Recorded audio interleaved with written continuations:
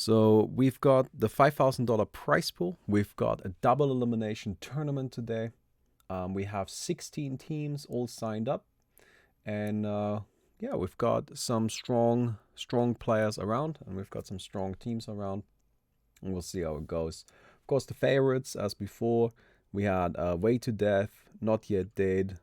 I mean, we can actually just look at the seedings. Can we? No, I guess not. But we have Way to Death, which is, yeah, just kind of really good. They won the last tournament. We've got Kindergarten, we've got Not Yet Dead, we've got Alpha Boys. That's pretty much our like 4 big teams. Alpha Boys, Kindergarten, Not Yet Dead, and Way to Death. 3 of them are Russians.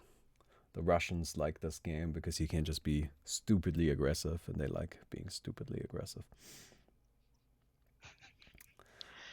Oh well, stupidly aggressive just means more fights. I'm looking forward to Yeah, there's casting gonna be them. a lot of fights. You get ready for that. Like, fighting is something that doesn't stop in this game. Like, it's just like there's no time at which fighting doesn't just keep going. So currently just waiting for the first games to start. We've got, let me go and see.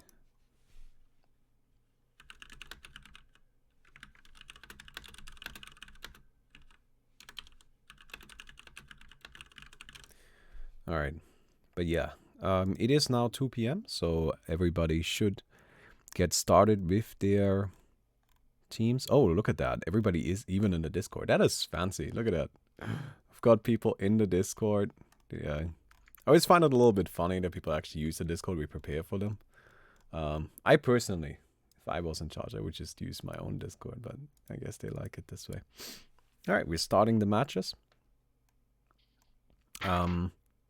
All of the hosts, all of that stuff is already decided. And Oh, do we have to join the lobbies as no, well? we don't join the lobbies. So what we'll do is we're just gonna be using the Dota TV feature, where, like, is it called Dota TV? But like, just Dota Spectate. We'll just join through Spectate. Yeah, Okay. that's the easiest way to do it, and it does actually work just fine. Like, there's not really any issue with it.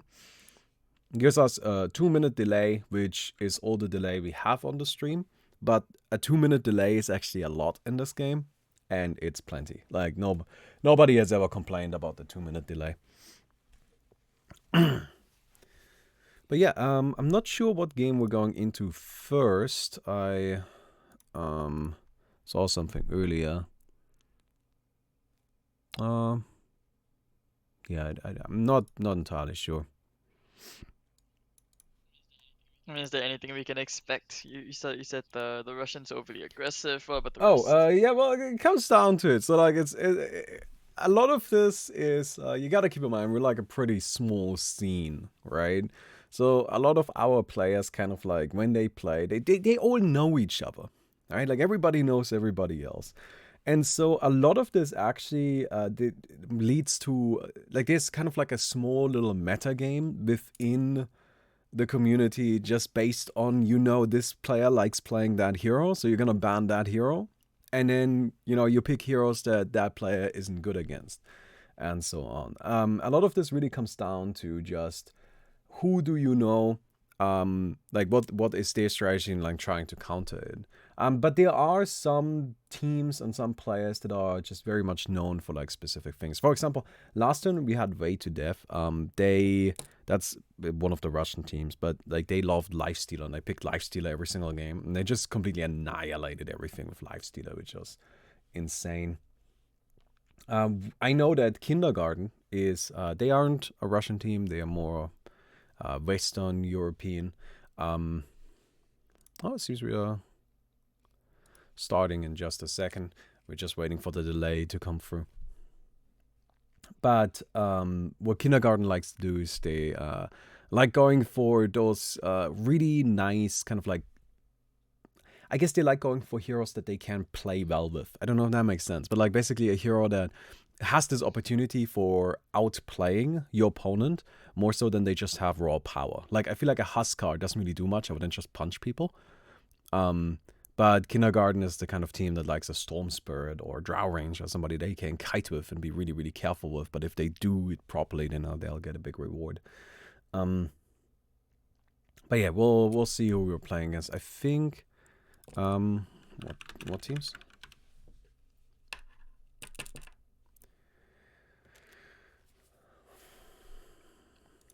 We even have, by the way, guys, we even have like fancy team banners. Although they are not fancy, they're mostly memes. I asked the teams to give me banners, and I just got memes.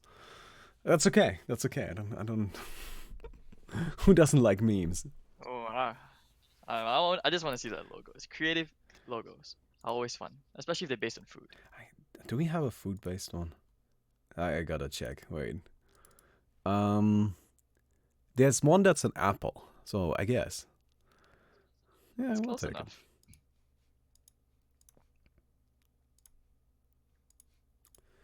We'll take it.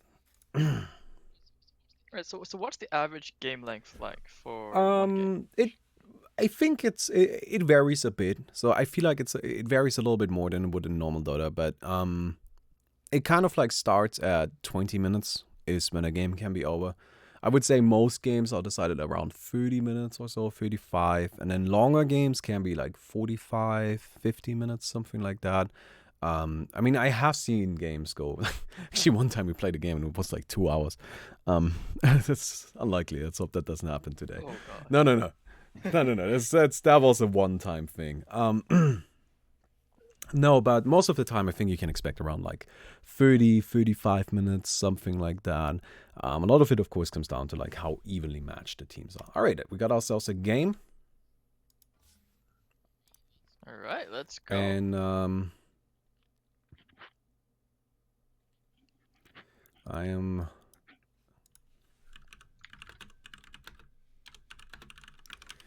I'm currently just kind of waiting to figure out what teams we are spectating here.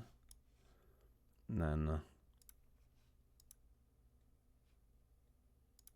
we'll see.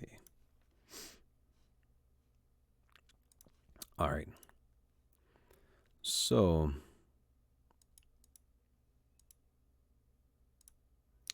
we've got ourselves, it seems, Team Chatterjee Tragedy versus Hugly +4. Ah, thank you very much. I'm glad it's this game. This is a good one. So there's some fun little information, I guess, with these two teams. But let me go ahead and just update. Do we have like any close rivalries going on between the teams So participating today? I wouldn't say that, but like the thing about Chatterjee Tragedy is last tournament we had a little bit of an issue, which was kind of a little bit sad. Grudge match? No, I wouldn't say a crutch match. We had sadly Chatterjee Strategy, which was their name at the time, Chatterjee Strategy. They weren't able to play one of their matches properly because for some reason the server kept crashing. Like, we don't know what caused it, but only with a player from their team, whenever they joined the game, the server would die. It was really weird. Everybody else was fine. There was no issue. We tried all of the hero picks. There was no, it was like a player specific issue, and then they were kind of forced to forfeit out of the tournament. So, what their previous name, which was Chatterjee Strategy, has now been rebranded as Chatterjee Tragedy as a result for this horrible injustice that has been done upon them. Admittedly, they didn't really stand a chance and would have almost certainly lost. I mean, hopefully they get a good run through the tournament. Maybe even the best case scenario, end up winning it. That'd be the best. Hell, they have played in quite a few tournaments, these guys. They have never really... Wait, let me go ahead and switch over into this game. Here we go. I need to really quickly update the team logos, because they actually have some beautiful team logos. One of them is just a giant meme, and then the other one is just kind of weird, and I don't really know what's going on in it. But who am I to question this? All right. So fantastic. Look at that. Everything is online. So, strategy, strategy, tragedy. God, this name. Yeah, that's gonna be a bit of a tongue twister Yeah, even for me, but I'm gonna try my best. Hopefully, I don't stumble my I words. believe in you. So, Now, strategy, tragedy. They have players on their team that are just they always play. Like they play OA all day, every day. Um, like probably the most active players. I know that the unholy wrath of Shannon Knoll, also known as Max Power. Max is actually, I think, the player with the third most games, like ever out of all players. Has played in pretty much every tournament. Never really got anywhere, and I don't mean to just call out Max. Actually, this team has played in the tournament very, very often, and they never really made it past like the first two rounds. But this time around, I know they have been practicing a lot. I know they have been taking it a lot more seriously, and honestly, I also know that they have just been getting better. Like they also got a player, Devil Sunrise, who is actually a tournament winner. Doesn't have a team right now. He's just kind of standing in for them today, but he has actually won a tournament before. So I think strategy is looking, or tragedy is looking pretty damn strong. On the other side, we have Hookley +4, which is one of the teams that kind of found themselves in our team matchmaker, where they essentially were just like, all right, guys, who wants to play? And here we are. So now they're gonna play. I mean, that's the community aspect of, these kind of custom communities, which I actually wish was in Dota. So it's good to see that, especially from the Open Angel Arena side. And okay, there's that Huskar ban you're Yeah, talking about. You're saying that Huskar is not, you don't think it's a very like a mobile hero, something which just pretty much just runs at you, punches people, Yeah, and that's so about it? in OA, there's quite a few times where basically you have to just hold a point, right? Where you're just like, okay, right now we need to just spend a certain amount of time in this position. We need to defend this position. I'll explain it once we get to it, but like capture points and bosses, these kind of things need to be defended. And so Huskar, a hero that, while he does have the ultimate, which adds a little bit of mobility, generally speaking, what Huskar does, he leaps in once and then he kind of like stands there and fights until he dies. But that's something Mm-hmm. that works great in this because you just put him on the point, and now Huskar doesn't even have to chase them down anymore because they have to come to him to fight over the point. So Huskar is pretty scary. Let me go ahead and actually explain a few of the bans here because they may look. But there's actually like quite a bit of meta behind this. We have got Lone Druid. Lone Druid is super terrifying, mostly because you get to level 25, you get yourself the minus zero .5, I believe, bear base attack time talent. And then the bear just turns into a Gatling gun, which is ridiculous. You've got Lifestealer, one of the strongest heroes in last tournament. He got nerfed since then, but he's still incredibly powerful. Honestly, the last tournament was almost entirely carried by Lifestealer. And we've got TA, which is just like a nice strong hero. Phantom Assassin, a good physical DPS that forces certain item builds. You have to get MKB against her, which is really annoying. And also, of course, she's a good sneaky farmer. And they're just kind of Shadow Demon, who is just Shadow Demon, right? In terms of picks, we've got Wraith King, Spirit Breaker, which are just nice early brawlers. So that's something that's important in drafting. You want people that can fight in the early game, right? Like for the early game, most of the time, you have I kind of like categorize the heroes on the team into like three different categories, right? There's the carries, they are the brawlers, and then there are the supports. The supports need to be a little bit more mobile, but they can, like they want to just kind of like be a little bit in the back. You have heroes like, for example, Scarif Mage is a great support, or Lion. Then you have brawlers, which are heroes that just want to frontline because you need a body that can actually take some damage so you can take early fights. You want to take early fights so you can force enemies away from creeps. So you've got Wraith King and Spirit Breaker, great for that because they're just kind of like big and they've got a lot of HP, right? I believe Spirit Breaker is the highest starting effective HP out of any hero in the game. At least in regular Dota. I think in OA, maybe Jakiro has a little bit more, but I'm not entirely sure about that. And then on the other side, you just kind of got Ursa, who is just spooky, right? Like it's Ursa. There's quite a few reasons why Ursa is actually really powerful, but I'll get to those once we are in the game, because they're like kind of like No they're a problem. little specific, right? And then just kind of Darkseer, who's But it starts out pretty basic, right? I mean, the heroes, the basically similar to it's almost exactly the same as Dota 2 Yeah. mostly. So yeah, so I mean Ursa, Darkseer, the synergy is always great if melee heroes. I'm actually wondering if they want to go into like that Earth Spirit. Oh, but let's go into Ogre. So you do have synergy, right? Like you could Bloodlust on the Earth side, you got movement speed, you've got that Iron Shell for early Yeah, yeah, you want damage. to go, I like you this a want to lot. quick, you want to speed up the Ursa, right? So you can run people down. It's definitely a good strategy. So, in terms of like what have we changed on heroes, right? None of the Hmm. heroes, with I believe one exception, which is Tinker. Is Tinker even in Captain's mode right now? No, yeah, he is. So but actually, sorry, Underlord as well. So there's two heroes where we've actually changed abilities.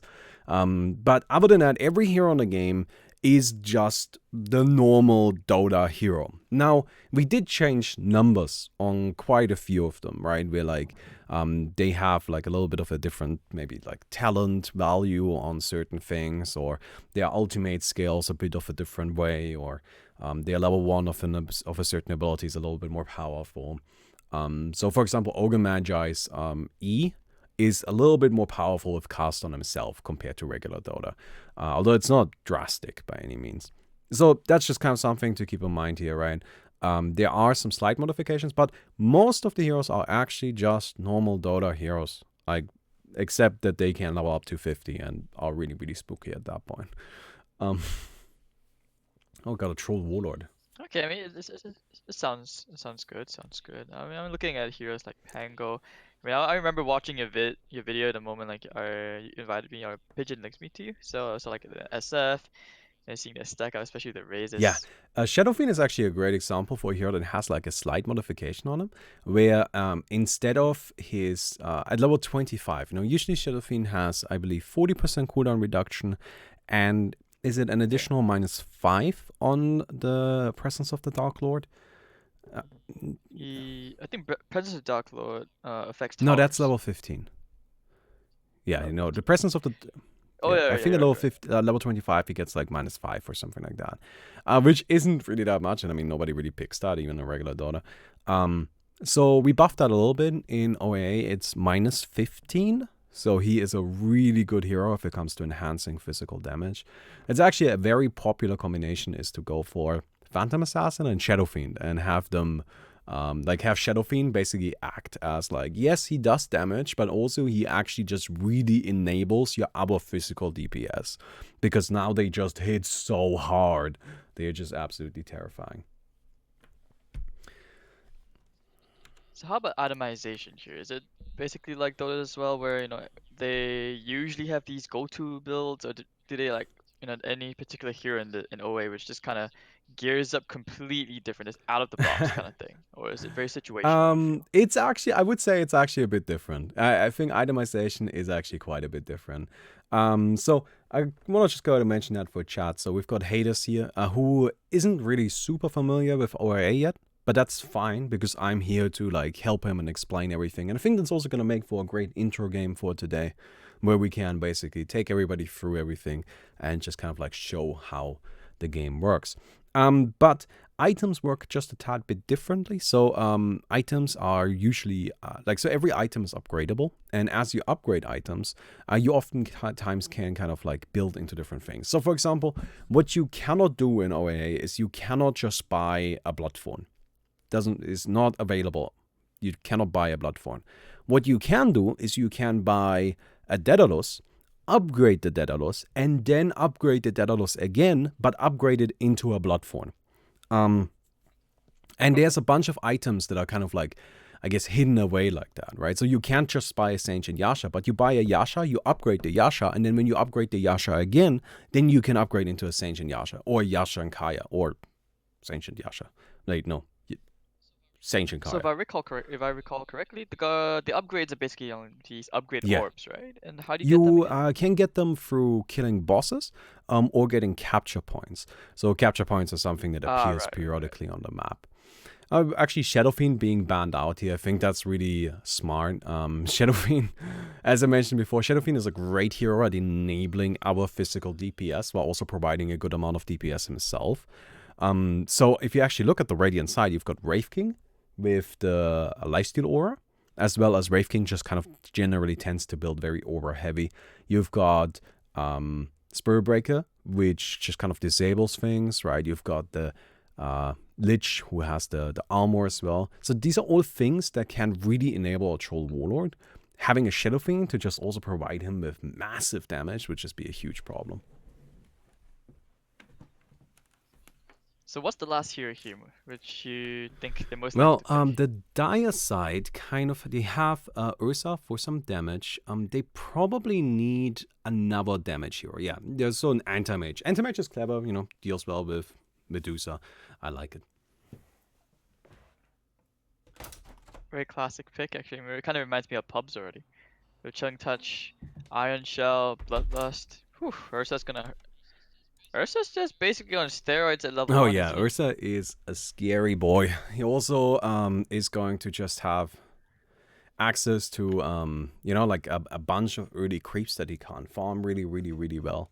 And yeah, now we are currently just in a little bit of a starting pause. This is just to make sure everybody has connected properly. There can sometimes be some issues with that with the custom games.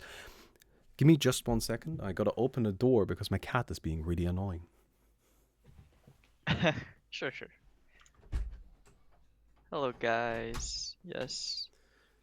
Feedback from whenever I speak. It might be my mic sensitivity. I'm gonna try and adjust that just a little bit.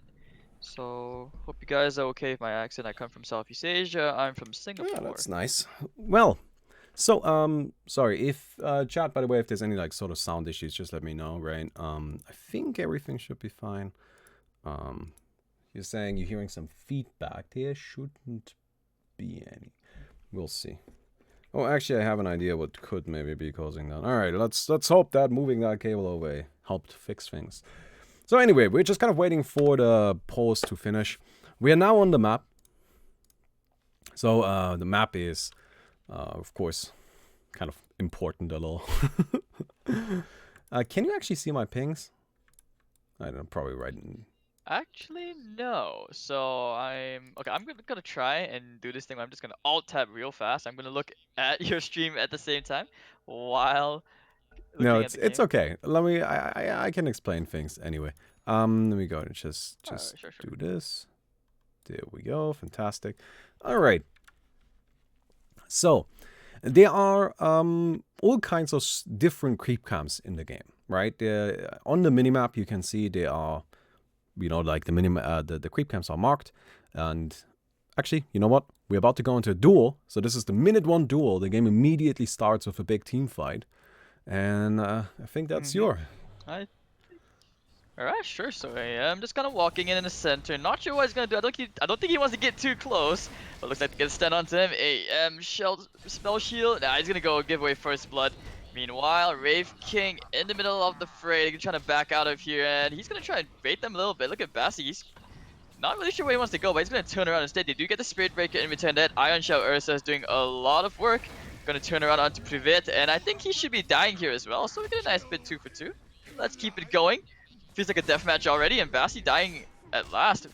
Elmo, can he bring down the Wraith King? I think not. Medusa, Mystic Snakes just kind of popping him in a little bit, and they will hold the center So ground. in the center area, after 45 seconds, if you hold that, you get a little bit of a buff. Now, a little bit of a buff is a very powerful buff. And as you can see, because the Radiant side was able to hold that area for just a little while longer than the Dire was, they were able to get themselves nice and powerful and get themselves those last 2 kills.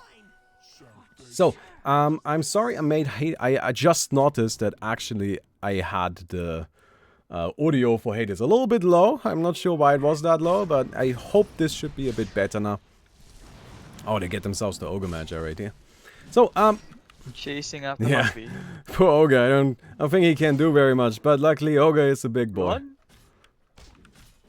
So you can see, for example, right here, the Radiant side is already playing super aggressively, right? They've got 3 heroes over in the Dire's side of the map, and they're just farming their camps. And they're doing so because this makes it, this kind of like just lets them get a lot more money, because the Dire side can't farm those camps either, right? Like, it just gives them a bit of an advantage in the long term.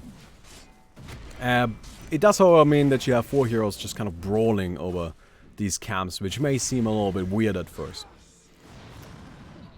Actually, I think I kind of understand what's going on. I mean, they're just basically creating Yeah. space, allowing Medusa to just farm the camps up, so they have a pretty healthy economy. Prevent this Lich. I'm not sure how he's still alive. Okay, just take that back, Caster's Curse.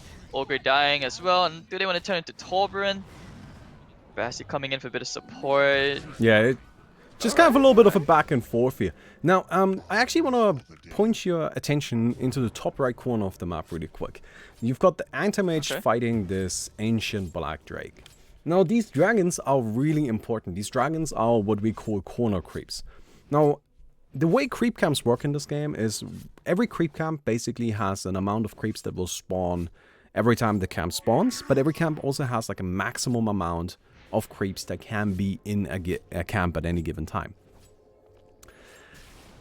But Yeah, AM, he's in trouble, isn't he? Spirit Breaker charging from all across the map, and alright, he has Blink, so he's gonna be okay. But I think they're just gonna take this yeah. corner creep here. You said that it's important, and that's a That's lot of exactly what gold. they're important. So basically, to sum up what I was saying there, to make it a little bit shorter, corner camps only spawn a single creep at a time, but that creep is very valuable, and those creeps only get more valuable over time. So if you miss a spawn in OAA, you know, like in Dota, if you go to a creep camp, right, and you don't stack it, then you just don't get any more money out of it. Like you just missed money essentially.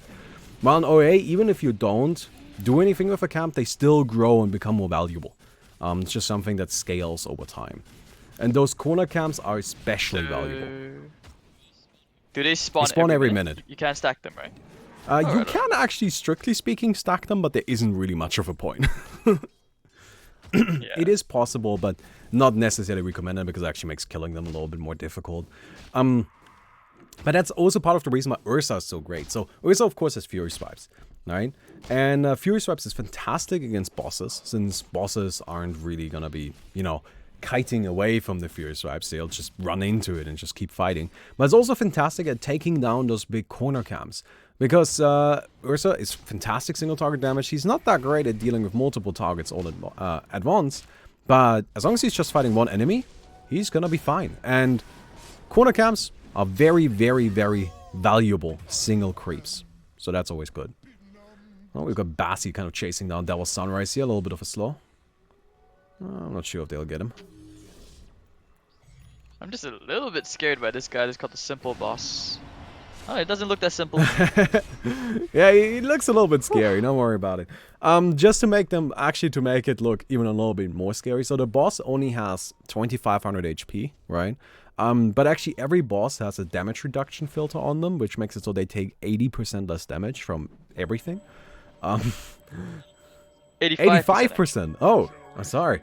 So it's even worse than that. So these guys are actually pretty strong, and players right now can't kill them yet, but they get there pretty damn quickly. Like, this is something that doesn't take that long. Heroes do grow quickly, or grow powerful very quickly. So we've got the first capture point spawning. So capture points are these kind of circular areas you can now see in the base. You can also see them highlighted on the minimap. Capture points are really, really, really important, because if you take a capture point, you get a core.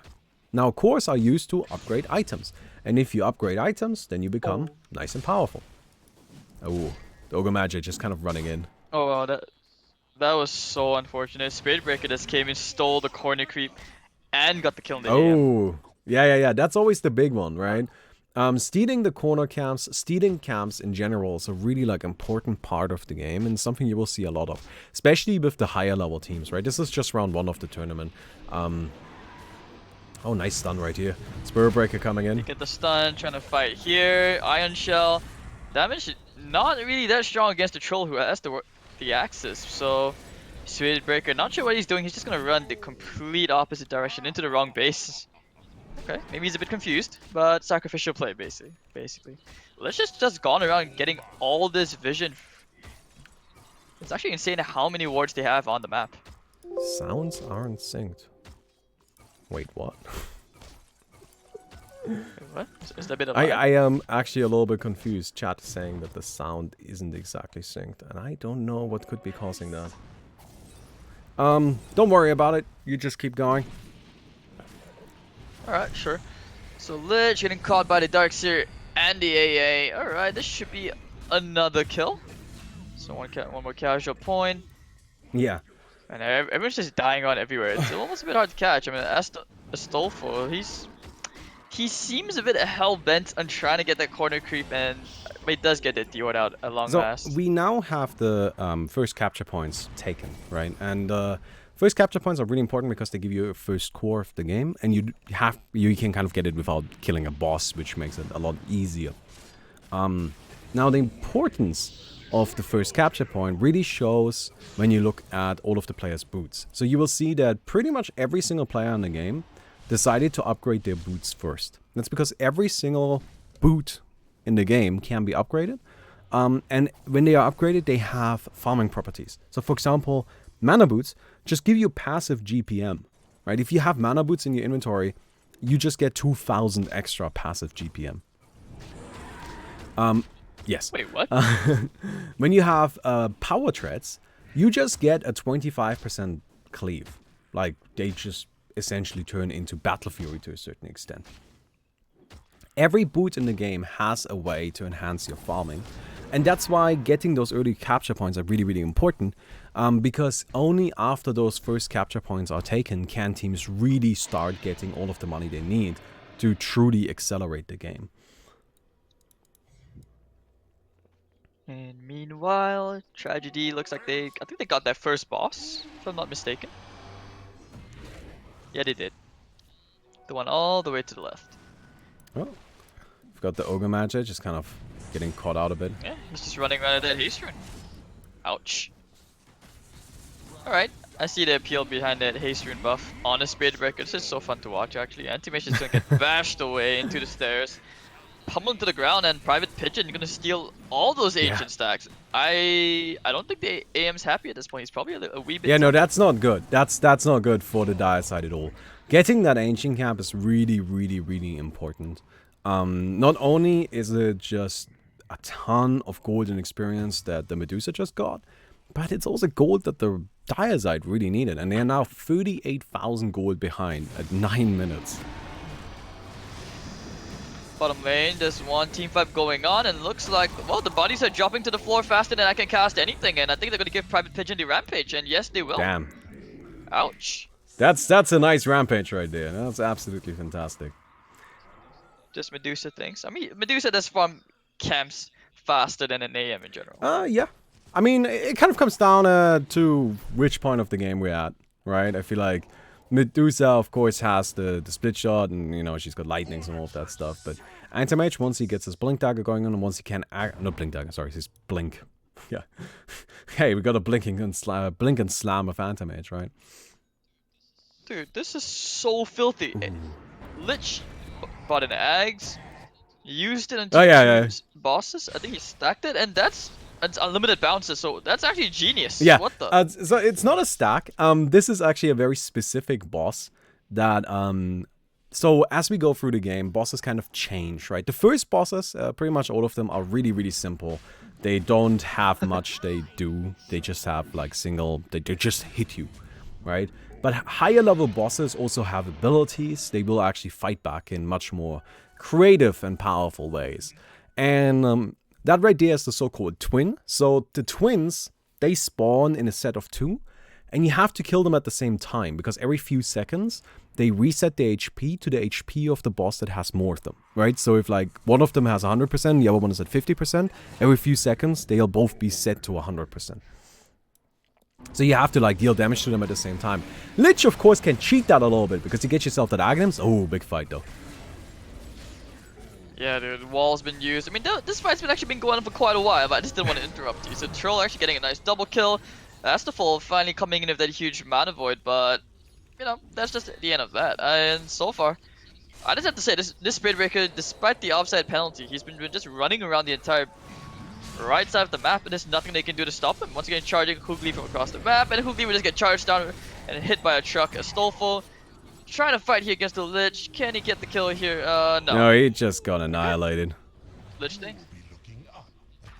They're pretty far behind. Like, he's forced to go into a Scotty.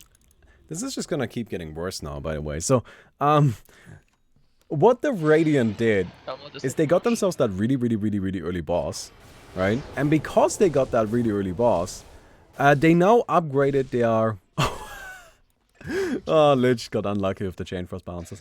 They now upgraded their boots right away.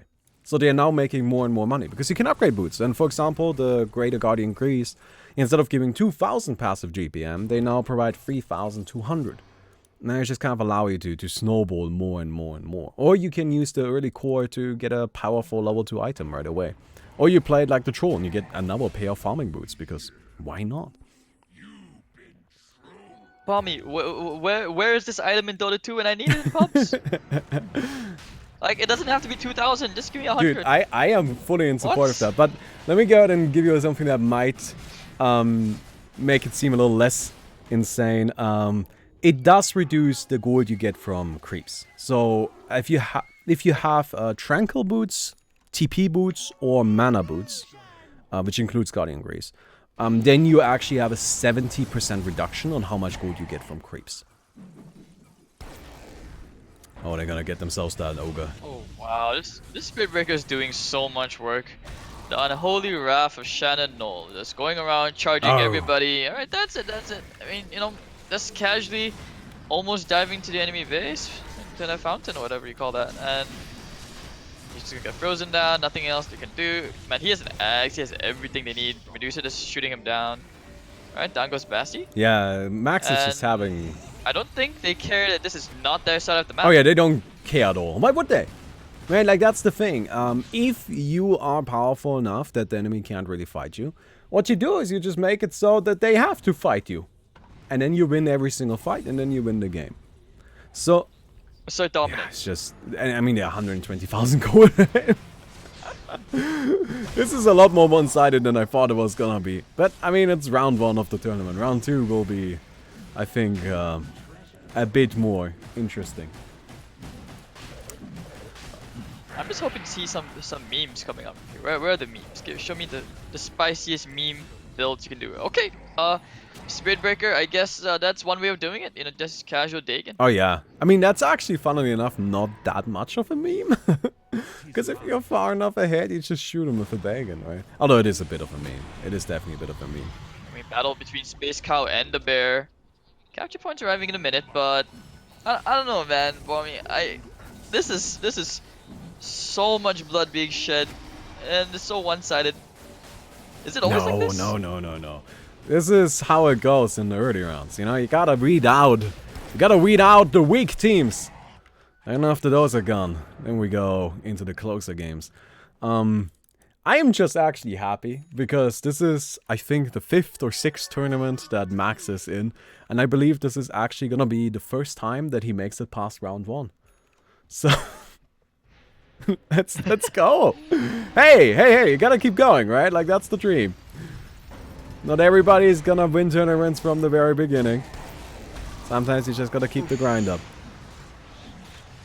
I'm having fun. Probably a bit too much. It's so satisfying to just watch Spirit Breaker charge across the map. He's like, wee, gets 1 kill, uses his ult, gets another kill. It's like, wee. So we've got the second set of capture points online now.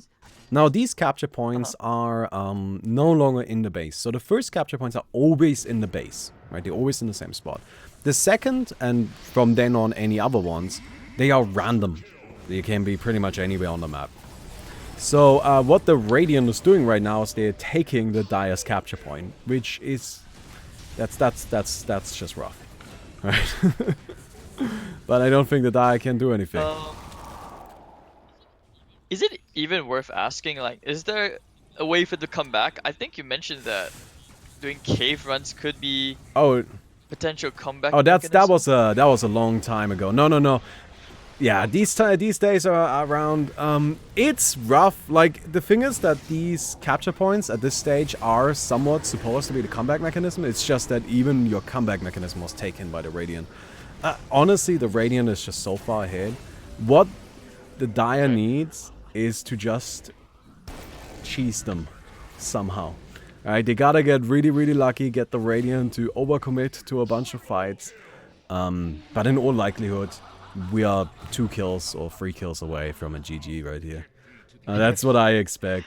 I mean, I just took a quick peek at your chat. It looks like cave runs is the equivalent of Ring of Aquila. Oh yeah, it's been a little while. Rip. Yeah, well, I had to take that one out of the game. because it ended up being just a little bit, I don't know, it wasn't quite what I was going for with it. Alright, but we got ourselves that twin taken down right here. Radiant is now trying to get themselves a twin as well, but here's the biggest problem that the Dire is taking down a twin as well. But here's the biggest problem Dire is facing at this stage. They are too weak to really take down high-level bosses. But what the Radiant is doing is they're taking down all bosses and making them high levels. Because like when a boss respawns, they respawn stronger, right? So we got ourselves another duel. I think this duel will be very indicative of how the rest of the game goes. If the Dire loses this, well, they're probably just gonna call it. Yeah, I mean, Spiritbreaker just charges all the way in, half of AA's HP just disappears. And meanwhile, AM just gets gone on in like a matter of seconds. 4 dead, they're about to find the 5th. Ugly run! Yeah. There's no So place to run. this is pretty much the equivalent to a team, you know, losing 2 sets of barracks at 15 minutes. That's where we are at right now. And you can see the Radiant is definitely having a fun time with it. Spamming their taunts, dagoning people. They got themselves some fancy items that aren't necessarily ideal, but they just enjoy them. So on that, let me actually like use this time to take you through some of our through some of the item builds here, right? Because I feel like that's gonna be important, and you know, then you're all up to date. So we've got Wraith King. You may see Helm of the Dominator and Solar Crest. So Solar Crest is just amazing because it's great against bosses. You will see a Solar Crest on pretty much every single team. Alright, it's one of the best items in the game. It's incredibly powerful. Helm of the Dominator is a bit different from how it works in regular Dota. It does actually become like a full late game item. So how you have to think about items in this game is as you go through the match, every item kind of becomes of the same power level. So Helm of the Dominator at level 2 or level 3 is supposed to be of the same power level as a Eye of Skadi at level 2 or level 3. And Helm of the Dominator is a great item because it provides a lot of attack speed to your team. Like it's a aura item. That's what it's really about. Oh, and they're buying walls, which is just kind of a meme thing. Well, it looks like they might finally get their first kill in a long time, but you know, Wraith Wraith King has an ult, and he's just gonna run the other way. And he put down a wall. What? I didn't even know you could do well, that. it's Azazel's wall. This is really more of a kind of like meme item, I gotta be honest. So there are buildings in the game. So you can actually like what, box people in? Yes, it, right? that's what he's doing right now. Now, beautiful. I want to see that. the walls are really tanky. They're hard to take down. They are also very expensive. Not in gold, but every wall costs a core. And as you will hopefully see throughout the day, these cores are not something you can just easily trade. Also, by the way, you can see there's a little ogre. But yeah, honestly, I don't know if the Dire will even bother trying to kill this wall, because this will take a while. So there might just be a wall here now. That might... Ogre's gonna try. I mean, he gets credit. You know, plus points for trying, but dropping some fire on the floor, and he's forced to run.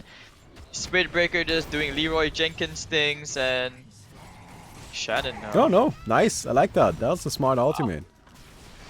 Oh, and look at that lich. Wow. That's just brutal. I'm speechless. Yeah. Let's go. Drop the ult. Let everyone group Oh, up. 1 second. Up. Just drop that. Drop it. Chain Frost. Come on, do it. Unlimited bounces. Oh, let's go. And they're all there. They're all around. Where are the bounces? Let it bounce. Boing, boing, boing, boing, boing. More. Don't stop. That's right. Keep going. I like how they're just grouping up together, and no one's dead. They're just tanking it up. Yeah, they are. Alright, let's stop. Pretty. Oh no, wait. Bringing it back to the party. Oh, it took down a few creeps. Antimage starts working on the wall a bit and then concedes that one.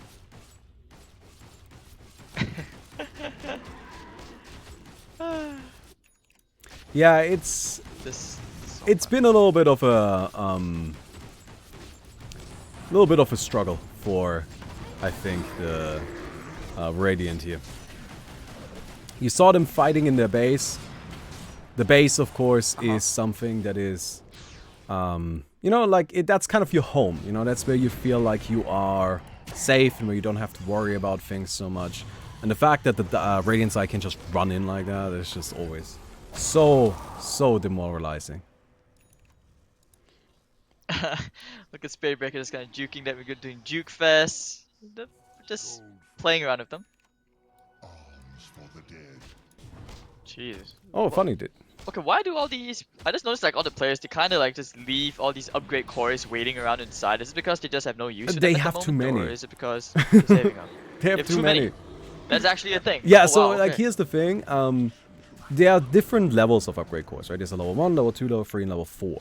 And you can use a level 2 in place of a level 1. So, like, if you need a level 1, you can use a level 2 or level 3 or level 4 instead.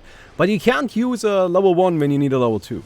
The thing is that the Radiant is so far ahead, what they did is they just killed all of the bosses on the map and took all of the cores, which are kind of meant for 2 teams. So now they have cores, like they have enough of them for both teams. And that's why they're just like, they just carry them. Because, I mean, that's also why they're buying stuff like walls.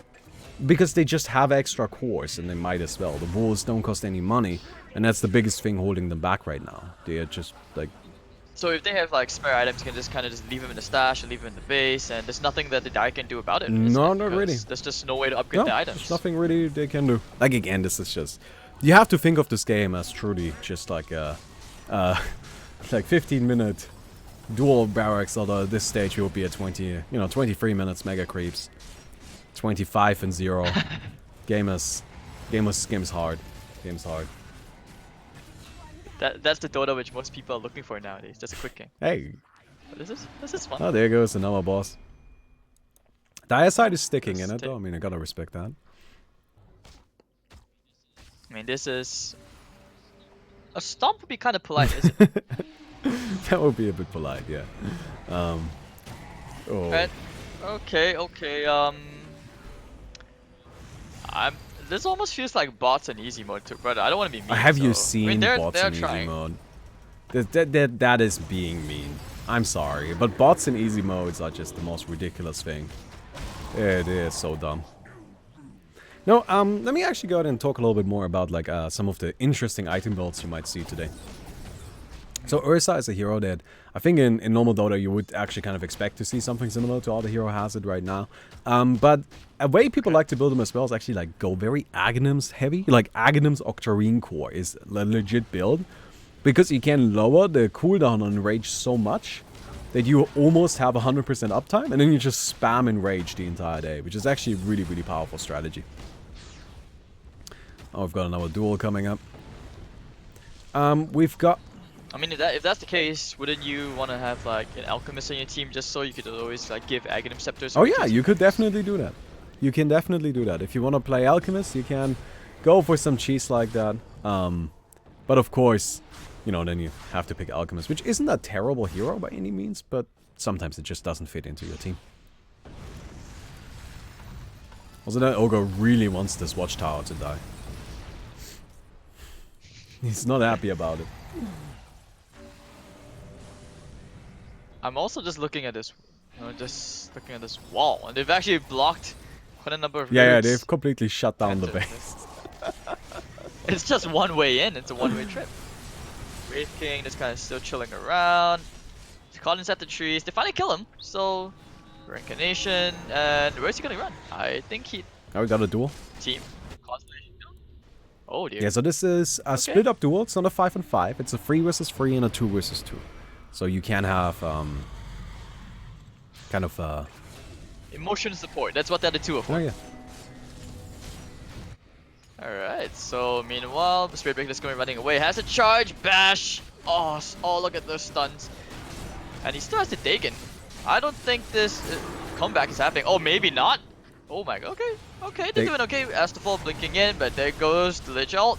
Bouncing around, Chain Frost, unlimited bounces, blinks out just so the Chain Frost is finally Nice. over. Looks like Spirit Breaker actually ends up going down to 2v1. The comeback? Is this the beginning of the comeback? I think Oh, it is.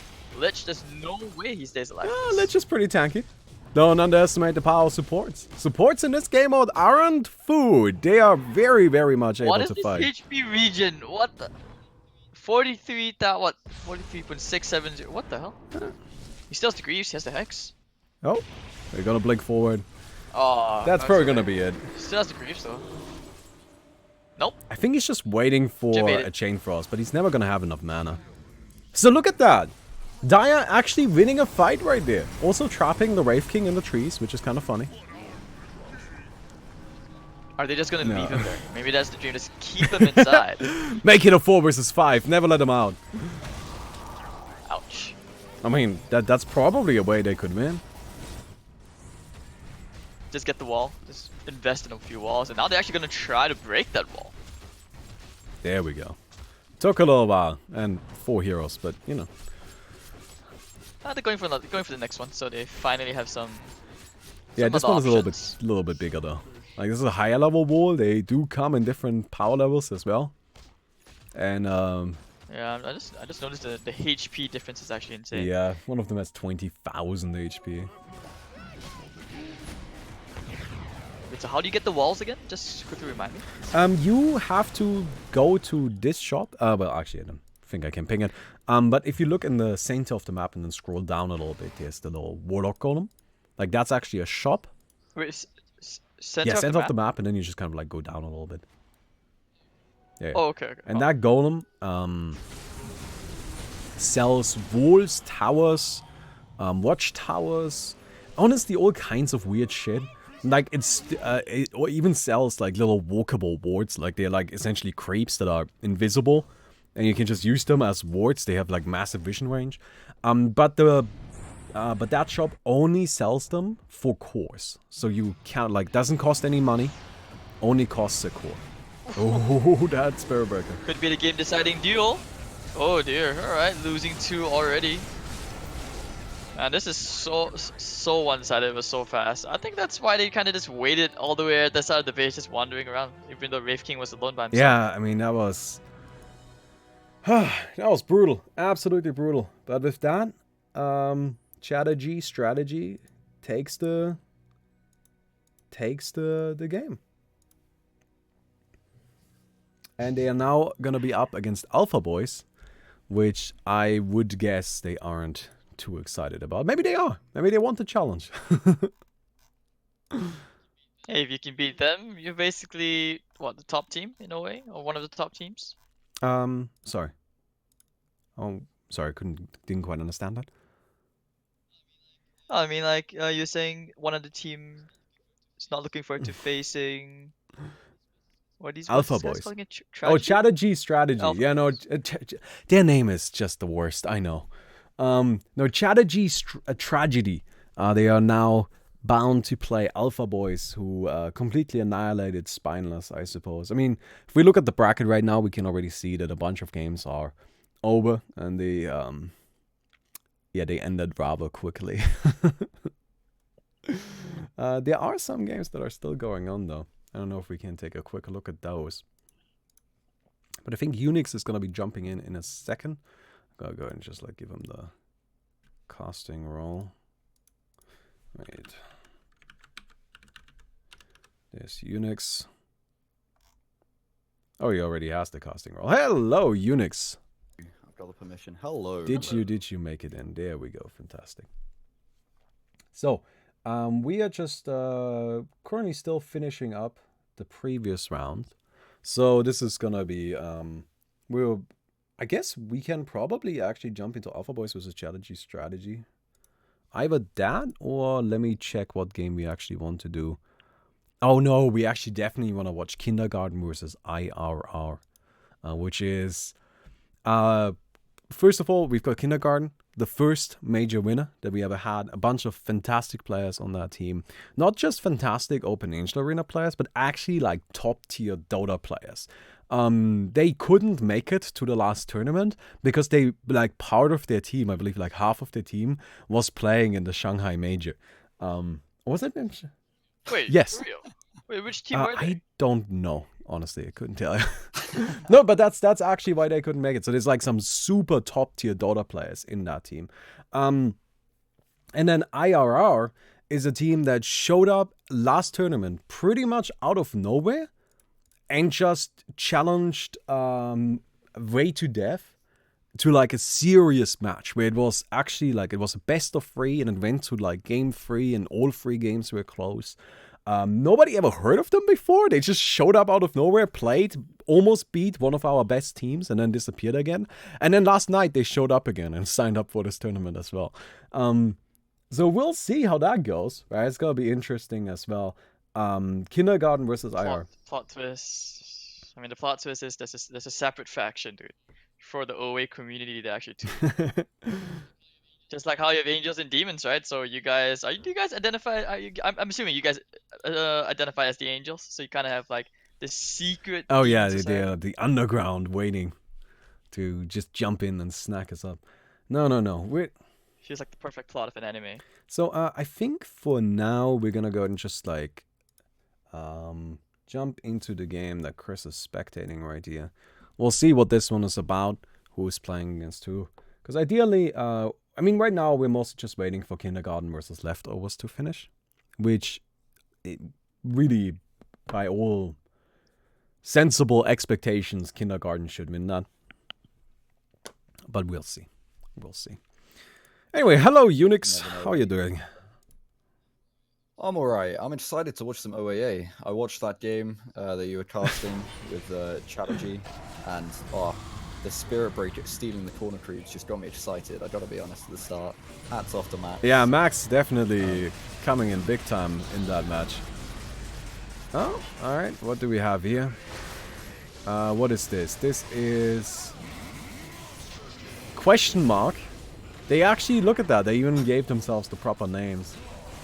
Oh, this is actually a close game right here. You know what? Why don't you guys go ahead and get started with this game already? I'm gonna go ahead and set up all of the overlays and such, and you guys take it from here. Sure. Sounds Hi, good. Unix. Hey, Hades.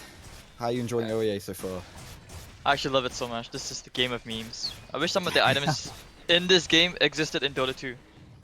100%. It's both the items and the hero changes just have like a whole different meta to normal Dota. Like one thing I was thinking, like it doesn't.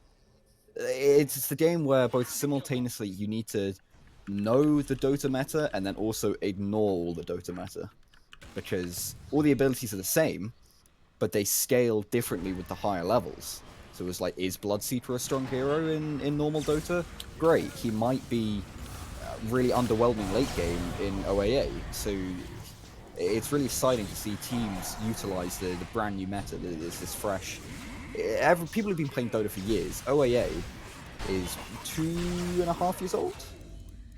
I think we've had 2 anniversary tournaments. No, Because 1. I think I've kind of seen people from Southeast Asia like play the game a little bit, but not too much. But ever since Auto Chess came out, I don't see it anymore. Because I remember like some pro players here just play like past midnight, after scrims and all that, and yeah, that's how I actually knew the game existed. I've been playing OAA for a long time now. But probably since yeah, it must be the full 2 years. Oh, that's a long time.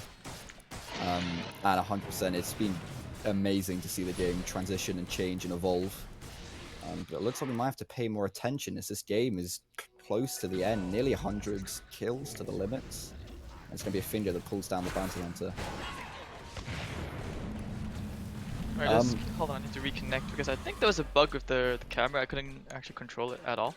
Oh, really? Okay. All right, I'll let. Not a great deal is happening. It looks like both teams. There is a gold advantage to Radiant, to Angels. However, it both seems fairly equal. Both teams picking up kills on either side. However, it's only 6 until that final duel limit is reached. They do have. It's important to note, though, they have a Vacuum, RP, and a Storm Spirit and Juggernaut. It sounds and looks really good for a final duel. So even if the enemy team do reach it, I certainly don't think it's over. It looks like... I mean, that's where execution's everything. I'm back in, so let the wombo combo. But it looks like they already used the wall, so that's one of the cooldowns. Oh, but nice RP! Catching quite a few. Here's the skew away. Not really in sync with the Storm Spirit. There goes the Vortex. trapping both of them. Nice defensive disruption. PA not really able to do anything. He lag out for a little bit. He actually couldn't attack anybody, and that's just a PA down. Yeah, definitely. The BKB is going to be a really important item this game. And PA has picked it up, but if your BKB is on cooldown and you're stuck in between two walls, like, do you move? Do you attack? You know. It looks like both teams are going to be fighting over this this wolf boss at the bottom here as well, where because they've taken it for so long, a lot of wolves have spawned. 1, 2, 3, 4, 5. Okay, that's okay. Wait. Oh wait, no, that wolf is not the boss. Oh shit. Okay, that's another one. What wolf are you? Yeah, not that wolf. The giant wolf. There were more, but Lion picking up Aghanim's being able to take down a large amount of the wolves with just one finger. I mean, actually, the PA's BKB may not even be a problem if they just go in straight with the Storm and the Darkseid to initiate first, and Magnus just like RPs only after the presses BKB. Yeah, no, the RP going through BKB, like it really depends on which team has better coordination and skill, really. Because looking at the items and heroes, I mean, of course we've only just dropped into the game, but it looks really equal. One thing that wasn't mentioned last game, which is actually really important in this game here, is that when you take a boss, it actually contributes to the skill limit at the top, and when you reach 100, you go to the final duel, which means after they take these twins on Angel's side of the map, they're actually going to hit the 100 duel limit. So you don't even need to fight the enemy. If I'm not mistaken, if they lose the duel, it kind of stretches on another 10 more points, right? Yes. If the team that initiated the final duel loses, then the limit is increased by 10. And yeah, final duel starting, a duel will start in 10 seconds. Kill the alchemist. No, these mines, what the hell? Here we are, I've never actually seen that duel. before. Alright, so looking for the opening. Stormspeed just waiting all the way at the back. Bounty trying to get that vision. Tracks Stab at flying the out. PA. I like how they put the sentry down RP real coming. early, and now the RP onto 3. Now going with the storm. Where's the wombo combo? Vortex looking for the vacuum. Where's the first one? Oh, now the secondary RP. It's pretty big. Going up the secondary Vortex. Still looking for the vacuum, but everything's been used. Refresher orb. Not up for 10 more seconds, but the Lion AoE finger destroying 4. And now I think they should be able to get the last hero, which is the Juggernaut. Omni Slash already used in the wombo combo. There will be no dream execution. So, well played to the Angels. Well played, yeah. And then they proceed, but it's not over yet, because there is a losers bracket, right? There is a losers, or a lower bracket, I should say, if we're being Yes, correct in our there words. is a losers bracket. And they're gonna be moving on in there. Also, Kindergarten versus IRR is now coming up.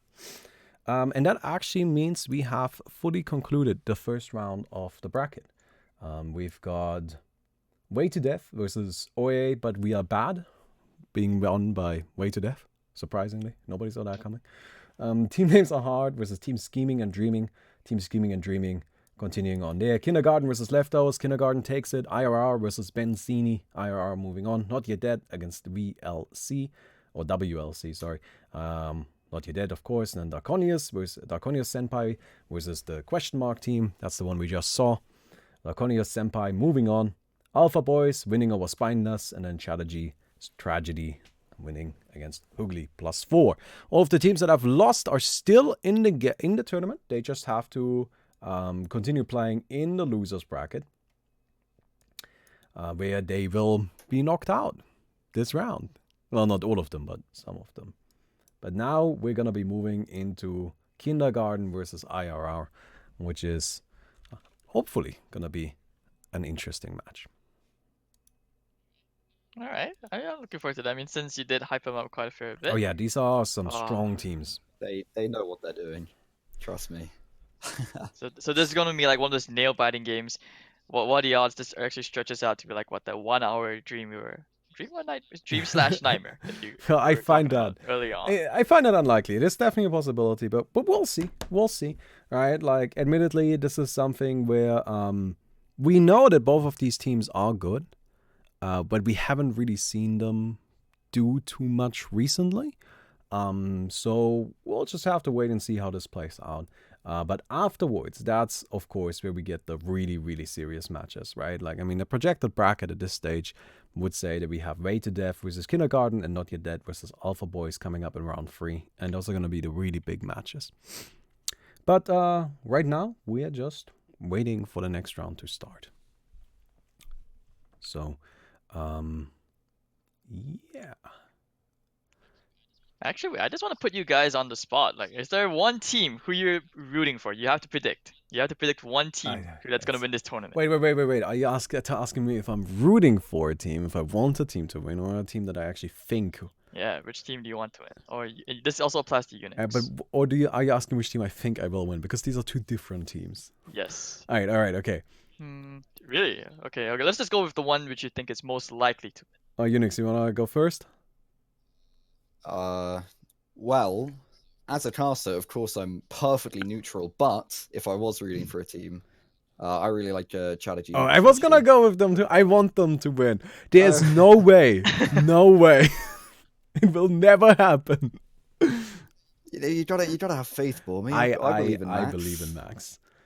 But who will win? It's gonna be Way to Death again, right? I mean, like, it's either them or Not Yet Dead. The Russians. That's what they do, man. I'm just here to pay Laranol's monthly paycheck.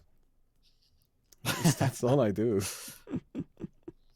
Well, you think they're gonna win over the Dota 2 beasts like Kinder? Oh, I have no doubt about it. I think Way to Death will.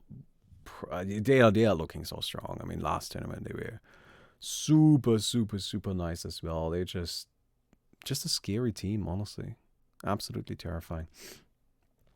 Anyway, Chris has joined a game, and yes, we are now loading into Kindergarten versus IRR, and you guys, yeah, you guys can handle that on your own, can't you? You got it. We got it. Yeah, I believe in you. All right. So Kindergarten, these are the Dota gods you're referring to. Actually, I am super curious to know which players are these, because I was at the Shanghai Major too. Well, I think Scabo and is it Jamin? I have yeah, Scabo and JMN are the two players. I do actually have another fun fact about Scabo. One time I was at the ESL1 Frankfurt and I was hosting this little booth for something. Logitech? I don't know. Doesn't really matter. They had like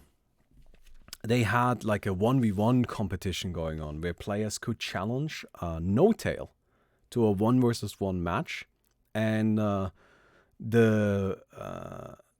and yeah, I mean, like, if you won, I think you got something like computer parts or something like that. And that actually, at that booth, Scabo came up, challenged No-Tail to a 1 versus 1, and won. And that is so cool. Yeah, so that's actually like a little bit of fun extra history that I know about these teams. It's actually not often you can even just go back and say, hey, before he was a TI winner, I beat him in a 1v1.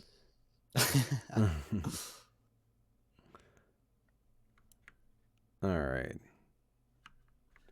So that's gonna be IRR.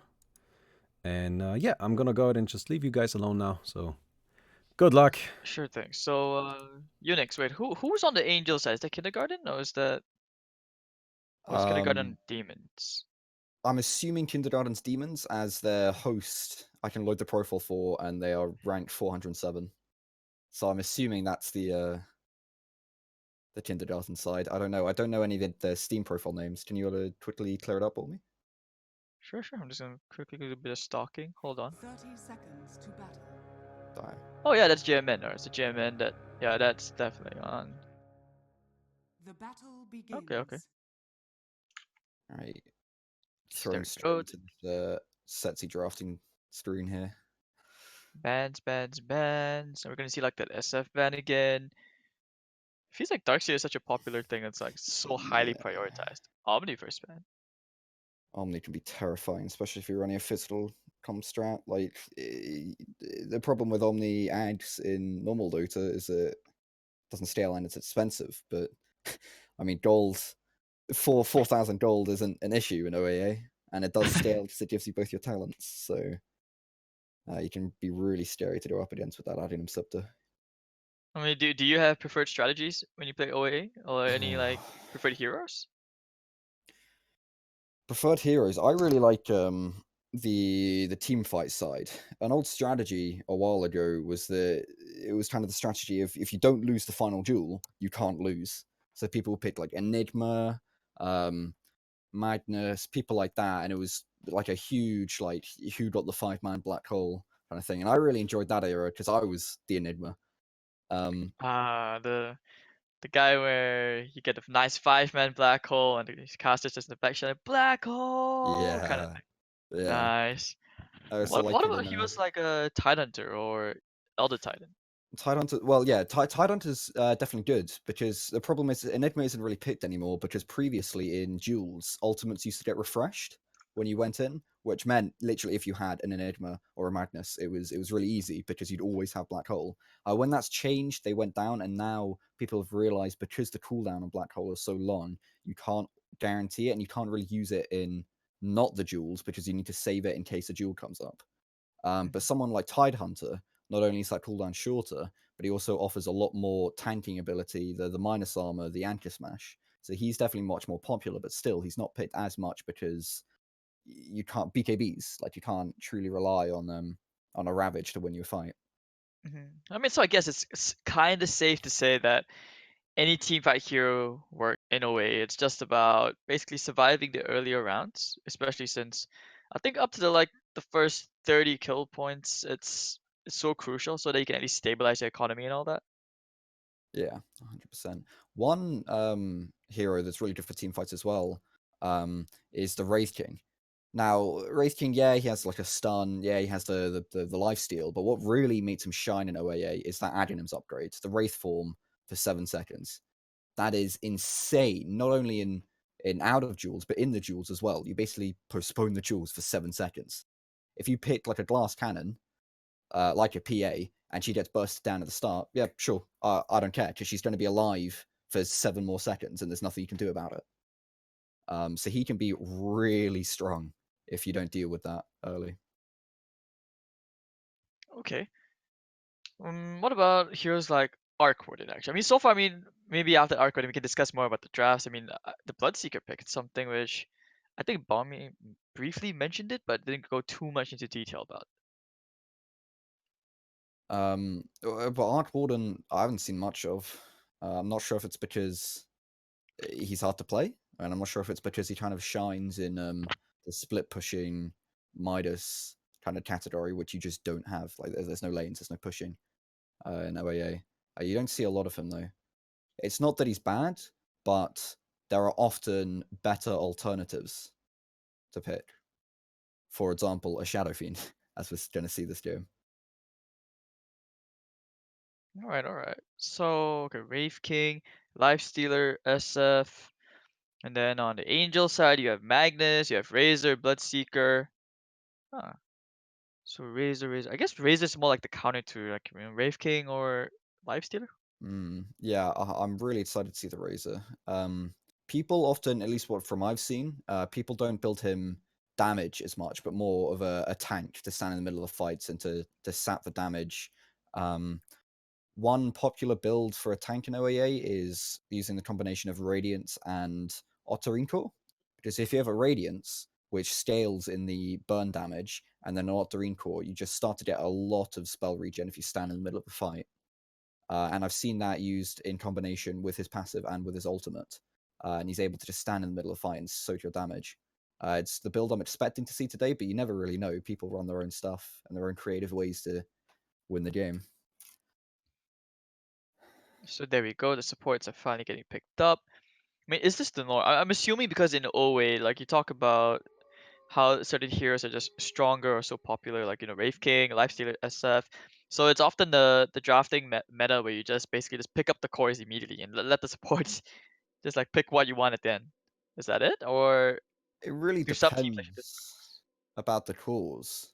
Like, for example, Lifestealer. Like there's not like you can like counter remotely, but there's no like one hero that's like, oh, we should have banned that, or like I can't believe they picked that. He's now useless. Whereas some people, for example, like Storm Spirit, you kind of need a good game because if they have mana burn or lockdown or like silence or anything like that, so it really depends the order. And I wouldn't necessarily say there's like the pool is actually really big. Like you'll be surprised at how many different heroes you see picked and banned in this tournament. No, but that's good Bane, because yeah, because of some of these, you know, games usually they tend to have a specific meta. People just tend to go for like a certain strategy. So it's good to see that in OA there is that versatility. So mm, I guess it's almost like Dota 2 where anything can work if you just have the right comp. anything can work. In the Anything. words of Big Daddy So No Tail. so okay, what's the cheesiest strat you have ever seen so far? Oh, cheesiest strat. Yeah, Cheesiest something strat that that's still in the game, or anything in general, just whatever one comes to mind. thing I despise when it was in was the strat. It's gonna be hard to explain because Underlord's Pit Lord's ultimate has been changed because Okay. Dark Rift would be useless in OAA because there's no towers or creeps to teleport to. It's Uh-huh. now a two-way portal that takes people through every 3 seconds. So what What? people used to do when you kill a boss, the little icon disappears from the map, and the Underlord would just ult on top of the capture point, and then you couldn't get it because you'd be constantly like the entire fight would be split between two portals, and you'd like, oh, it was the most cheesiest thing. Like you just wait for your enemies to take the boss, and then you just teleport on top of their capture point, and it was a highway to hell. What an ability! I that made me very angry at the time. I'm not even gonna lie. Many keyboards are broken there during that Yeah, particular yeah. bit. So I can imagine already there. Oof. Like, I think I'm not sure if this is like a Dota TV bug, but every time I'm watching a new game now, I basically have to like rewatch it again. Really? Oh, Yeah, it's weird. that's not And good. the worst part is the coordinator's down. Oh no. Are you able to spectate nonetheless? I don't know how it works. I don't think I can spectate for now. I think I'm just gonna spectate on the stream and try to cast with that. Okay.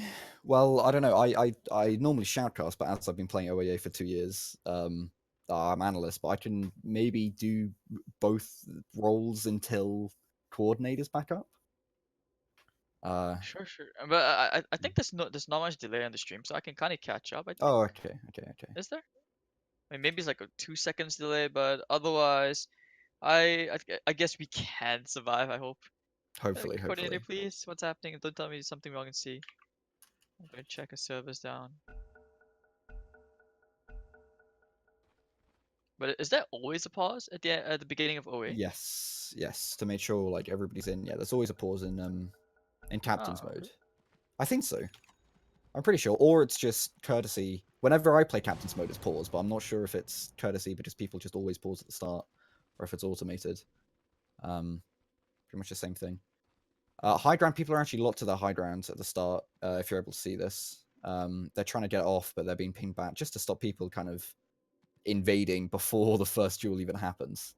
We're going to be thrown into the first 5v5 at the bottom of the map here. This beautiful little water little arena. As the Razors come out, double stun actually onto both the Wraith King and the Shadow Fiend as they're pushing in. Magnus half HP, but now the charge comes out on Nits. It's going to be Wraith King, the first to fall, only one stun able to get out there. As it's now Hot Existence surrounded, but he's the life stealer, he's fast, he's tanky, he's got 700 HP, so he's able to walk straight out of there. Magnus falls, Shadow Fiend is next. This is 4v3. Bloodseeker really wants a life stealer, and he's going to find it a triple kill for Mist. As now Spirit Breaker trying to help out his friend, but he's so tanky. I'm not sure if he can do anything. He's an ultra kill. We'll be able to get the level 1 rampage. So the stun comes out. Give him the rampage. They're giving him the rampage as we've got a rampage for Mist of Avernus on the Bloodseeker in the level 1 duel. Wow, it's not, you don't see that every day. so many kills happening. I like how they just afforded to give him the rampage so easily. What 6-1 right now on the kill score. And okay, I think I might need a favor here. Is there any chance you can appear online so I can spectate the game from your profile? For my, I think you're why appearing am I not offline at the flying? moment. Why am Are you not I'm offline? disconnected from Steam? I Yeah, don't. That Steam, wasn't. That was Steam that. might be down. Yeah, I think Steam's down because I never went offline. Oh damn. We might need you. Yeah. Yeah, Hello. I might need you to spectate again so that I can actually I watch am it. spectating. I am in the game. I'm doing the camera. I mean, I wa- if you spectate a game, because we're not. I don't think you accepted my friend request yet, so I can't I did spectate from send your you profile. one. Maybe it's just being a little bit weird. It's okay. I guess Unix, we do this one real quick. And Hades, we'll bring you in later once we No have problem. the coordinator back. Thanks, Steam. It's actually already back, but I think Steam servers are kind of being wonky. Yeah, they're a little bit sketchy at times. Let's just go ahead and let me go ahead and jump in here. All right, hey Unix, how you doing? I'm good. I'm good. I'm excited to see this Bloodseeker chasing down everybody in the game. Like, he's Yeah. just all around good at the start. All right, little catch up on the player names. By the way, we've got Polizei. That's Scabo.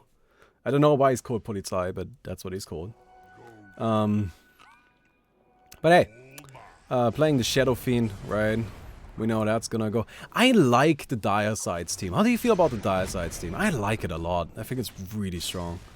I don't know if I don't know. I'm concerned. I think the Wraith King deals with the madness like amazingly. If there wasn't a Wraith King, I'd be like, oh, gotta be kind of safe because if they get landed in RP, Starth and Shadowfiend might be able to be bursted down. But with Wraith King, like they're alive for 7 seconds. Who cares if Shadowfiend is bursted down? Yeah, but something I also really like about it is just they have this great like support for the Lifestealer, right? I feel like Lifestealer is one of those heroes where he's a core piece of your team, but you really need to enable him. And they have everything they need. You know, I've got the Brave King with like the Disable and the Lifesteal and the Aghanims effect. You've got Shadow Fiend reducing the armor. I've got Spirit Breaker disabling the entire team. I just really like the lineup. I think it's very powerful and it's probably going to be very effective. Have you seen what the Radiant side's been doing though? They are going for a very, very, very early Ancient kill. It's actually kind of interesting. Really? Yeah, I haven't been able to pick that up. Yeah, they've got the Magnus and the Bloodseeker just kind of farming away at these Ancients, although it seems they have given up on that for the time being. Of course, Empower. Ah, man, that ability is so good. It's so good, but I'm still a little bit salty over the nerf not too long ago, where it used to be 135% and now it's 80, which is Aw. still amazing, but just kind of as a Magnus player, it kind of hurts me. Yeah, you know, like as long as it's on your hero, then that's totally fair and it should be in the game. Yeah. But maybe on anybody else, that's a broken shit. I gotta go. yeah. No. With that, Magnus is still plenty strong, you know, and he still has that RP, which is just one of those tools. Like, I feel like there's some heroes in Dota, right? There's like Magnus and Enigma, where the game is never over because they are just one good ultimate away from turning it around at any point. And actually, the Radiant right now are putting up more than just a good fight. I mean, they are, I wouldn't necessarily say ahead, but they're definitely even. I mean, they've got a little bit of a point lead, but net worth, I feel like, is more important at this stage. Yeah, well, the problem, like, they're winning these level 1 engagements, or level 3, like the early game engagements, but they're all on their side of the map. It looks like Dire is really good at pushing it in, and even if they're losing the fights, they're still pressuring. Whereas, look, I haven't seen any of the Radiant team even be close to Lifestealer in the last few minutes, and he's just getting free farm at the moment. Yeah, I mean, it's hard to get in there if you've got the Dire side being just so incredibly aggressive. Now, this is actually something I find is a strategy that I feel is kind of good right now, but I think it's probably going to be phased out as players get better and better. But the Dire side just is throwing themselves at the Radiant, just totally happy to die, doesn't bother them at all. As long as the Lifestealer just gets the time he needs, right? And he's almost got his Desolator. We've got the first core coming up, so both capture points just going to be taken, seems uncontested. I mean, at this stage, you can't really do much contesting. Oh, and Scarif Mage trying desperately to finish the Arcane Boots before... Oh, just in time. Perfect. Perfectly timed. Anybody lacking boots right now? Wraith King got him. We've got the Mana Boots here. We've got Tranquils. Yeah, it seems everybody got what they need. No, the Razor not quite. It's a little bit behind on gold, though. They can't upgrade their boots. The Bane is still... Oh, yeah. 400 off. You know, that's actually a big deal. You know, it may seem like it's just, oh, one hero doesn't have boots yet. But, like, every minute that passes, that's 2,000 gold that he's going to be lacking behind. Or, you know, if he was to go for Tranquils, then... Still about the same amount, to be honest. Oh, Scarf goes down. Yeah, this is where you, I think, can really just tell the kindergarten. As a team, they're just better coordinated. Right? They may not be the best at OAA, but damn, they're good at Dota.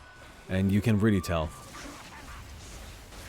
Shadow Fiend's been pushed all the way back to his base, but I think he's going to live as he pushes onto the high ground here. That's insane that he survived. He's going to turn it around. Oh my god.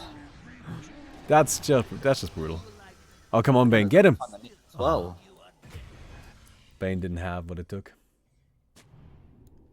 You still has BKB now. That's actually huge. 6-minute BKB on the Shadow Fiend. Well, that's And an he's got the early damage from BKB. Necromancy. Like, how are they going to kill him? They don't really have. Like, Don't ask me these questions. That's actually, I actually like that item a lot. I wouldn't have gone. What is that boss doing? Okay, well, I figured out a way to kill him.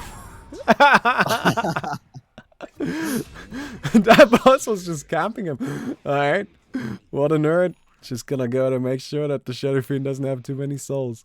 I really like that build though. It's actually quite interesting that the Shadow Fiend just went for straight BKB, you know, boots into BKB. But I feel like against the Radiant side, it's actually a good idea because what are they going to do? And I can't really come up with all that much. And that's actually especially brutal because, you know, Diaside has Lifesteal as well. Like, that's double magic immunity right away. yeah. I'm not sure if Bloodseeker alone has the damage to physically, like, kill them. I feel like right now the Bloodseeker alone will just run RP. in on the Lifestealer and just get beaten up. Oh, nice silence. Gonna hit on 2. Well timed on the Wraith King.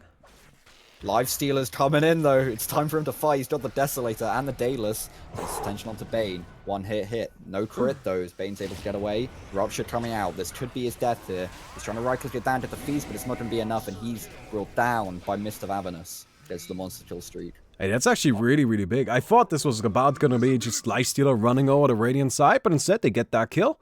They get themselves that the creep as well, but despite that, they're still just falling behind because this is what makes Kindergarten so good, right? They never stop doing things. Like, you think you want to fight, but really all you did is give Scabo the time that he needed to farm up those camps on the top. Well, we got 2 duels going on. Which one we do? The 3-on-3? Let's do the 3-on-3. Oh! Dodge with the Blink Dagger. No RP though, as he's going to steer the Wraith King bad, but he's brought down as well. Just destroyed by the 700 crit. Triple kill for Lifestealer.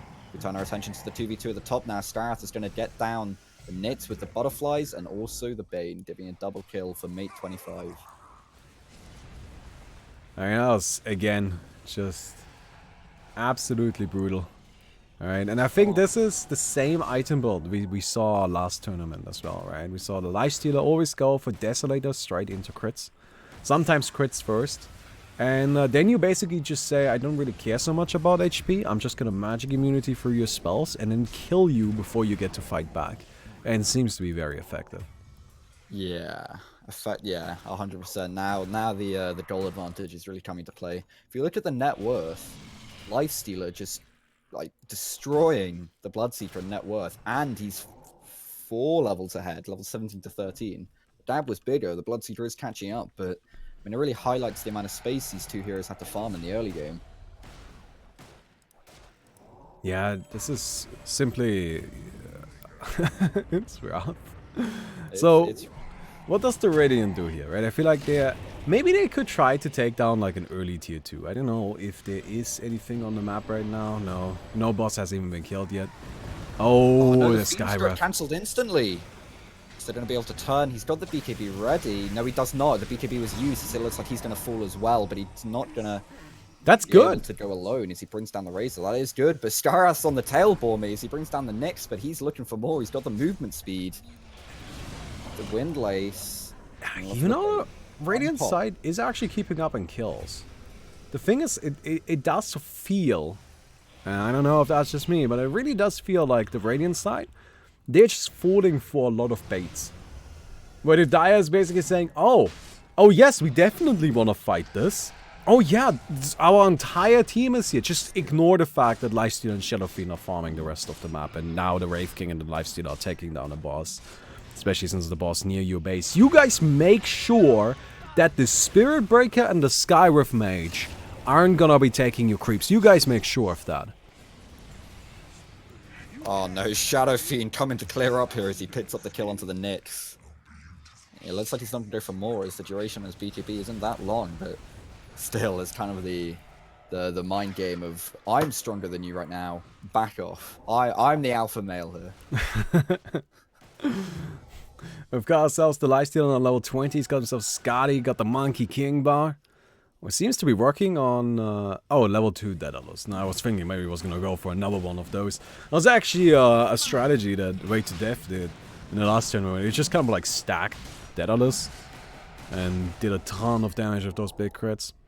Yeah, they get themselves another boss right here. Solar Crest, of course, being an excellent tool for this. Shadow Fiend also closing in on a big level 25. I mean, that's really the big thing. Like, look at the levels, look at the net worth, right? That's where the Decisive is winning. It's not the kills, but that's because they don't care about the kills. They realize that kills are nice, but they don't win you the game. Money is nicer. Yeah. Purtzel gonna be chased down right here. BKBs.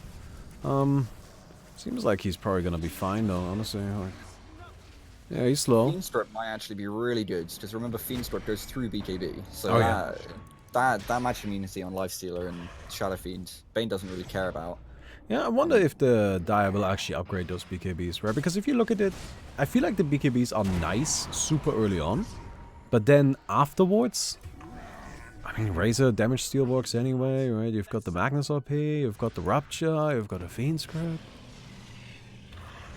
Oh, nice. Yeah, they found the Spirit Breaker. A really important item, as we're talking about them, an important pickup on the Spirit Breaker is the Heaven's Halberd. Oh, Like yeah. that's really big, especially because there's no answer to it on the Bloodseed. It's got the BKB, of course, but BKB doesn't purge it, and he's pretty much the majority of their damage. So if he lands the Halberd on the Bloodseeker in a duel, there's not much he can do other than just kind of run around and wait for it to be over. By the time it's over, his team is probably most likely going to be dead. Well, I mean, there's always a chance that he gets off the BKB ahead of time. I do like that the Bloodseeker is actually starting to look scary, though. So I feel like there's at least a little bit of a hope for the Radiant side here. Something I would also like to see from the Radiant, and this is just because they do actually have the advantage of having power. A group up, take down a tier 2. Take down these twins. I feel like if you take down the twins here, that's actually going to be a good way to help you bounce back into the game. And that's exactly what they're going to do. Always keep in mind, higher level mana boots. Higher level mana boots, higher level tranquils. It's a lot of money. Yep. Money makes the OEA world turn around. It makes everything turn around. Yeah. Nyx Assassin could also use some levels. That poor boy sitting at level 9 right now. Yeah, that's actually the thing that I feel like is even more of a problem. It's not so much the gold. It's just the fact that you have a Nyx Assassin level 9 and you've got a Shadow Fiend that's level 24. It looks like I got the build wrong in Razor. He is doing damage. He's picked up the Daedalus and the Butterfly. He's not going a tanky one. So looks like they do actually have more physical damage to get off while they're stunned and Fiend Striped and RP'd. So yeah, maybe they do have an answer. I don't know how much I like that. How do you feel about that? You feel like the Razor can afford to go for this? I don't know. We'll have to find out because he kind of relies on his damage on the static link. Yeah. But will he be able to get the static link? It's off, greedy, like, right? It's greedy. Because look, he just gets 2 hit there. But the thing is, greedy isn't always bad. Right? Like sometimes you gotta be greedy if you want to win, and I feel like maybe this is that time. Maybe this is that time, yeah, 100%. More bad fights for the Radiant here. There's a double kill for the Staroth Mage. Oh yeah, and this is where it starts getting real brutal. I mean, Shadow Fiend now has the minus 15 presence aura, so you don't want to be near him. You don't want to be near him. That's where it starts being problematic. That's for sure. Whoa. Minus 15 presence aura, I just realized. That's insane. Yeah. And that's why Shadow Fiend is so popular. You know? He also always has the option of going for a caster, but mostly you pick him just because the minus armor is so nice. Oh. This is gonna fall as well. Look, the Staroth Mage just sits on the side, just pressing all his buttons, and I mean, it's working so far as he's got a triple kill. Maybe an Ultra as Bloodseeker's gonna fall. No, it's a wipe, but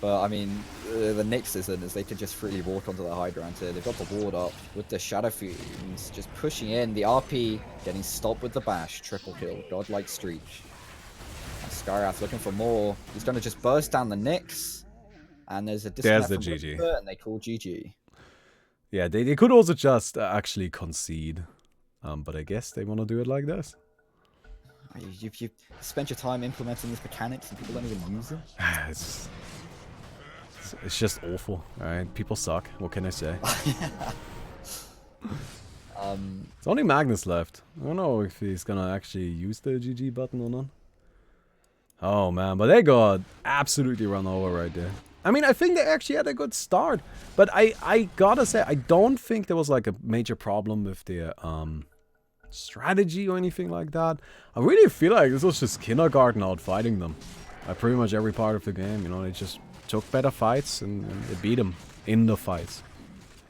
I mean, and in, like, they have these huge right clickers, the Lifestealer and the Shadow Fiend, and there wasn't much of an answer for it, not even in heroes, but also items. There was no halberds, no armor items, no abyssals. And like the no, Shadow Fiend, right click. there also wasn't a real effort made to like try and shut them down, right? Like I feel like the Lifestealer and Shadow Fiend just got to farm as much as they wanted to. But again, I feel like that goes back to kindergarten, just having that great coordination, those great fundamentals.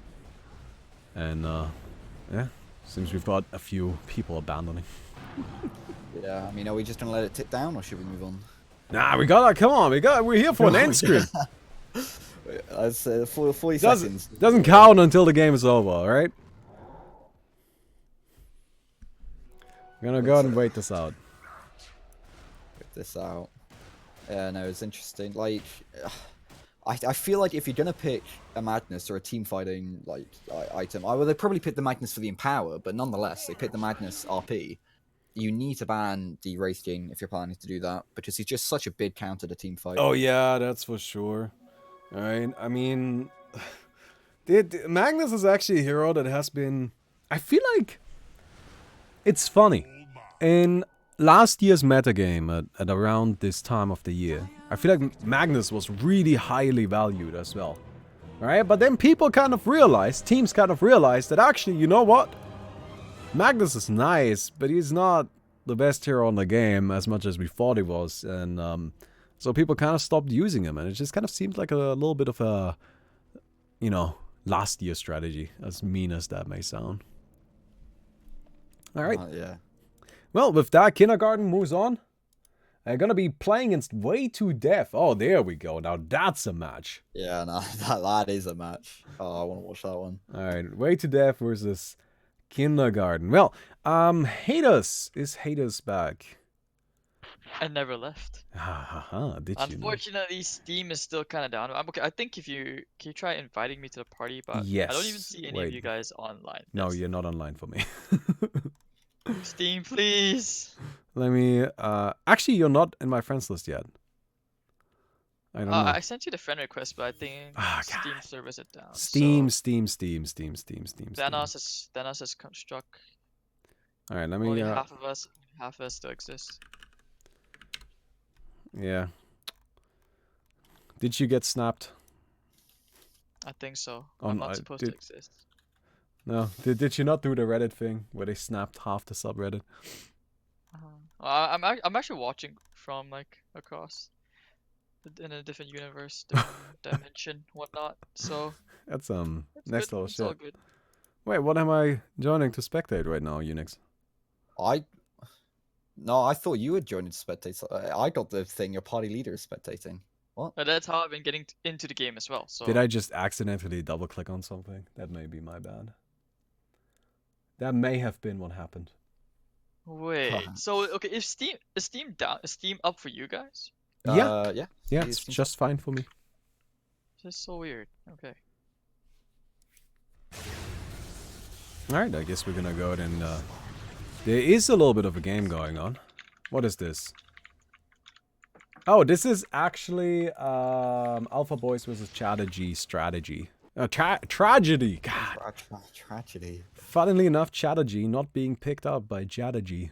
Tragedy. Could you Could you actually just say that team name like this really fast 10 times? Like Tragedy, tragedy, tragedy, tragedy. Uh, I'm trying, dude. I'm trying. It's just not working now, Bill. That's a struggle. And life is I a get- struggle. I mean, worst case, I could just try to cast them from your stream. No, no, so- no, no, no. We gotta figure this out. We gotta figure this out.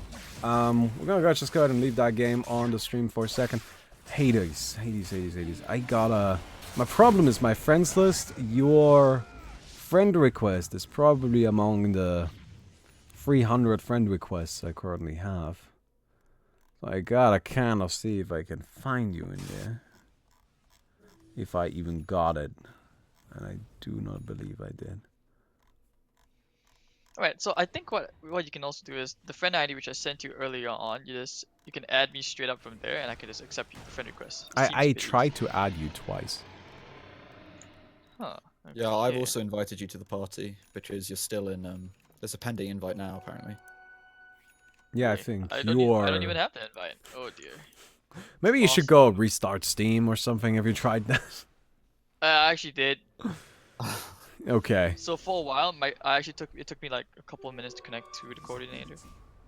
I And swear I've there's been just- always a Valve issue in OEA tournaments. Like there's hardly any OEA else- issues. It's always like servers, Steam, coordinator.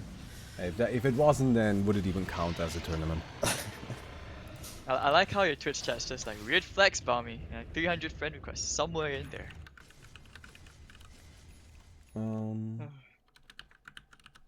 You can't listen to anything what chat says.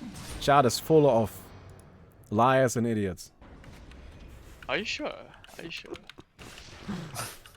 I mean, if someone were to tell you like say, hey, Bobby, admit that there was a flex, and I'll give you like what 100 subs right now. Would you then say that chat is Oh yeah, I'll trustworthy? do anything for 100 subs. Hook me up, boys. I have no shame. I don't mind. All right, guys. I guess you know what you gotta do. If you guys want to be like, trustworthy, use that Twitch Prime. Oh, I got a sub. Oh, that worked out. There we go. You gotta believe. Wait, did somebody gift you a sub or what's up? Yeah, someone gifted me a sub. Thank you, Rusty C3PO. That's very important. I'm glad that happened. All right, there we go. Let me go ahead and actually put the proper overlays on stream. I'm actually pretty excited to see Leshrac this game, by the way. I know we're like talking like not about the game, but it's been a while since I've seen a Leshrac in. Oh, Leshrac is super cool. I love Leshrac. Just a regular Dota as well. I don't know what I liked so much about that disco horse, but I love that disco horse. Wait a Well, minute, we have a what is that Chadagy pink hero? versus. We have a Chadagy versus Chadagy strategy. Yeah, I know. The strategy is on the wrong team. I guess it's Yeah. cheating. And it was the deny pick. So I guess we can do what one of your Twitch viewers recommended, is that I'll just take the newbie role and just basically ask all the questions which newbies would want to learn about the game. You guys just do the casting. All right, we can At least maybe do until that. the game comes back Well, up. we Yeah. can do that for now until hopefully your Steam recovers. Team, please. One day. All right. I mean, usually when this happens, means there's a patch coming. So I don't think they I don't think they patch on Saturdays. They do when we're running a tournament. These are the facts. Oh my god! Phantom Assassin! Oh man, Max, you made it past round 1. Will you make it past round 2? He's playing the Darkseer this time around. Dartsy's a really popular hero, just as that, like, he's just also good. Like the Iron Shell for the early game, the Vacuum, the Wall, especially the Surge. Yeah. Shoutouts to Max's custom bottle, by the way. Did you see his custom bottle? Shit is so funny. Is Matt our only Australian player? No, he just likes to pretend he is. Ah, gotcha. I think that's mostly him complaining about the fact that there are not enough Australian players, so he always has to play with shitty ping. Oh, there's a big fight here. The wall comes out. There's actually an Omni Slash that's getting really lucky on the Chadagy, but not enough damage, isn't it? It's going to fall onto the spin. PA now looking for the Juggernaut. One right click needed, he's rooted, and he's going to fall as well. Devil here with the ultimate and just silenced and stunned up. He's brought down as well as Max is forced out of there. They get to continue on this tier 1 boss as an ultra kill for Panther on the PA. Actually, maybe a rampage as Max just caught out here. But it looks like he's going to be able to surge away thanks to the good vacuum into the wall. Nevertheless, though, they capture this boss, which is huge at this point in the game. 14 minutes in. That tier 1 core will give them such a spike just for one boss. And Max just gets destroyed. Those always feel so violent, you know? That's something I really like about that ogre boss. I think every time that ogre boss slams something down, it just feels like there's some real force behind it. It's just nice and impactful. Yeah, this is looking rough, honestly, for the Dire side. Now, I don't want to say it's looking over, because I do actually think they have a great lineup to make this comeback. I love that Shadow Fiend Juggernaut. I think that's actually such a great combination. Juggernaut is a great hero. Mostly just because there's actually nothing you can do about his ultimate, right? Once it's active, it's active. And the biggest problem that you have while playing against the Juggernaut is, damn, how do I deal with that ultimate? But now the Shadow Fiend is also there to just, you know, negate any armor, any potential survivability, which is really the only way you can deal with it. You know, you just tank up and survive it, but can't do that against Shadow Fiend. Ryan's gonna fight for this boss. They're gonna find Skyrath with the Fib, but PA just coming in with the crits. Oh wow, the Dagger takes down Max. They turn on and it looks like they're gonna take this capture point. Ooh, yeah, that's harsh. That's not good. It's definitely not good. Yeah, the Juggernaut also kind of just needs some more levels, you know, only level 18. That's a big problem. He went for double farming boots, which is an interesting choice. So the problem with that, of course, is that you use cores on it, right? So this Juggernaut effectively only has like 4 inventory slots because, you know, I mean, he also has an Advenom Scepter, so in terms of damage, it's only 3. Well, I guess he also went for Helm of the Dominator, which isn't exactly the most damage, so now we're down to 2. Yeah, it's an interesting build. It's not exactly working, I would say. We saw in the last fight that Omnislash came out and didn't really get very many kills. He has a lot of money, which is good, but he has no cores to use them to use that money with. Which is actually an unusual problem. Usually it's the other way around. I mean, a problem with that, though, is if they're weaker to fight now, if you look at the kills, it was definitely in Radiant's side, which means they're not going to be able to contest as much cores, which means he's going to fall even further behind with these 2 farming boots, because he's not going to be able to upgrade the damage items he does have.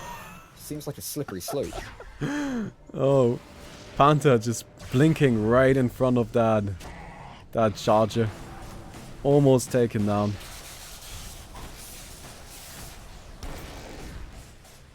Yeah, they don't have both teams farming up their cores here. They're both tier 3s, actually. Except it looks like Dire is having a significantly harder time. Wait, can I ask, how did the hero Chadaji even come about? Like, who came up with the concept of this hero? Is there any lore behind it? There's no lore. Chadaji is like basically me and Chris, which Chris did most of the code for the game. We just like Heroes of New Earth a lot.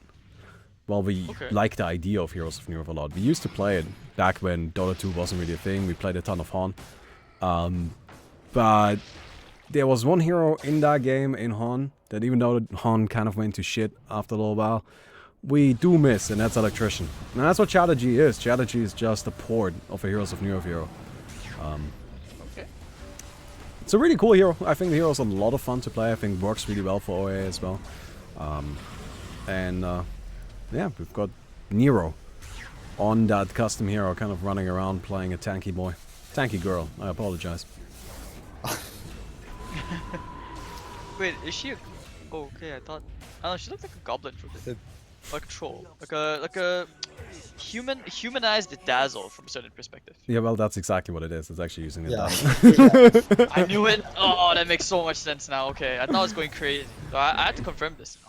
It actually uses Dazzle's model. It's really hard to, like, fully create a model from scratch, but, you know, if you want to just go ahead and modify the model a bit, that's a lot easier. Anyway, we got a boss. Oh! Sits down on Max! Oh. Smash. Oh, Smush. Oh no, no, nothing happened. Okay. Oh no, Oh. Max. That's that Australian Yeah, the Australian reaction pig. times. You could see he wanted to run, but it just wasn't quite quickly enough. Oh, this is actually really bad because Radiant team are about to finish off their boss on the left side here. If they wander over a little bit to the right, it looks like they know. Oh yeah, they're coming in. Yeah, they're coming. Woof! That's why people like Skyrim Mage. And Phantom Assassin, I suppose. And Shut- it looks like they're just gonna be able to secure this boss. They've stolen it. Like, So, uh, I actually have a little bit of hope for the dire side right now. I gotta say. I think Shadow Fiend got level 25, right? So he's got that really important talent. That's awesome. I also love Private Pigeon's item build. I think it's very smart to go for Skadi and Satanic, go tanky. Because the Shadow Fiend actually needs to stay alive. Right? He needs to be in these fights so the Juggernaut can benefit from the aura. Juggernaut, not quite level 25 yet. I would like to see, him prioritizing that a bit. I also would like to see another damage item and not just go for the double boots. Like, he's got so much money. It might be time to, like, get rid of those Tranquils and get yourself another item. Does he get rid of the hatred of the Helm of the Dom as well? Because I mean, I was about to actually say that, yeah, even if SF gets at 25 talent, Jug doesn't exactly have that much physical DPS yet. Yeah. Oh, I guess we'll see. No, he's already dead. Oh, I'm gonna steal that boss. That's brutal. That's really, really rough that they had that boss stolen from them.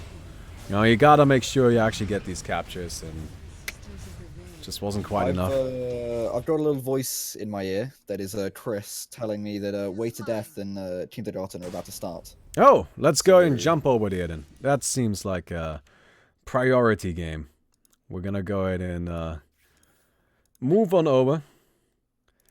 As much as I want to see Max pull out the biggest comeback of recent years, we're gonna go ahead and actually It's like watch something that will happen. if we don't watch it, then they both won and lost. It's like Schrodinger's Max.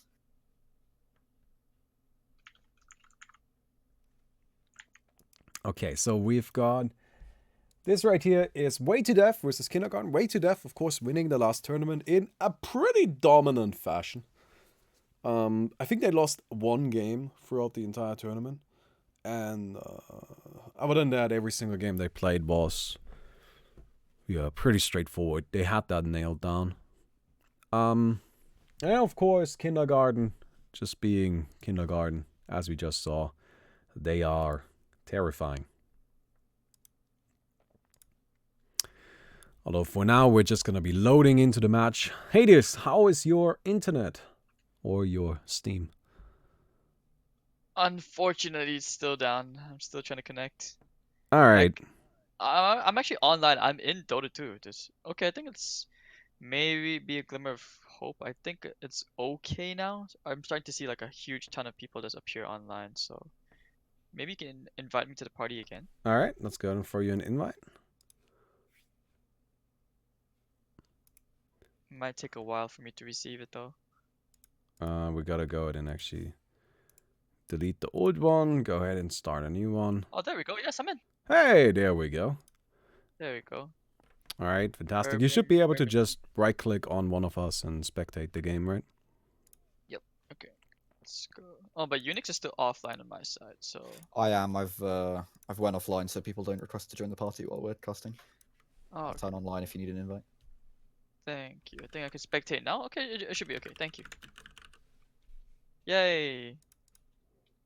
Sweet beans. Oh, there's a my MMR thing in your Twitch channel. Let's see. Right. Oh, am I excited The for this battle game? begins. It's gonna be a good one. I hope so. Well, you guys want to take it? Sure thing. Alright, then go right ahead, you two. Let's go. All right. So who is who at the moment? This is which are the two teams again? Right. Oh, Kindergarten's on the left and Wait to Death on the right. Okay. The good old community names of Ekla, Cyberpunk, and Supreme dominating your pub games since 2017. 2 years of Right. dominance, but will they reign supreme? I mean, we shall have to see. We'll have to see. Yet another lone druid ban, literally straight off the bat. I've seen him every single game we've watched. He's been banned like first, which is interesting. Clearly, I don't play enough to know why he's getting first banned. But clearly teams are scared of him. But again, lifestealer ban and Oh, isn't it because you can put the items on the bear as well? I'd assume so, but the problem with that, I've tried playing lifestealer a long time, not lifestealer, lone druid a long time ago, and the cores issue come to effect because you don't have enough cores for 2 heroes, cores for 1. So I mean, unless you dominate really early and steal their cores and have more inventory spaces, I don't know. Clearly, I'm not talented like these players who know why Lone Druid is so scary. But there's the Wraith King. Here we go, another Wraith King game. They banned the Magnus and picked the Wraith King. Teams I'm like loving the Skyrive Mage. I've actually noticed so far from the past few games that have been on the stream.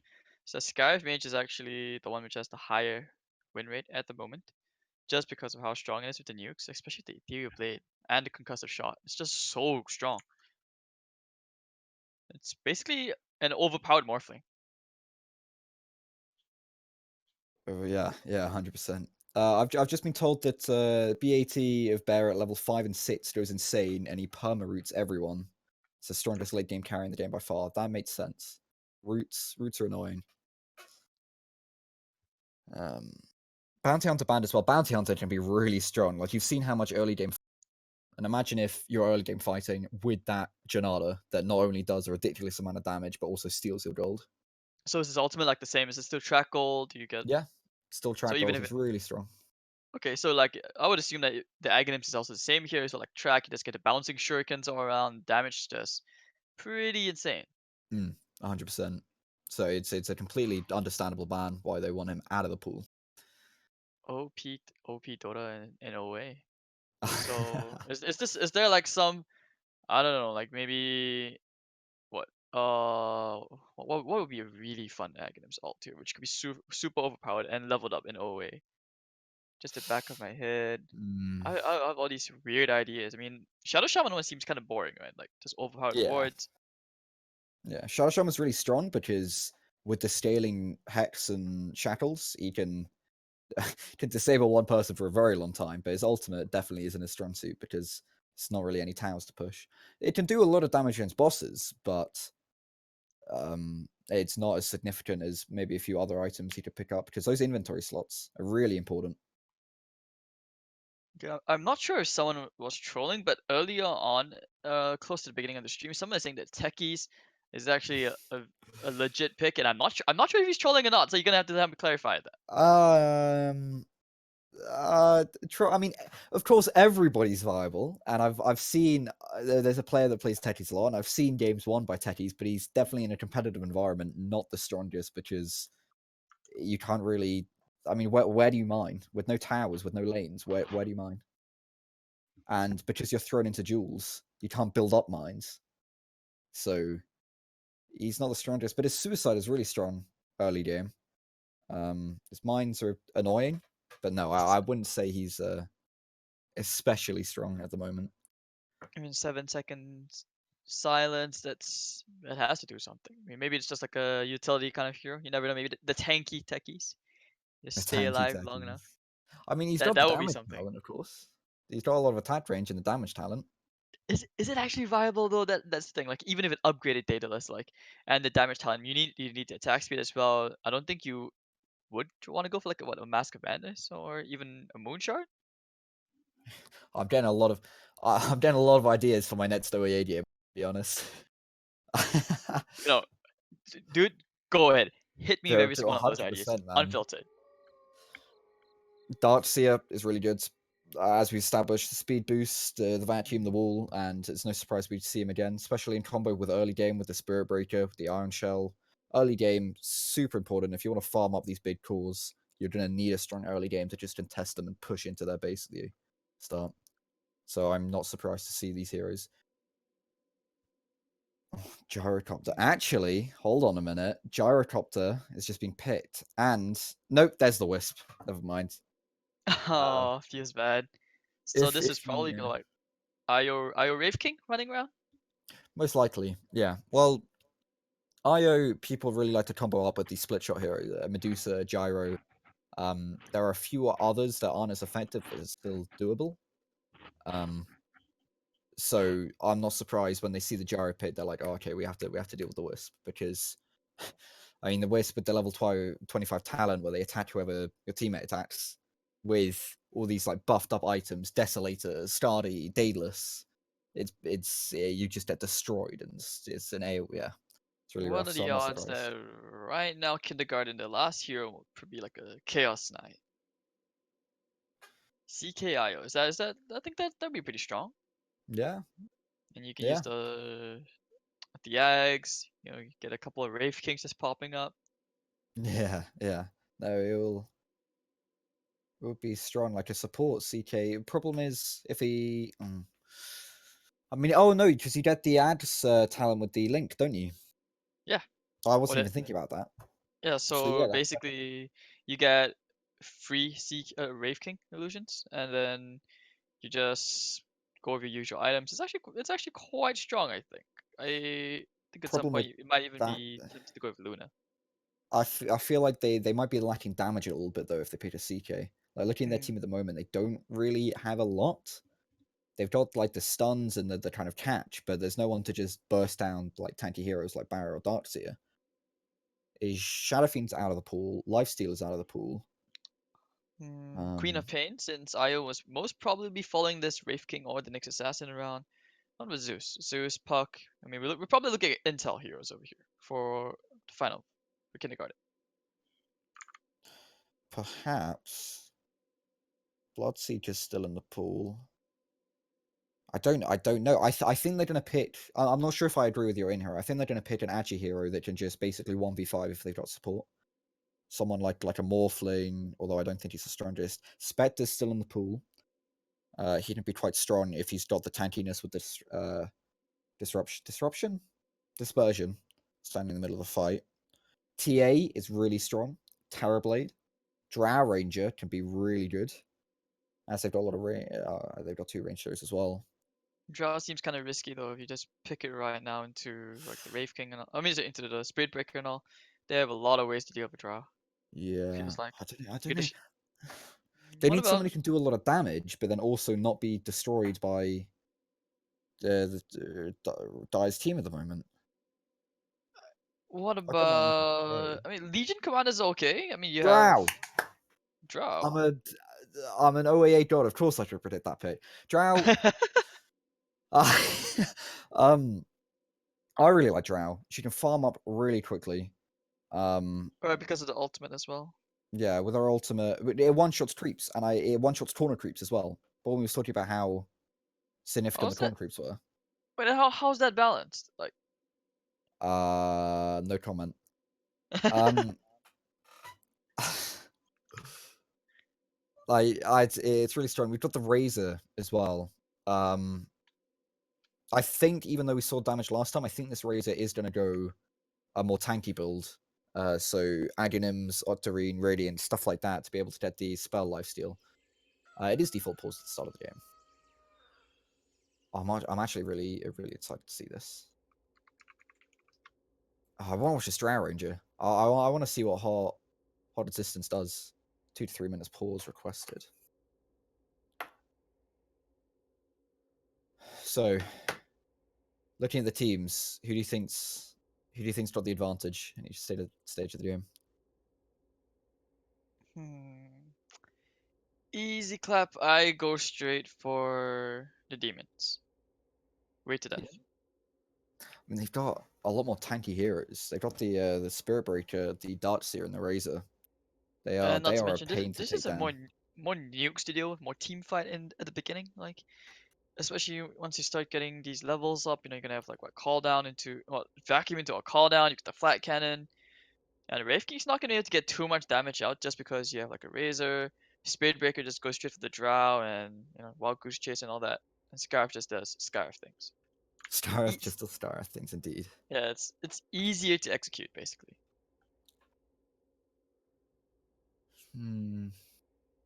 I think Wisp is interesting because normally when you see IO in OAA, it is almost entirely utilizing that attack tethered allies target with someone like a flat cannon or anything like that. But there's no one really to link up. I mean, Drow Ranger has a lot of attack speed, but it's not really the good enough. Like, it's not really significant enough for them to build like completely damage items, which is why I think there's a good chance we might be able to see like a standard tanky IO, like a heart, Ghost Scepter, like to support their team. And I'd be really excited to see that because it's been a while since I've seen a support Wisp in OAA. I think it's been a while I've seen a Wisp played in general, just because of how annoying this hero can be. So what it's just about positioning it right now, I feel like. Because especially since Kindergarten, their lineup excels a bit more when it comes to prolonged fights, since they do have Bane and Yayo, and they always have Wraith King to help a lot.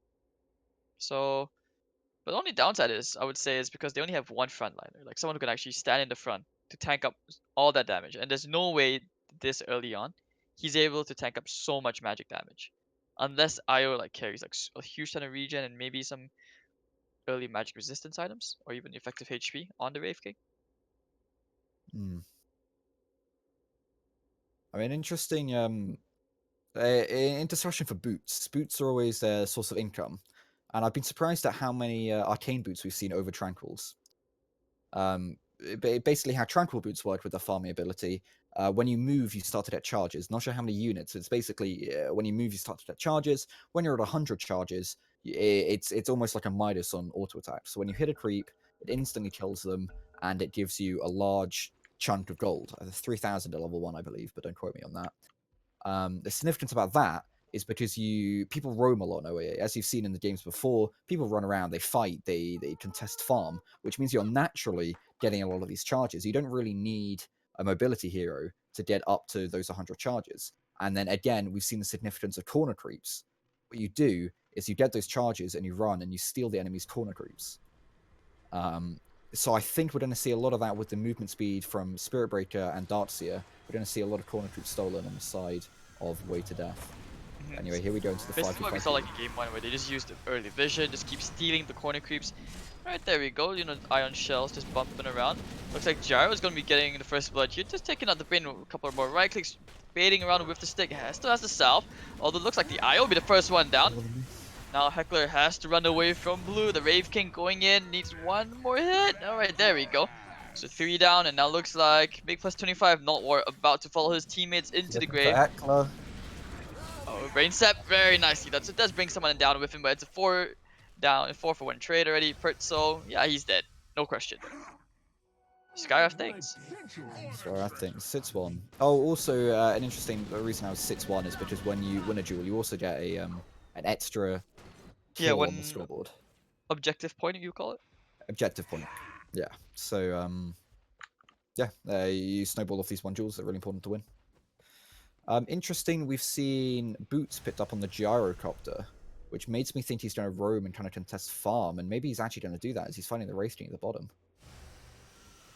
So who's farming on the side of... It's the Razor. Okay. I mean, we've also got Bane contesting... there's offside penalty. So you see the high ground, when you push onto the high ground, you start to tick up. Your offside penalty is a little buff you'll be able to see on the Bane. It starts to tick up and up. At 10, you start to take damage, and the higher tick it is, you'll see you'll start to take a little bit of tick damage here, and it's going to go faster and faster. Which means you can't really contest unless you're being really confident, which is why I'm surprised to see this Bane basically tanking the damage. Meanwhile, Peacemaker, Spiritbreaker actually needs one more bash, and Wraith King's going to be able to make it to the fountain just in a good time. They were trying to contest, like, the Drow, trying to stop her farming, but she's right next to her healing area, so she's actually going to be a-okay. But actually, thanks for explaining the offside penalty, because that actually makes a lot more sense to me now. I was wondering why they were losing HP, but I had no idea. I just thought it was like a damage amp debuff.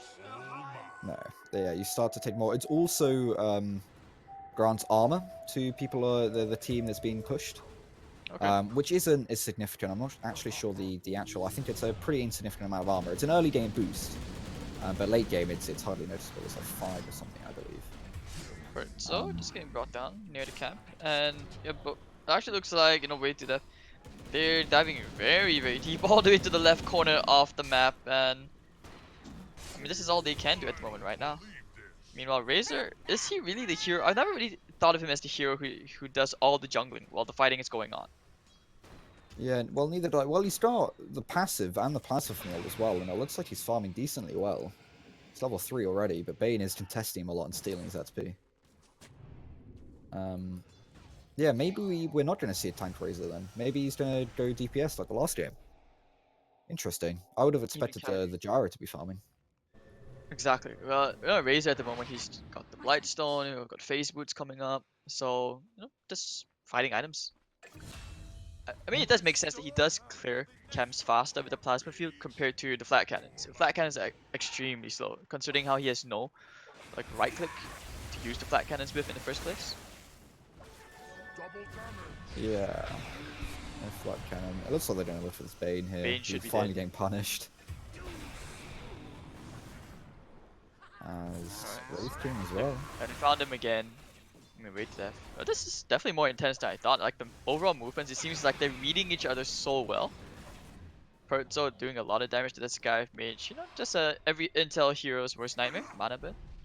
Oh, trying for the charge. Tree. I think he's dead. Oh, maybe not. Oh, Okay, he's moving high too ground. slight. He's faster. Juke. He's Gonna trying let to to deny suicide. himself with the boss? No. Yeah, you often deny yourself to these bosses as they do 1000 damage and can just one-shot you in the early game. So if you deal enough damage to aggro them, they can just give you a free deny. Okay. An interesting mechanic we Meanwhile- should probably talk about is how wards work in this game as well. Okay, sure. So it used to be wards were just standard. You buy observers, you buy sentries. They were on like time. It was normal Dota, but that was just a pain because not only did you need an inventory slot for just wards that didn't give you any stats, but you also had to consistently keep on buying them.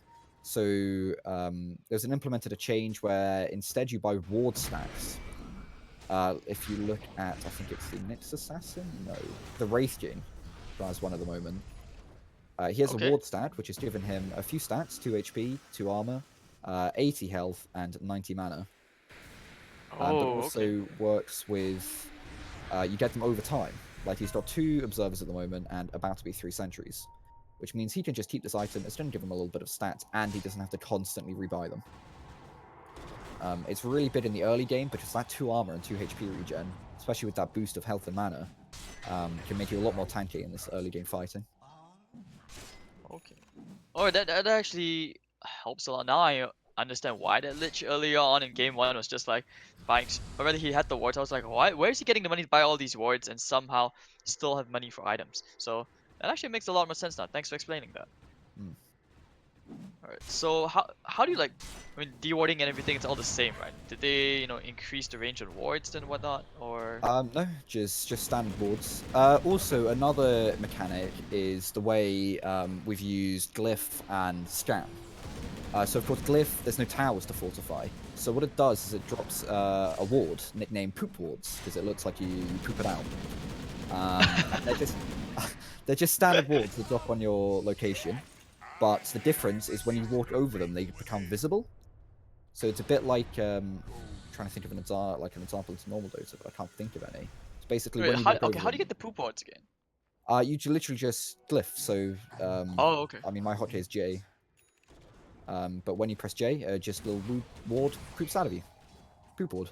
Okay, I want to see that. I haven't seen that yet today, so It's hard that'll to be fun. notice. They look the same as normal wards, but the only difference is when the enemy team wards over them, they become visible. So you don't need a sentry to deward them, which means you have to be creative in Oh. your spots.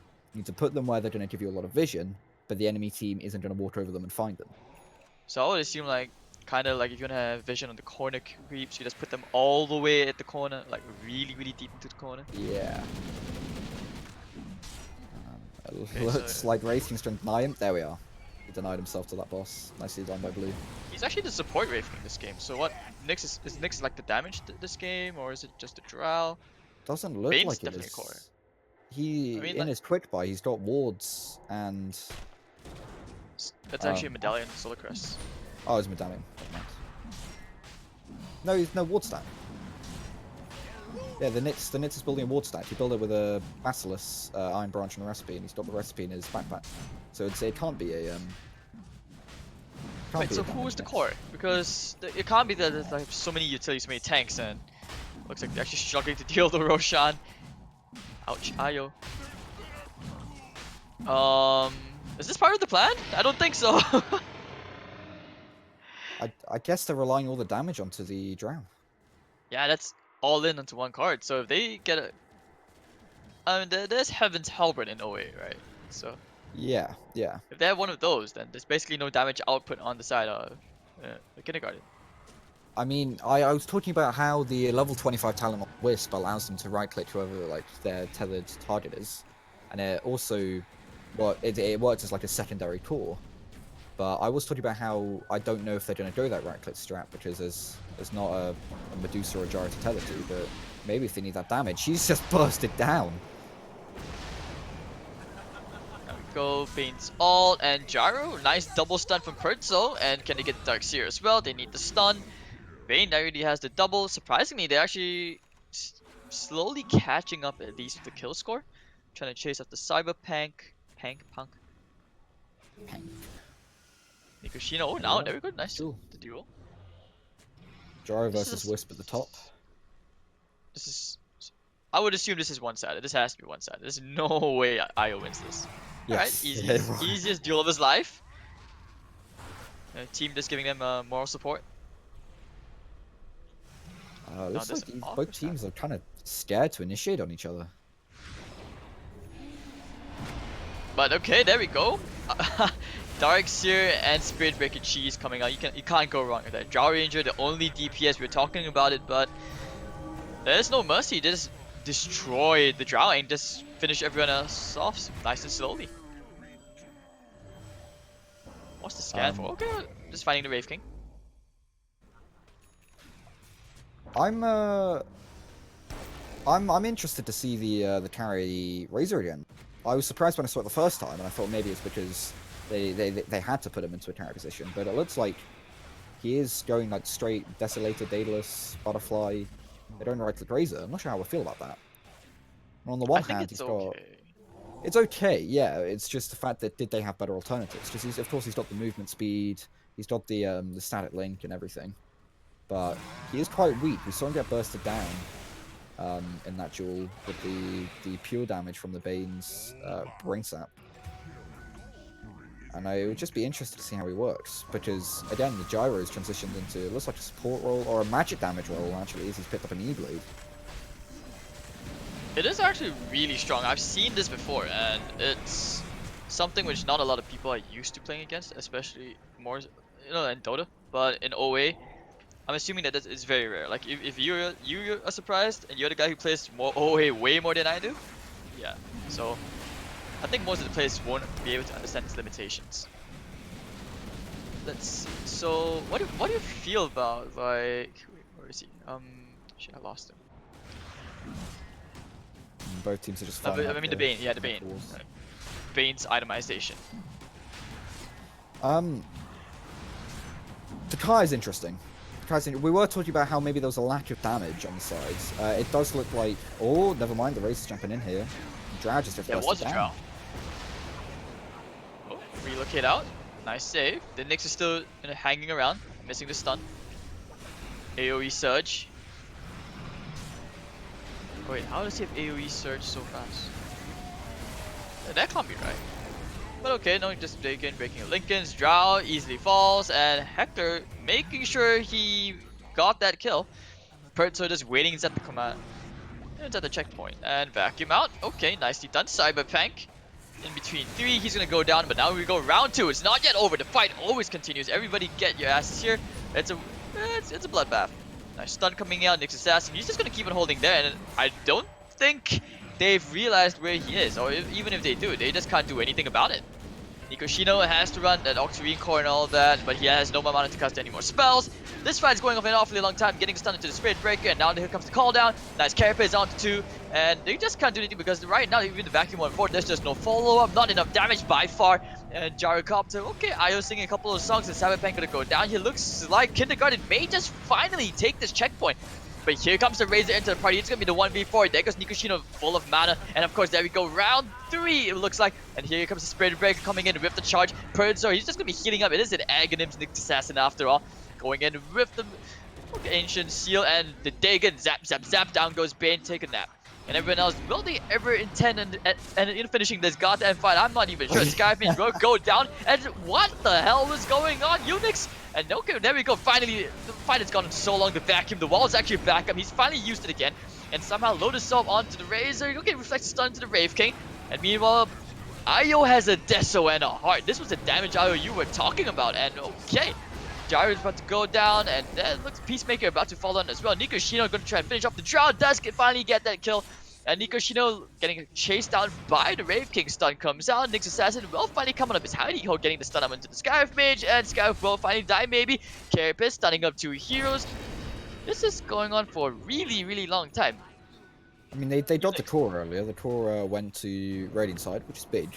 Notice how that Nyx did not die. He hardly took any damage that fight, never mind dying. He just sat in the middle with his Adonims and just denied them the point. Like, he literally just sat there in his old little mound, the burrow, and there was not a lot they could do about him, even if they had vision, because the damage reduction on burrow was at 40%. Can you imagine if you had an Octarine core? Yeah, 100%. That'd be stressful. Oh my god, we might have a repeat as another pot. No, the Nyx just bursted down. Oh, that's it. So now it looks like the priority is take care of the Nyx, and then maybe you take care of the Io who has a Daedalus. Yeah. Hello? Yeah. Io has a Daedalus, a Deso, Satanic, a Heart with the flats. Well, he's planning to really utilize that level 25 talent that allows him to attack whoever his tethered ally is attacking. I assume on the Drow he's going to have the attack speed thanks to her aura. Wait a minute. No! Of course! She's keeping the Aghanims. I think Wisp attacks the Splinter Shots, no? Which means... Wait, really? I think so. At least I assume that's why they've picked Drow and Wisp. Oh, you're right. I think that actually might be it now to go with the Vacuum and the Wall, forcing them into the fray. Io keeping the Nyx Assassin alive. He's going to burrow yet.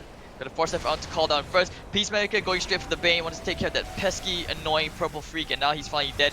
And Io, took a long time to kill him. There goes the stun, but Nyx Assassin, he has to get out. He's in between everybody in mana, but will actually destroy Skyriff Mage. Another stun, but Nyx Assassin will finally go down. There's just too much damage at last on the Razor. Poor guy, you called him a purple freak. Yeah, no, I can't believe I missed that earlier. Of course, the reason they picked the Wisp is for the Splinter Shot. Now, remember, the fight, I feel like at the moment, the game is slightly leaning into the Dire side. Of course, we see the gold advantage, 26k. They've also got the point advantage as well. But Wisp isn't 25. There's going to be a huge spike when Wisp starts basically attacking at 3 times the speed thanks to the Drow Ranger. And we haven't even reached that point. So if it's hard to bring them down for Dire side right now, just imagine when they're going to right-click twice as fast. Gyro, going to be first to fall. Oh my god, they're just standing there. The Linkers as well is going to be popped. They can't do anything about it. It's Wisp, right-clicking, looking for the Star. Star's going to fall, leaving just Cyberpunk on the box here. Wow. He falls, an ultra kill for Drow. And I'm pretty sure that Wait to Death, they just got a glimpse of the future. Glimpse of the Drow future. and Io, dude. They're just waiting for level 25. I'm terrified. If I was Way to Death right now, I'd be terrified of that 25 talent. Wisp. Gyro, looking for it now. He's going to E-blade himself in. Stunned up in the middle, though. Oh dear, Wraith King probably should be dying here. Does have the ultimate. It's finally gonna proc, but 3 heroes dead. Drow, he's gonna come back from the dead. You know, they always said that your ghost will come back to haunt you. Maybe this is one of those cases. Actually, not because of the E-blade. Gyrocopter's still alive, so Drow will finally die. And meanwhile, they have a pest problem. They're trying to take care of that Nyx Assassin to push him out off the command point, and that's gonna be fun. All right, so they finally get to capture it. Level 3 Deso. I mean, yeah, level 3 Deso, the minus arc is going to be huge. Interesting, at the moment, looking at that fight, I was kind of looking at where it went wrong for Kindergarten, and it was a little bit like the front line. The Gyro just did not care. With that movement speed and not really much to do about it, he pushed in and just stood on top of the Drow and just whittled them down. there is seen a distinct lack of frontline, especially with the Nyx Assassin being forced to kind of sit on that point and burrow. But now the 40% damage reduction isn't enough because they're starting to just get him down even though if he's burrowed. He's kind of lost that advantage he had over them. So what kind of item would you like adapt your itemization now on this Nyx Assassin? Since you are forced to play this very awkward build. Hold that thought. Looks like we have the duel. So 3v3. Who wins? Spirit Breaker left here. Kind of running in, but Perzo, he's already set up shop in the center on that altar. And He's not flying in. This is ready. Yeah, they're just waiting, just trying to find the right positioning, finding the opening. This is like a battle between two masters in a kung fu movie. Alright, so blue, okay, static link to get a missile, and just as I said, it looks like he ends up getting nuked down really fast. Now popping the BKB, hot existence, chasing after him, coming back from the dead, and not gonna get that much damage out. Perzo gonna try 1v3, but it will be for nothing, and they just end up losing everybody to the Razor, who's just super crazy farmed at this point. Yeah, I clearly spoke too soon on the Razor. That's so much damage coming out from him. He's got the movement speed, he's got the armor. Yeah, there's another 1v1 at the side here, but it looks like it's not both interesting as both heroes are pretty tanky. I know I just casted a 3-minute fight which went on and on and on, but this is a 1v1 which might take a really long time. Is there a time limit to these duels? There is, yes. We'll Thank probably God. soon we'll see numbers at the top of the screen counting down for when the duel is going to end. It's gonna be so weird if there was no time limit. And these two heroes just basically just out tank and just regen and just wait in the corner the whole time. I mean, think notice because of the high ground advantage, Bane has got a haste rune, an invis rune, and 2 double damages, so triple damage basically. Which could be enough to bring down the Dancier. I doubt it, but you never know. There we are. The numbers at the top. 8 seconds until the duel's over. A really important talent, I think, is the 25 on Razor that gives him 100 attack speed. We kind of saw how fast he was attacking and how much damage he was attacking thanks to the static link. So maybe I spoke too soon on the Razor. I'm sorry if I offended any Razor players. I doubted his ability, but he might just be the carry for Way to Death here. The one we needed, the one we didn't deserve. Important to know is Wisp, level 24. Close to that 25 talent. He is going to die to twins, but it doesn't really matter as Drow should be able to finish it off. What they call it is Zadkiel and Jofiel. Wait, where did these names come from? Or they're just like random? No clue for that one. I mean, the Ogres have a lot of bosses are from Siltbreaker, if you remember that from, for example, the Ogre. Oh, okay, yeah. So remember that. Spider. I don't think it's twins. It was a while since I played Siltbreaker. I'm not sure where the twins name came from. Yeah. And this chart was actually pretty tanky. Look at that. Like, HP talent went into full magic build. Kaya Sun, she got Evelade, the Radiance, which that one I'm not sure why. What do you even call those purple jam cookie jam bombs just like flying out of the alchemist and I call them pain. They're spider cocoons, but they're just the most painful thing. Alchemist is either a really easy boss or a really hard boss. Nowhere in between. Depends what heroes you got. Important to note, level 25 on Wisp now. We saw how quickly that Alchemist was taken down at the bottom. Twins was an original idea, yeah. So the names are brought up. Lucius Longclaw is also from Siltbreaker. Okay. But yeah. I think I am right though. The split shot with the Aghanims does let Wisp attack. Oh no, but he could fall immediately here. No! The Wraith King War! Oh, this is... oh, but the damage, the spread, it's actually quite huge. But the Satanic from the Razor holding it, and Drow will actually end up going down. But without the Ire, there's just no way to fight. But just as I say that, look at the Drow. Right click, and look at the Razor fall. Drow's finally about to die. There's no way he's coming back to life. You know, one dead Wraith King. Sky just pausing the game. He's like, what the hell just happened?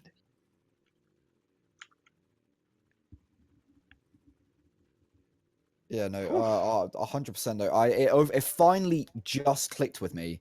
The amazing kind of team fight comp they've got. Not only do they have Wisp with the 25 talent, comboing with the split shot from the Drow Ranger, but then the Aghanim's ultimate from the Wraith King allows, as we saw, the Wisp died immediately in that fight, which was probably their downfall and which is why they lost it there. but he was alive for 7 seconds with the drow right clicking. Like, what do you deal against? Like, it's going to be really hard. They need a halberd or some kind of lockdown on drow to stop it auto attacking. There's a sheep stick on the Starath mage, but that's about it. They've also got an E-blade on the gyrocopter, both of which should be able to be cancelled with a good PTB pop. I think I know what you do. You get overpowered blade mails here. Blade mail works a little bit funky in this game mode. I think okay, I'm probably not the most qualified because I don't understand how blade mail works exactly. I'm gonna look at the shop at the moment. I know in normal Dota it reflects the damage pure. But back to the unit.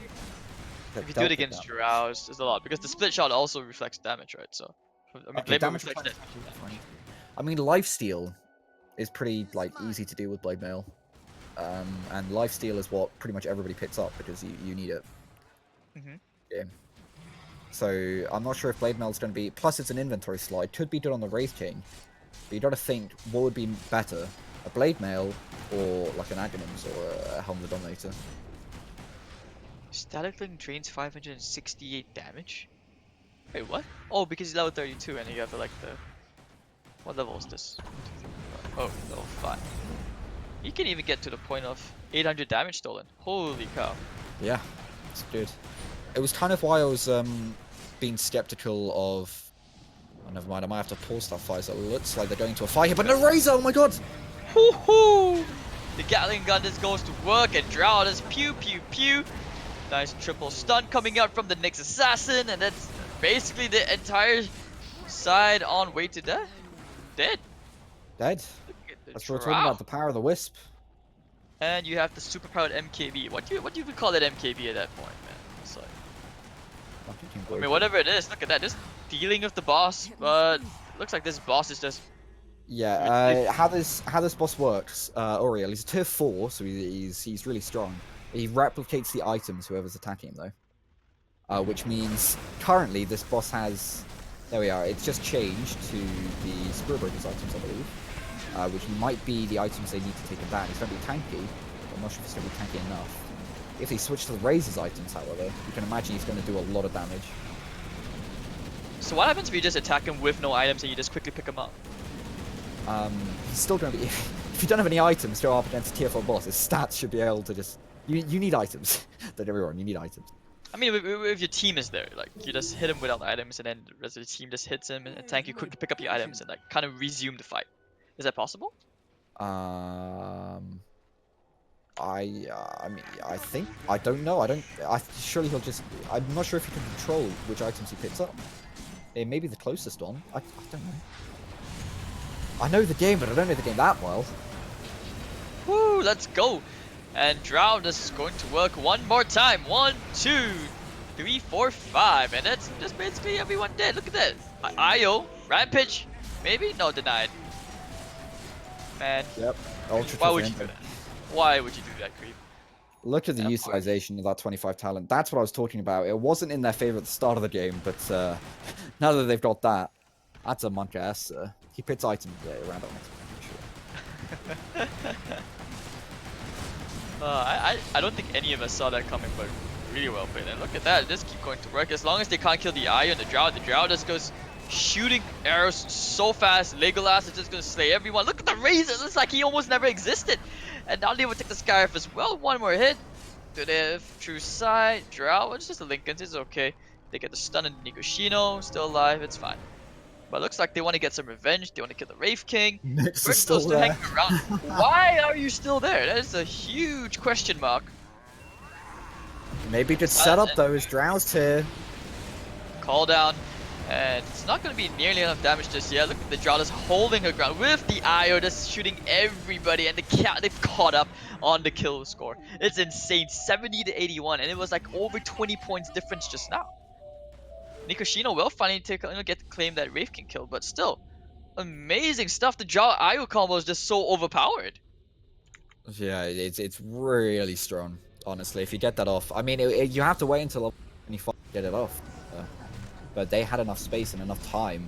Even though it's close to the 100, they finally got it now. If you look at the gold graph, actually, as well, You can see when they got the 25 talent. The gold graph is quite an interesting one, to say the least. Whew. One-way ticket all the way back into kindergarten's favor. Just look at that IO Drow. Oh my god, the neutrals never stood a chance. Not even this bug duck. Oh my So god, the what's gold next? is just completely swung in their favor. They're now in a higher lead than Io was. And they're a few camps off away from catching up. It's like what, another 12 more? They can actually catch up. They can actually overtake just by farming the neutral camps just that fast. Okay, well, I definitely was 100% wrong when I doubted the amount of damage Radiant team had. It's all about waiting to late game. And look at Drow now has BKB up. Very tanky, like all this magic damage from your Scarif Mage and all, it's just not gonna work.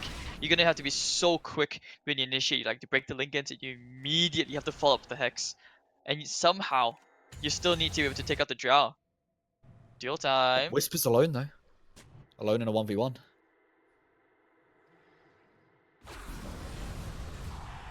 Man, Wisp just get brought down by the Scarif Mage, but meanwhile on the other hand, you know, the other duel going on, which is the 4v4. Gyro leading the charge. They have the AoE surge, looking for a vac, but so you just, I think that's just his favorite spot, right? Just waiting up in that altar. Both team kind of itching to initiate here, but it's Radiant that has the high ground advantage, and they're going to start ticking, getting these buffs if they don't do something about it soon. And Oh, soon the they will. vacuum! But where's the wall? It's not gonna be there. Now they decide they want to go straight for the Drow. They're looking for that pesky Drow Ranger. I know she's hot, Spirit Breaker, but give up. Okay, never mind. Yeah, he got stunned by that new model, and it looks like Drow just leads the Gyrocopter. Meanwhile, Wraith King trying to stand in the front lines. Bane needs to try and take down the Razor as Drow Ranger somehow still alive. Has the Hurricane Pike if he needs to. They can actually kite this Razor around, and she just won't die. And just like that, Razor just goes down, and it's gonna be a huge win. Okay, looks like they finally get the Darks here, so, you know, Dark side. Massive, massive. The Angels are back, boys.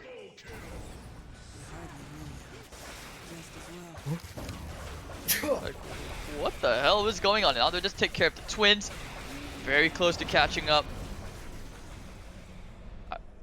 Yeah, just, wow, Yeah, that's just both teams farming insane. up the bosses. It's getting close to that 100 kill final duel threshold here. I don't think they're too concerned about Way to Death getting to the 100 first, because they can just win the duel and it just extends for that 10 points. Yeah, you can't lose if you can't lose the final duel. And you have to be so confident right now. You know, Gyro neutral dying creeps to a actually tier taking. 3 ogre. I think the magic damage Gyrocopter is just not scaling anymore as he expected. He might actually have to reconsider just re-itemizing his entire inventory. But okay, Scarf combo almost nukes down the IO, was a good attempt. Problem No, with they're just waiting for the re-itemizing though boss. is that he's invested all the cores he's got at this point into his items. You can't get those cores back once you've upgraded them. So he is stuck with these items at the moment unless he wants to build it. He can afford probably one with the spare tier 2 cores he's got, but Oh, IO is actually brought down, but they still have the IO buff onto the Drow Ranger, gonna try and shoot them down, but looks like this will be the first team fight that they're about to win in a very, very long time. Drow just not able to shoot anybody out. Actually, maybe he can. He does take one. He gets two. Can he get the third? Using the guts, trying to push them back. Can't kill the Gyrocopter, and Drow will actually finally take down. Meanwhile, Wraith King trying to back out Nick. He will have to ditch that poor Nyx Assassin buried in the center of that wall. And that's it. Alright, so they do win their first fight. So maybe a glimmer of hope, just saying that, hey, we haven't lost yet. the significance there is that not only did they burst down the IO straight away, so 7 seconds of Wraith form was starting to like get burnt into, but they got really good bashes from the Spirit Breaker onto the Drow Ranger, so even though the Wisp was tethered, Drow Ranger wasn't able to attack and therefore couldn't get any damage off. That's how they won that fight there, and that's probably how they will win fights in the future. Problem with that is that they're relying completely on bashes. There's no Abyssal Blades, there's no Halberds. So No, they actually just do have have to a rely halberd. on... There's a level 4 halberd on the Spirit Breaker. Oh, really? Yeah. Oh, apologies. All right, then yeah. Then if they just halberd the Drow, the Wisp won't be able to get those autos off. Like Sky may have to get into some other item. Because maybe get rid of the Tranquils, I'm not sure. Yeah, I'm not a fan of. I mean, personally, I quite switching out my farming boots for a different item. I don't upgrade them. Oh no, it looks like he does. He has tranquil boots at the moment, probably to get gold income, but he's got a veil of discord in his backpack, ready to switch out for jewels. Oh, he's got 2 boots. Yeah, no, I've noticed how a lot of people, I think nearly everybody on the side of Way to Death got 2 farming boots. Because you can do that now with no farming core. Never mind Cyberpunk. Jen? Meanwhile, Yeah? Darkseer just wandering into the wrong neighborhood and just taken out. This is extremely close, 93 to 97. What an insane nail-biting race right now for the first 100 points. 100%. So Yeah, the 2 Kindergarten farming is like boots. fighting for all the bosses right. Yeah, they're gonna start TPing in. I think they want to fight here. If they can just kill a couple of heroes, it's 95 to 97. It gets increasingly closer. Farm everything up, leave nothing behind. Take what you can. I think they will find Peacemaker. Yep, they do find the Spirit Breaker. There we go, 96 to That's really 98. bad. And they have to back off. Here comes the Shiva's got to get the vision now. Gets the double stun. Beautiful stun from the Knicks. And there comes the comeback. It's 98 to 98, 99 to 99. With 100, and they will force the final duel. Team White, what a perfect timing. They could not have asked for a better fight. That was beautiful. That double stun as well. And they picked off the Barrow at the start, so there was no bashes to deal with the Drow Ranger, no Halberd. So that fight was basically won from the beginning. Maybe they can do it again. They're dropping watchtowers so they can get vision over the entire arena. Both teams seeing each other. Both very afraid to make their move. So, I mean, it's what all on this final duel. Whew. Come on, guys. How? Okay, Give us, who give us starts something the to talk fight? about. You gotta go. I think they're just gonna fight for the high ground objectives first. It's all about patience. Pertzo in his little corner. They actually do smoke up, so where are they Smart. coming from? You will never know. Well, they're terrified. Look at them in the corner. I mean, I actually want to give credit as well to the Drow. He actually was it? Oh no, Nyx assassin. He actually forced them to get the double stun, which led to this final duel. Here we So now go. to call the initiation. There we go. Maybe the final hit. Politza still alive, and the Drow too much. The splinter arrows. They will get 3. Can they get 4? Yes, they will. Now it's a 1v5, and yes, Skyrim Mage, no way you survive this, and that will be a huge win for Kindergarten. What a comeback! Kindergarten Drow. take the game. We both doubted it. That was. Did you see Polizzi on the Wisp nearly fall there? And he just kept on with that lifesteal because Drow was attacking. Even though the Wisp was stunned, he was still getting that lifesteal thanks to the Wraith King aura and his Satanic, and he just stayed alive. That was incredible. I mean, that was insane. what a Best game I've seen. comeback. What a comeback. And also actually a pretty big upset. Way to Death was the clear favorite going into this tournament. Everybody thought Way to Death were probably just going to take it. Kindergarten, not so much. Kindergarten, actually, yesterday I talked to one of the members of Kindergarten, and he just told me straight up, it's just like, dude, I don't know how well we're gonna do tomorrow. You know, it's just we've been practicing a little bit, but we'll just try our best. Was basically the message, and turns out that their best is still pretty damn good. I mean, they gave us most entertaining game of the tournament so far. So I'm, whatever they were practicing, whatever methods they were using, it's working. Well, we've got Not Yet Dead versus Alpha Boys coming up. Which is going to, we're not going to get to see the draft of that game, sadly, because they are actually just about to start the match. This is, of course, the other big game today, right? Not Yet Dead versus Alpha Boys. Seeded 2nd and 3rd, respectively, for the tournament. We just had 1st seed versus 4th seed. So, in terms of bracket predictions, actually, no idea who's gonna take this. This is also one where I think it could definitely go either way. So yeah, we'll see how this one goes. I gotta go ahead and actually update our overlays a little bit. Okay. Just real quick, does anybody need a break? Who wants to cast? Do you guys? Yeah, I need a bathroom break, just real quick. Okay, then you go ahead and do that. Unix, I guess the two of us are gonna go over this really quick. Yeah. Just Sounds the good to early me. stages. So what do we have here? We've got Laranol on the left side, so that's going to be Not Yet Dead. And then Alpha Boys with Nero, Panther, the Nyx Assassin, Molex. Lots of scary players. I mean, we know all of these players. These have been around forever, and they are just absolutely terrifying. Strategy, my favorite, coming out again on Nero. Yeah, Chatterjee has been fairly popular. I mean, it's a strong hero. She just kind of like fights very well in the early game, right? She has... Oh, I don't have a logo for Alpha Boys. I'll see if I can get a logo for them by tomorrow. They didn't give me anything for today. All right, so it's gonna be Alpha Boys versus Not Yet Dead. Alright, and here we are, 4 seconds until the duel. Gonna be getting in here now. 5-on-5. Abaddon with the shield onto the lion, pushing forward. He's got the stun ready. He's got raindrops. Interesting strategies. He finds 2, but there's going to be a metamorphosis from the Terrorblade. Stun onto the lion. Oh, They're trying to bring down the Terrorblade with the metamorphosis out of the fight. It could be a lot easier for them as Panther desperately trying to run away, but he's too damn slow. Terrorblade is a slow boy, but he's wasting a lot of time at least. Oh, he fights Mr. He's trying to find Random! the Shadow Fiend. Oh, he gets him! There's going to be Nero chasing down Laranol here, but he's got the support, he's got the raindrops, he's got the apodic shield as Oh, well. that's There's triple stun by the Nyx. As Lion's not able to replicate Darius Wallets, it's just the one getting stunned, but it's now a 4v2. Watts desperately trying to stay alive, the Iron Shield ticking away on his enemies, but he's going to pop as well with the right click from Mont's ban. As is now just Anti standing in the middle. He's tanky, he's got the shield, but he's clearly not tanky enough. As he needs one more hit into the Nyx. He's looking for it. He's on a horse. He's fast, but Nyx has got way more legs than him. Does he? More I don't know, legs dude. Abaddon got 2 legs, and then the horse got 4. Oh, I guess. I mean, it's So that's kind of... 6 legs in total. How many on? Nyx has 6 legs in total. Oh, fuck. So it's a draw on the legs front, I Oh, think. Yeah. Poor analysis, Unix. Come on. Not well thought out.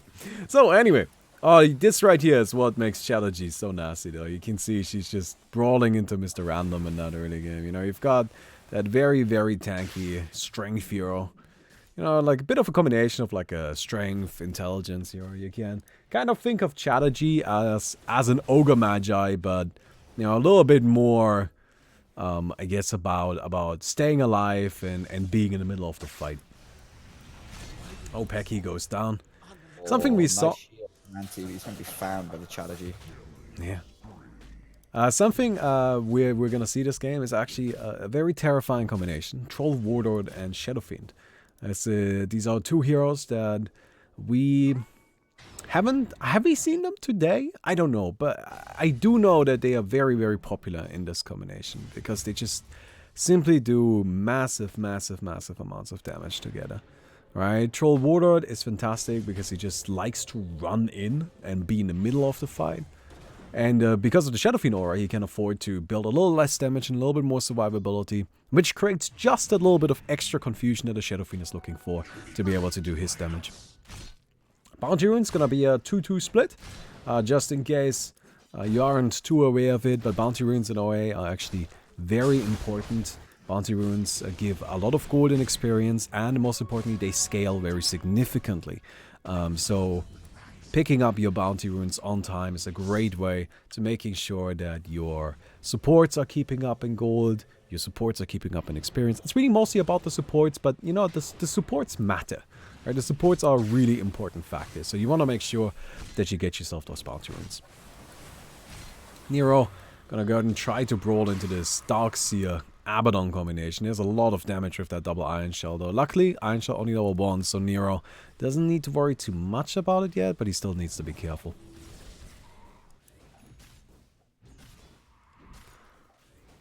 Unix, you still here?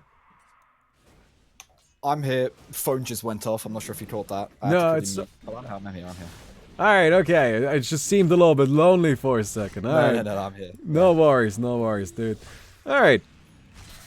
We also see... Oh, go Talk ahead. about the Troll Warlord for a second, because standardly, normally when I see Troll they pick up tranquil boots and they're more roaming and they run around and get the corner creeps. At least that's what I've seen more, and it's what I quite like. But it looks like Red is playing phase boots and farming the small camps. I'm not too surprised by that. I feel like there's like totally two styles there, and it comes down to like what your team needs, right? And I feel like because the Radiant has Mr. Random on that Shadow Fiend, you know, the Shadow Fiend is going to be more of the kind of like roaming hero that goes over to the other side. And that opens up the base for the Troll, and he can just kind of like be in the base and be happy there.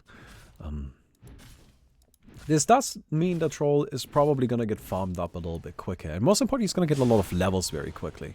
Level 25 is actually really nice because with the Battle Trance Strong Dispel, you can purge yourself out of stuns, which is a great way to, you know, continue fighting even when it doesn't look that great for you. Of course, it doesn't work when you're silenced, so Scarif Mage is still a little bit of a counter there, but then again, Scarif Mage doesn't perform that well against Troll Warder just because the ultimate protects the Troll. It really comes down to who gets to use the ultimate. I mean, that's really the big thing. Yeah. That talent is going to be scary for the strategy. Can you imagine if I was in their position, you stun the Troll Warlord, you're getting closer and closer, and Yeah. he presses R, and you've suddenly got an unleashed, unstunned, fast attacking, life stealing Troll Warlord in your face. Oh yeah, that's a big problem. Admittedly, though, I think if you Epicenter are coming from what's cancelled by the vacuum. oh, and look at this. This creep. This is what this is all about. Who gets it? Radiant guarded. Nice. That's important. That's 1,000 gold in their pocket. What? Run, rock. Nope. Chadachi's going to deny him there. Actually healed with the shield. Oh my god, Abaddon's going to save us. Yeah, anti with the big plays. Anti. That was well done. That was very well done. Anti keeping Vox alive right here.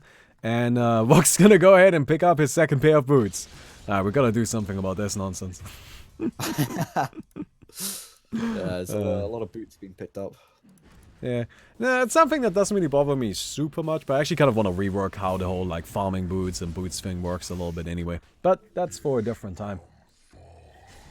Right now, I do actually want to quickly talk about some heroes we haven't seen too much of today. So there is Sand King, which I think is the first time we've seen him today. Sand King is pretty nice in a way because he can use the Caustic Finale to take down large creep camps rather early on. And then of course, just a very reliable stunner. And also got some nice talents with the Sandstorm, you know, like that's really what it's about. What you won't see too much of is the ultimate. Epicenter is, frankly speaking, just not that great of an ability in this game mode. But all of the other abilities Sand King has are quite powerful. And he's mostly just a very disruptive hero, and that's something that he can really utilize excellently. Then we also have Lion. I'm not sure if we saw... I don't think we saw Lion in one of the like main games we casted, full matches we casted today. Lion is a hero that, funnily enough, is kind of similar to Sand King, as in he doesn't have the world's greatest ultimate. Finger of Death is an ability that you will see in the early game and then late game. People often like to use it for farming, which is a little bit silly. But hey, you know, whatever works. Also, by the way, Radiant side picking up a very early base boss to get themselves a second core for boots. Well. Oh, They've nice. just finished one as well, both teams. Yeah, both teams going for those double boots, it seems. It's interesting. Although, actually, it seems that Dire not quite picking up boots of speed, not rushing it as much, I suppose, right? Panther on the Terrorblade, probably going to be using the core just for raw damage instead, which is very much reasonable. So, the double boot thing, of course, in case you're a little bit confused by it, boots have farming properties. If you get 2 boots, then you get twice the farming properties. So, in this case, you know, you get passive GPM from Arcane boots, and the Creator Tranquil boots can be used to one-shot creeps to get a large bonus bounty. Is this intended? That's a difficult question. It's something we are aware of. We have been aware of for a very long time. It's actually the first tournament where we see people and players actually using the double boot thing a lot. It used to be more seen. It used to be seen as more of a gimmick, right? Where somebody's just like, I want to get 2 boots. I have all the money in the world. But you know, like in the end, that didn't really matter that much. But you know, I guess in this game we can see that people do actually want to get all the money in the world. Looks like Troll Warlord's been ganked here, as he doesn't have enough mana to use his ultimate and just gets destroyed by the Styrwrath Mage. He's now getting turned on by the Shadow Fiend. There's a lot of damage here with this BKB. 2 boots though. Ooh, that finger. Finger's gonna pick off Panther. Laronal working on those finger of death kills. You know, eventually you'll have infinite damage with that. Now, Lion, even though I just said that his ultimate isn't really what you pick him for, what do you pick him for? It's really about the AoE hex. That's what it's about. You gotta get that AoE hex, alright? AoE hex is just absolutely fantastic. Blink Dagger in. It's a Ravage, but brutal.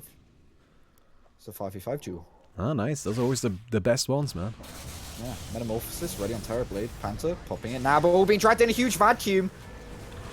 Shadow Fiend popping the BKB. He's not going to be able to use his ultimate though, as he's now stuck in the middle of it. Panther taking a lot of focus here. He's used Sunder already though, so he's just going to have to right-click. No help for him though, as he gets a double kill. Doesn't actually die, and it's going to be a pretty secure victory for Dire's side here. Dire actually taking a 5-0 right there. That's pretty damn impressive. They are now a little bit ahead, right, in terms of gold. They are kill scores, of course, got a big boost because of that.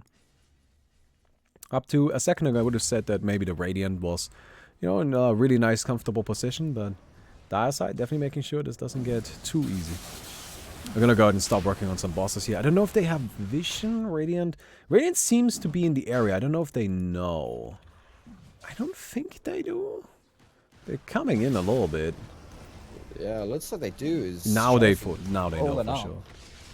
Blink in. Lord. Oh! That snipe! Laronal with the quick pick-off with that Earthspike, man. Dude, that's a dream as Lion. You want the guy come in and get some kills.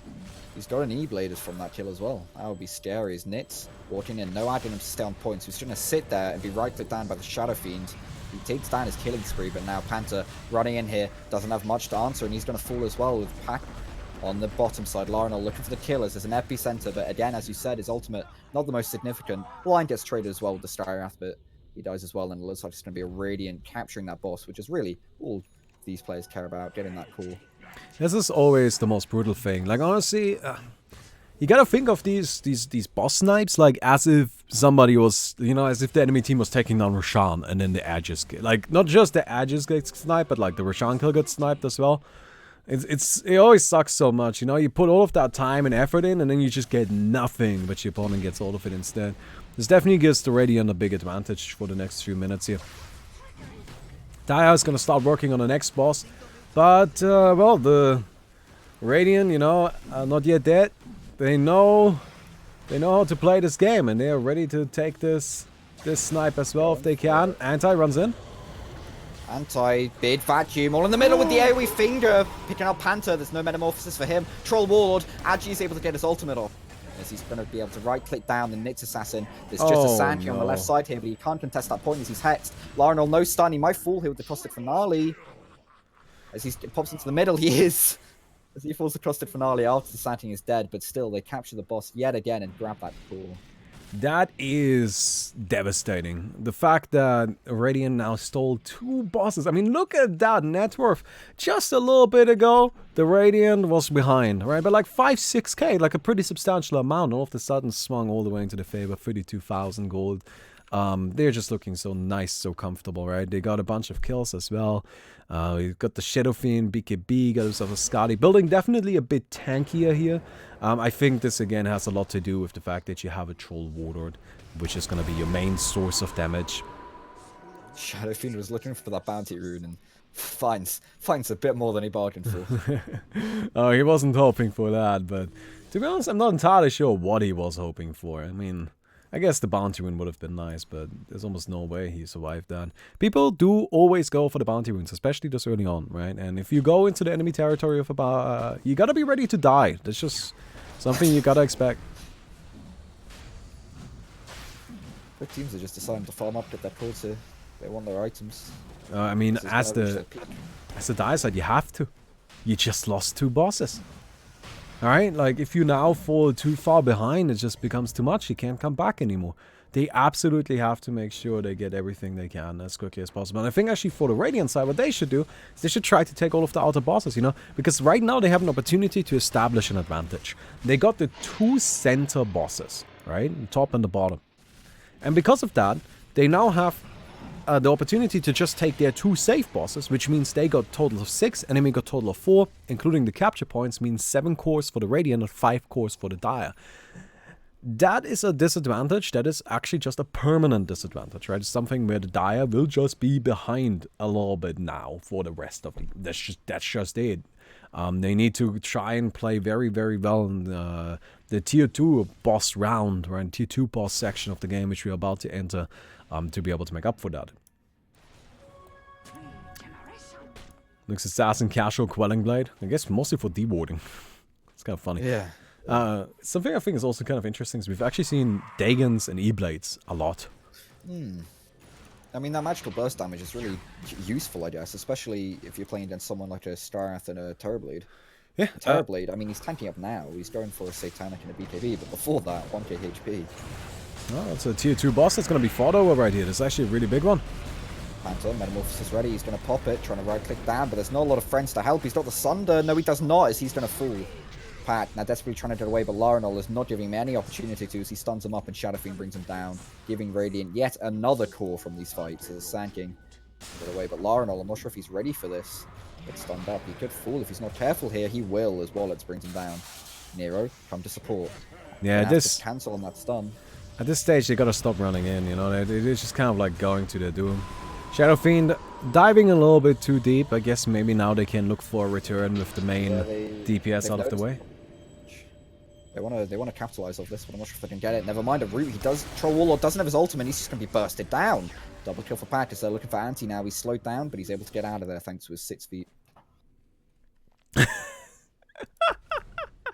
That's why. You got it. Yeah, that's why. got to nerf Abaddon's feet now. Sand King also got 6 feet. Is that why the Dire side is losing? They have too many feet.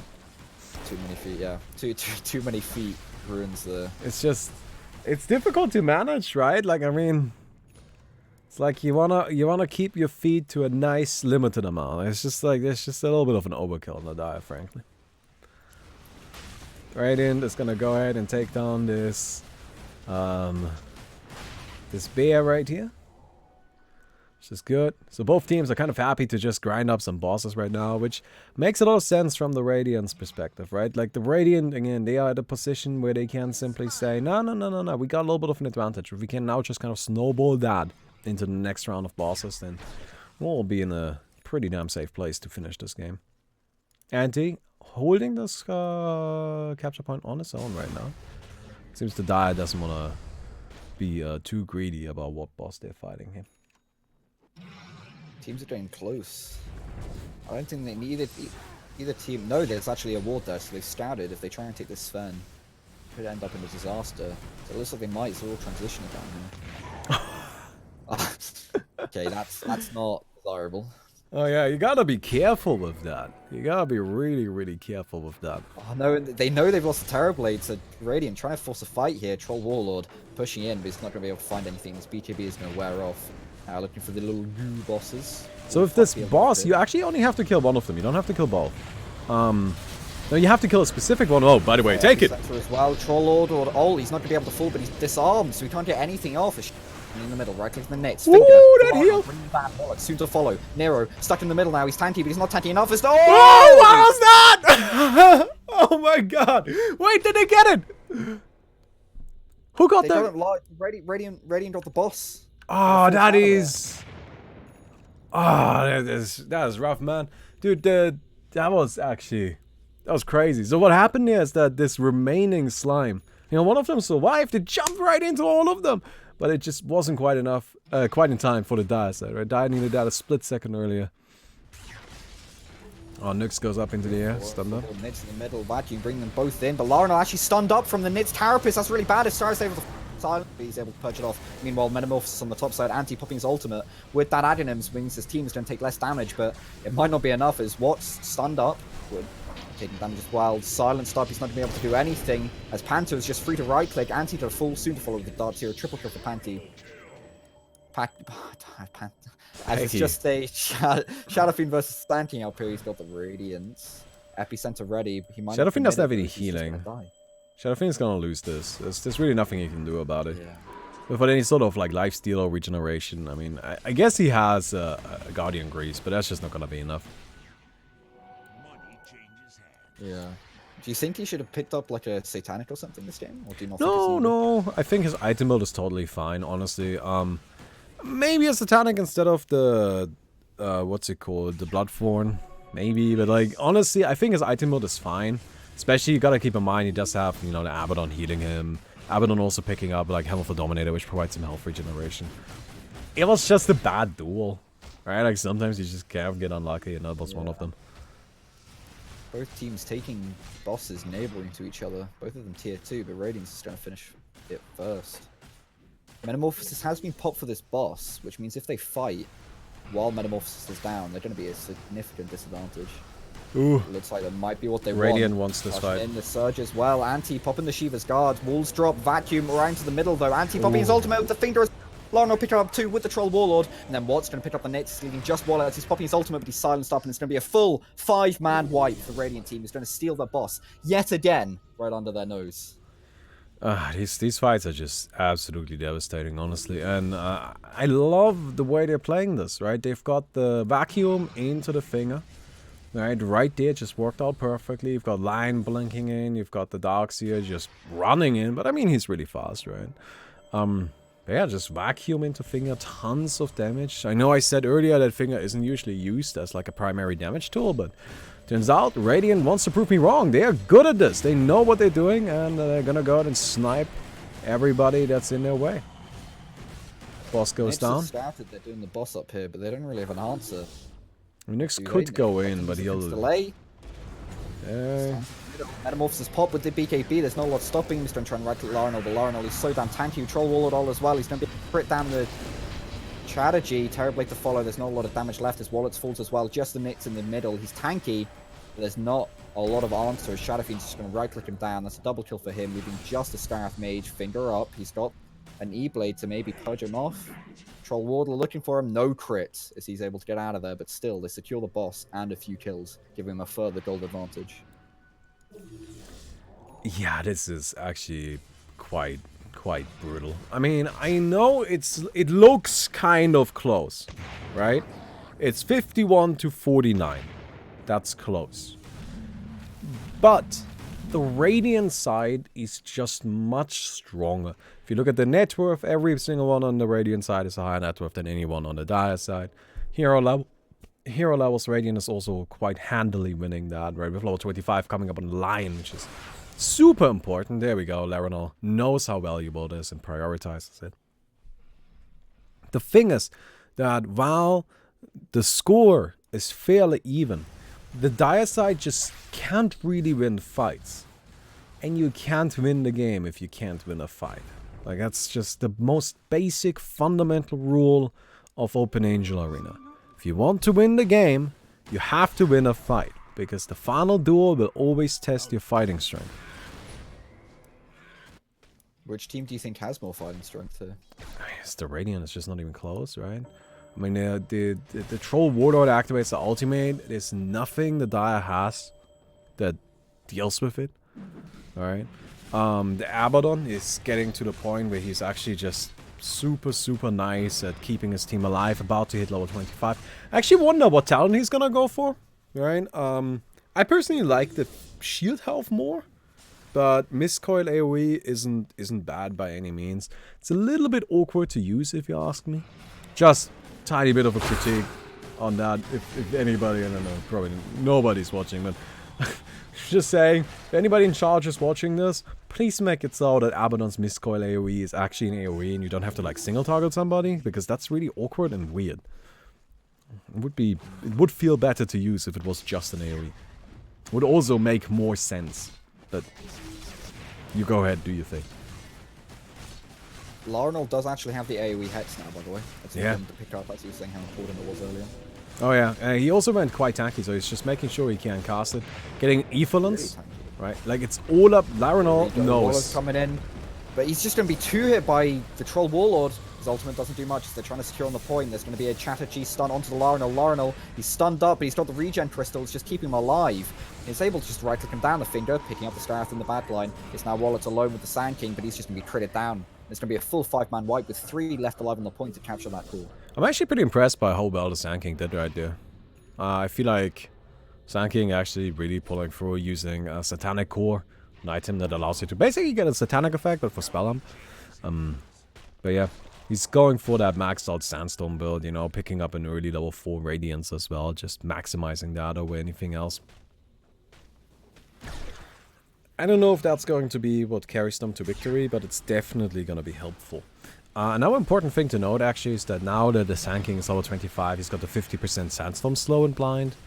Of course, the slow is very powerful, but the blind is really what you're praying for. You know, that somehow stops the Troll Warlord or the Shadow Fiend from just slaughtering your team. MKBs are online though. What do you think of a lot of heart transplant pickups being used here? Because I like it. I mean, that's what the item is for, right? Like, so heart transplant, in case you aren't familiar, it's basically Solar Crest, but as a heart, right? So you can cast the heart transplant on an ally, and then the ally gets healed based on like you kind of like lose the heart you had, and then your ally gets it, and you heal them a lot, you know, based on your regeneration and such. It's actually a pretty interesting item. Basically, what you want to do with it is cast it on an ally and then stay away from a fight to make sure your ally stays alive, or like stay out of the way, right? Like basically not get hit. It's a great way to keep core alive, right? When you want to just make sure, I really, really, really want my Terrorblade or my Troll Warlord or my Shadow Fiend to survive the fight. That's when you get a heart transplant. It's a great pickup for a hero like Chatterjee, because Chatterjee is already so tanky. So I like it a lot. I think it's actually really important for the Dire side to have one, just because this Terrorblade, without it, we see what happens, right? Panther just gets annihilated, and that doesn't work. 100%. There's actually tier 4s coming out, by Yeah. the way. With both teams getting one, it looks Oh, like. This is no. a fight here. Troll Warlord popping his ultimate, he's in the range mode, so he's able to click down the Chatterjee, who's done a full first. Panther jumping in, but he just gets destroyed! Actually able to reflect the finger damage. Larinal looking low, but it looks like his regen crystal is going to be able to keep him alive, with Nyx in the middle, but he's going to fall as well, leaving just the Strath Mage on the sideline. He's got damage, but not for a lot, and it's going to be an ultra kill for the Troll Warlord. That looked just so easy for the Radiant side. Yeah, that's what I meant earlier with the score may be close, but the Dire can't win a fight. So what the Radiant is doing is exactly the right play. What they're doing is they're just taking every single fight they can, right? They're not giving the Dire any sort of break. They're saying, you want to kill a boss, we're there, right? You want to go for a capture point, we're there. Anything you do, we will be there. Because we can win every single fight. And so we want to take every single fight. Darkseer actually gets Hex. He doesn't have wall anyway. He's able to get Hex, 8 seconds to wall, but doesn't matter. Panther standing in the middle, but he takes so much damage from the Troll Warlord. He's able to get him back, get any damage off. Double kill for Troll Warlord, maybe a triple as Nero looks really low. Able to get out of there though. Wallet's on the sideline though. He's got the Sand King. He's got the Sandstorm. He's Hexed. Chatterjee, that's the fall with the ultra kill with this pickup on the Sand King. A pretty easy duel there. Looks scary if they'd forced into a final duel against that lineup.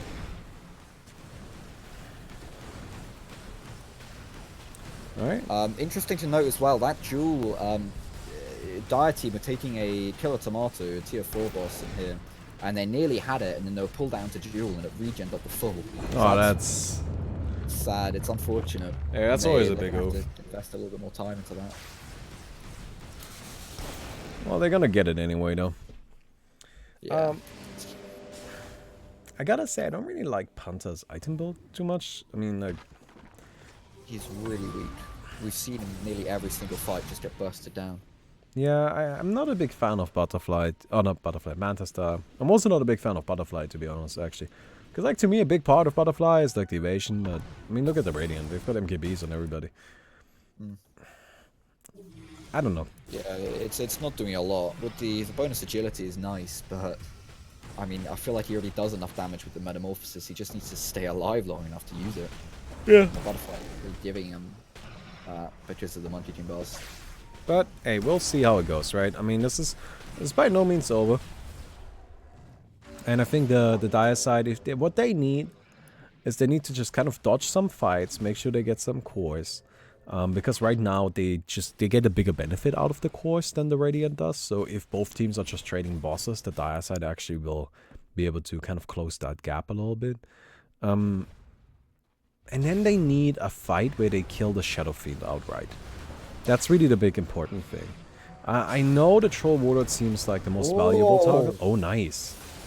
They burst him down. He's down for 15 as they're going to try and force a fight out of here. Nero, stunning Larinol, but again, you've talked about how he was so tanky, and they somehow did not kill him. Yeah, he built a tanky line. Like, that's what he did, and I think that's very smart here. Right? If you look at his items, he's got E-Blade. E-Blade may be seen as like an offensive tool, but it's actually a great defensive tool. You just E-Blade yourself, you're fine. And he's got the regeneration crystal, which what that item does is just a simple, you gain massive health regeneration for a little while, right? A simple effect. But that simple effect is fantastic if it comes down to surviving just for a few seconds longer in the fight. Lion also now maxing out the Aghanim Scepter, which gives him the additional 1000 Earth Spike range, and you just kind of saw the length of that. Lion just wanted to Larinol just wanted to show off his wiener, and he did, and it is pretty disgusting, frankly. It's important to note that there's not a lot of answers for the high armor and high HP on the side of Dire. Like Lion and Shadow Fiend have a lot of armor, but there's not really any minus armor. Yeah, well, let's see, maybe Desolate or something like that would have been nice on a Terrorblade. I don't know. It's hard to damage through all that armor. I guess that a lot of that damage is magical as well, Strath and Sand King, but BKBs exist. They definitely do. Abaddon picking up a refresher orb. So this, by the way, the build that Anti has here is a pretty common Abaddon build. This is how you will see Abaddon most of the time. Refresher is really just about making sure you've got borrowed time going on for the entire fight. 50% damage reduction to your team is just incredible. Like, there's not much that will keep your team alive better than the double borrowed time. Wars coming out. So, no reason given there. Yeah, something I wanted to point out real quick as well is I like going for the Shadow Fiend in these fights if you are the Dire. So first of all, the Shadow Fiend did build it a little bit tanky, but he's not like super tanky. It's still a Shadow Fiend, right? And he doesn't have lifesteal, which is pretty important. Also, I think the Troll Warlord is just too hard to kill, but Troll Warlord is a hero that can be juked pretty easily, actually. Right, and you do actually have good tools for it as well, because if you look at the Dire side, they have a ton of disable. They've got Sand King, they've got Nyx Assassin, they've got Strategy. Like, these are all great disables. Strategy, even picking up an Abyssal Blade. They can lock down the Troll Warlord and just kind of keep him away. And then they just gotta kill the Shadow Fiend, because if the Shadow Fiend is dead, then all of a sudden the Radiant doesn't do as much damage anymore. Troll is pretty strong, don't get me wrong. But even though this troll is really, really powerful, this troll did also not fully commit into damage either, right? He relies on the Shadow Fiend to be able to overwhelm in the way that he does. So maybe that's kind of like a little bit of a... you gotta figure out what's the winning play, right? I feel like that's really important. Oh, nice. Yeah, Sand King's just caught out there with that hex. Yeah. The AoE Not hex. much you can do about that. AoE hex is just devastating, right? You got multiple people caught in that. It's brutal. It's also great against Terrorblade because it actually kills all of the illusions. Yeah, really big. Great against illusion-based heroes. I don't know, especially with 5 seconds, like, it's ridiculous. Yeah. Yeah, no, this is just a pretty powerful ability. So look at that Earth Spike range. Yeah, I was just about to say, that's ridiculous. Oh, and a Blink Dagger on top of that. Larinol is mobile and tanky and is here to stun people. I mean, not about sums up line. Hover over the Earth Spike and look at the cast range. Like, that can reach from fountain to the medium camp outside the high end. Alright. We gotta go and take down our boss. And Yeah, both teams just wanting to picking farm up up. here. They want their tier 4 cores. I mean, it makes a lot of sense, right? Yeah. Except Starath Mage. Bit hard. Yeah, we've got a million gold, a million net worth lead from the Radiant at this stage. That's a lot of net worth. That is a lot of net worth. Honestly, this was really a game that I think that was largely decided. Assuming, you know, it is decided. Which, I don't want to throw in the towel just yet, but we're gonna need to see some big plays. But what got the teams into the position they're in right now, it was really just the Radiant spotting some boss kills and then doing a great job sniping them. And that's it. And it was that simple, and it was incredibly effective. And now they are just absolutely dominating. There's a Charger right here. Tier 5 Charger, so that's a pretty strong boss. Just to kind of explain, so there's like 4 different tiers of bosses where you get new cores. And then there's tier 5 bosses, which tier 5 bosses still give tier 4 cores. But tier 5 bosses give twice the points. So like a regular boss gives 1 point when you kill it. But a tier 5 boss gives 2 points when you kill it. So you can actually use tier 5 bosses to kind of like really build up like a point difference or point lead rather quickly if you're able to kill them. Also, the bosses won't each tier have their own unique pool, except for the tier 5s, which give tier 4 cores, choose randomly from Uber ones. So, for example, the Charger we saw them take down in the bottom right corner. That was a Charger, which is a tier 3 boss, but it was an Uber Charger, which dropped a tier 4 core. Yeah, there's basically like every single boss in the game is reused in the tier 5s video. Or reintroduced again with much, much higher stats and much more powerful abilities. And yeah. Laronel, get out of chat, you wiener! Spoilers! Get out of chat, you fucking wiener! Alright. And that's the final duel. Starting. He did actually go for the AoE Mist tool, by the way. I mean, he has both of them now that he's got tier 5 and Interceptor, but he chose Mist tool. Yep. No, I think that's fine. Like, I don't think there's any better one there. Oh, go ahead. God, Nero, the challenge. Never mind. While leaving just a Skywrath Mage, Panther up on the high ground. He's got the good positioning, but I don't think he has enough damage as he 3 hit and brought down. With a Radiant victory. I mean, what is there even to say? What is there even to say? Lionel.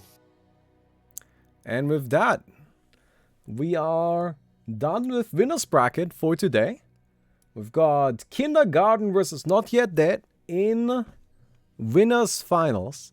And we've got Jalaji Tragedy versus Darkonius is Senpai. And the question mark team versus Team Scheming and Dreaming. And then either one of them is going to have to play Way to Death, and the other one is going to have to play Alpha Boys, which will be... That's going to be a rough one. Yeah. But I think what we're going to do really quick is we're going to take a quick break. Yes, please. Oh. We're going to take a quick break of about, let's say, 10 minutes or so. Because I have to go to the bathroom, and I think we all kind of earned it just a little bit. So, yeah. All right. Well done.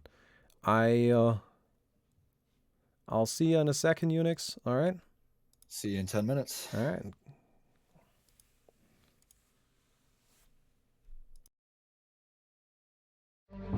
No! No, come on, it's gonna be close. Come on, no, going! Oh, they got it! Gee, Actually, I should really quickly explain this. I prepared some highlights from last, from last majors. From the last major. I prepared some highlights, just because I didn't want to make the break super boring. So if you want to watch them, you can go ahead and watch them. right? I think they're pretty funny. And yes, but I should have explained that before I switched to the break. But I will see you in a second, alright? Alright. Now? No, come on, it's gonna be close. Come on, no, Inside no, the no, goal. they got it! Sheep, he makes it in just in time, and now Zeus, he can't stand against it. It's gonna take too much damage. It won't matter if you disarm Sheep. He'll stand his ground. He's still at the Sunder. He can switch on the Falcons. He can do it. No, he says Animage. I like your help instead. Doesn't even try and blink out because he gets pulled midway through the animation. Sheep, he's got the Sunder again. Falky, what are you doing here? You need to leave. Jonathan actually going to go work on Anguish. The dunk comes down. They'll get rid of the double-headed dragon, and now Bristleback left alone in the center. He doesn't want to give this over, but Sheep hits so hard with the call. Jonathan can't help but look at the Banaka trying to stand his ground. Roll's Thunder coming out just in time. But he needs to leave. He can't turn around and go back in. Zeus trying to recover for them, but they need to get in the zone right now. Banaka, no! He's gonna stop. He's gonna run in on the back foot, but Zeus is gonna die. In the meantime, the split up connects, and now the cold feet through as well. They'll get the kill. And he made decisive to farm creeps and accept that this is a done deal. They might secure the capture point finally. No, not quite yet. I don't think this is over just Oh yet. no, they're gonna get involved. Creeps taking a lot of damage. Needs the life steal up here. The stomp comes through. And bam! He just disappears from half HP. Undying will fall as well. I don't know if you're right about this one. Zerf is getting involved as well. The BKB forced to use it right away. But Mr. Random standing his ground with the Satanic as well on the side. Doing a decent amount of damage, but they're doing a lot more. He's trying to heal up, but it's already ran out. Noah's trying to go to work on the Lestrat. He's going to run him down and just tread through him. Larinor, he gets a triple kill, but he gives his life in the end. And now Pangolin back into the mix. It's just blood after blood after blood. We might be about to have one. Looking at Beer jump in. BKB comes out random. He's going to get the flat cannon going in the back foot. Larinor looking at Silence. Alright, on the track. He can't do anything with the boat. Dragon walks away before he gets stomped out. Now the chain front. Look at the damage. Random with the refresher. He's doing a lot of work here, but he's not really doing enough. He needs to assist at Larinor. Trying to go to work as good as the boat plays here. Let's sail for the high seas, boys. Because they are cleaning house. Mr. Random, he's going to get stuck in as well. It's a team wipe. Radiant.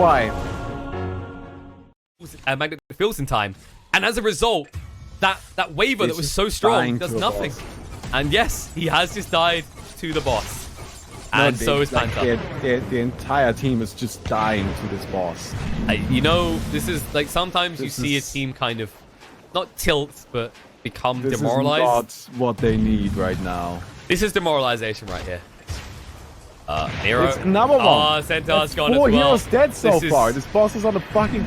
Oh my god! No, I'm dying! How? Alex! Guys! Alex, panic! This spiders are coming! This spiders are coming! Stop it! Panther! Be the savior! No! That's Don't die! 7 Be the kills! savior! You can do this. You can do this. No, he blinks away. He's giving up. Spiders are coming. Daddy needs hugs. Spiders. Oh my god! And actually, they have to know that this boss is going on the top left. And look at the movement. Straight away, they're going to see the only place they can be right now. Scans coming out, they see everything. Pertso just trying to zone out on the high ground. The charge through. BKB connect on a gyrocopter. Bashed up. He can't do anything. It's just going to fall. Warlex says, thank you very much for getting this started. Now it's warmed up. We'll deal with it. Pertso hit by Spirit Vessel, but they don't really care about him too much right now. They just want to take the boss. Unless PA gets one hit. Not advisable. Oh, Impale on the 4. Oh, no! They lose everyone but the Spirit Breaker. This You is gotta what dodge them. Do not ignore this Nyx, okay? This is getting out of control. Like, I mean, I hate to point out to people because I know there's gonna be a few Kappa signs, and maybe Kappa prides, but we are 69 on 69, guys. And this game is deserves close. a Kappa pride. Where are my Kappa prides? Fill it up, boys! Fill up the chat. I mean, you know, love for each other. This is CIS Dota at its finest. Vibe Strike actually signs up the Kunga. This is a big deal if they can kill him off. The Stomp is good, but immediately woken up, and now the cooldown coming out. There's the BKB effect on the boat, dragging away the Vibe by smashing into two, but the split up in return does good damage. Mr. Adam, he's like, party time in the center, boys. Let's go. The Satanic, though, it's not doing enough. He's just going to be shredded through Gish. He's left alone here, but he's not really doing any damage to Pangolier until he smashed through. The hard hit from Pangolier. This is the true right-click carry of this game. Actually, P3K is going to spot him out. Chant turn, the Fissure, just trying to slow him down somewhat. Now Pangolier with the wrong thunder. The charge through, though. Hitting on the 4 heroes looking good. Now using the strike through. Blue getting low on HP. Disrupting the Echo Slam comes through, melts them all. The only one left alive is Tia in the corner. Patience from Scarbo. And he shows them his wrath. And there's the duel that begins. Once more, this duel is There you go. The gaze coming out really early from him, but identifying he'll never get a chance to actually use it if he waits. Just trying to scare them away, carousing around. Jay West is silenced up. They can't really make a move. Now the jump in's coming in. Anime's trying to go up. Mr. Marsh, okay, the avalanche is good. Now, looking for the man of void, but no, the call just in time. Now the cast bouncing through, but it won't matter. Ugly can stand his ground. Or can he? No, he dies. This Medusa doesn't even matter. She can't do enough. Jay West is just overwhelming everyone. But he's alone here. Tay, avalanche, toss coming out. Pikachu getting low on HP. They need to be careful. Tay is going to fall. Mind Slayer dodging them out just right. Donald Trump is being kited right now. He needs to go to work at this instant. Immanube getting low, but no, the Sunray Brew is good enough. Jay West, 3-on-1. It won't matter anymore. No Ghost Shroud available for 4. He's going to take a lot. No! Double kill coming out. Just ticking them out. Immanube is alone here. There's E-Blade. Decisive. Goodbye, sir. He wins it for his team. Necro just carrying his team on his shoulders right now. Now, no, come on, it's gonna be close. Come on, no, go in! Oh, they got it! Sheep, he makes it in just in time, and now Zeus, he can't stand against it. It's gonna take too much damage. It won't matter that you disarm Sheep. He'll stand his ground. He's still at the Sunder. He can switch on the Falcons. He can do it. No, he says Animage. I like your help instead. Doesn't even try and blink out because he gets pulled midway through the animation. Sheep, he's got the Sunder again. Falky, what are you doing here? You need to leave. Jonathan actually going to go work on Anguish. The dunk comes down. They get rid of the double-headed dragon, and now Bristleback left alone in the center. He doesn't want to give this over, but Sheep hits so hard with the call. Jonathan can't help but look at the Banaka trying to stand his ground. Roll's Thunder coming out just in time, but he needs to leave. He can't turn around and go back in. Zeus trying to recover for them, but they need to get in the zone right now. Banaka, no! He gets stuck! He's going to run in on the back foot, but Zeus is going to die. In the meantime, the split up connects, and now the cold feet through as well. They'll get the kill. And he made decisive to farm creeps and accept that this is a done deal. They might secure the capture point finally. No, not quite yet. I don't think this is over just Oh yet. no, they're going to get involved. Supreme's taking a lot of damage. Needs the lifesteal up here. The stomp comes through. And bam! He just disappears from half HP. Undying will fall as well. I don't know if you're right about this one. Zerb is getting involved as well. It's the BKB forced to use it right away. The Mist around him stand his ground with the Satanic as well on the side. Doing a decent amount of damage, but they're doing a lot more. He's trying to heal up, but it's already ran out. Noah's trying to go to work on the Lestrat. He's going to run him down and just straight through him. Larinor, he gets a triple kill, but he gives his life in the end. And now Pangolin back into the mix. It's just blood after blood after blood. We might be about to have one. Looking to jump in. BKB comes out random. He's going to get Black kind of go in the back for Larinor. Looking at the silence. All right, on the track. He can't do anything. The boat dragon walks away before he gets stomped out. Now the J-Frost. Look at the damage random with the refresher. He's doing a lot of work here, but he's not really doing enough. He needs to assist Larinor. Trying to go to work as good as the boat plays here. Let's sail for the high seas, boys, because they are cleaning house. Mr. Random, he's going to get sucked in as well. It's a team wipe. Oh, what a wipe. Magnetic fields in time. And as a result, that waver that was so strong does nothing. And yes, he has just died to the boss. And so is Panther. The entire team is just dying to this boss. You know, this is like sometimes you see a team kind of not tilt, but become demoralized. This is not what they need right now. This is demoralization right here. Nero. It's another one. Oh, Centaur's gone as well. 4 heroes dead so far. This boss is on the fucking... Oh my god! No, I'm dying! Alex! Guys! Panic! This fight isn't coming! This fight isn't coming! Stop it! Panzer! Be the savior! No! That's Don't die! 7 Be kills! the savior! You can do this. You can do this. No, he blinks away. He's giving up. Spiders are coming. Daddy needs hugs. Spiders. Oh my god! And actually, they have to know that this boss is going on the top left. And look at the movement. Straight away, they're going to see the only place they can be right now. Scans coming out, they see everything. Pertso just trying to zone out on the high ground. The charge through. BKB connect on a gyrocopter. Bashed up. He can't do anything. It's just going to fall. Walex says, thank you very much for getting this started. Now it's warmed up. We'll deal with it. Pertso hit by Spirit Vessel, but they don't really care about him too much right now. They just want to take the boss. Unless PA gets one hit. Not advisable. Oh, Impale on the 4. Oh, no! They lose everyone but the Spirit Breaker. This You is gotta what dodge hap- them. Do not ignore this Nyx, okay? This is getting out of control. Like, I mean, I hate to point out to people because I know there's gonna be a few Kappa signs and maybe Kappa prides, but we are 69 on 69, guys. And this game is deserves close. a Kappa pride. Where are my Kappa prides? Fill it up, boys! Fill up the chat! I mean, you know, love for each other. This is CIS Dota at its finest. Vibe Strike actually signs up the Kunga. This is a big deal if they can kill him off. The Stomp is good, but immediately woken up, and now the cooldown coming out. There's the BKB effect on the boat, dragging away the Vibe by smashing into 2, but the split up and return does good damage. Mr. Random He's like, party time in the center, boys. Let's go. The Satanic, though. It's not doing enough. This is going to be shredded through Gish. He's left alone here, but he's not really doing any damage to Pangolier until he smashed through. The hard hit from Pangolier. This is the true right-click carry of this game. Hello, everybody. Battle begins. So I don't think anybody else is back yet.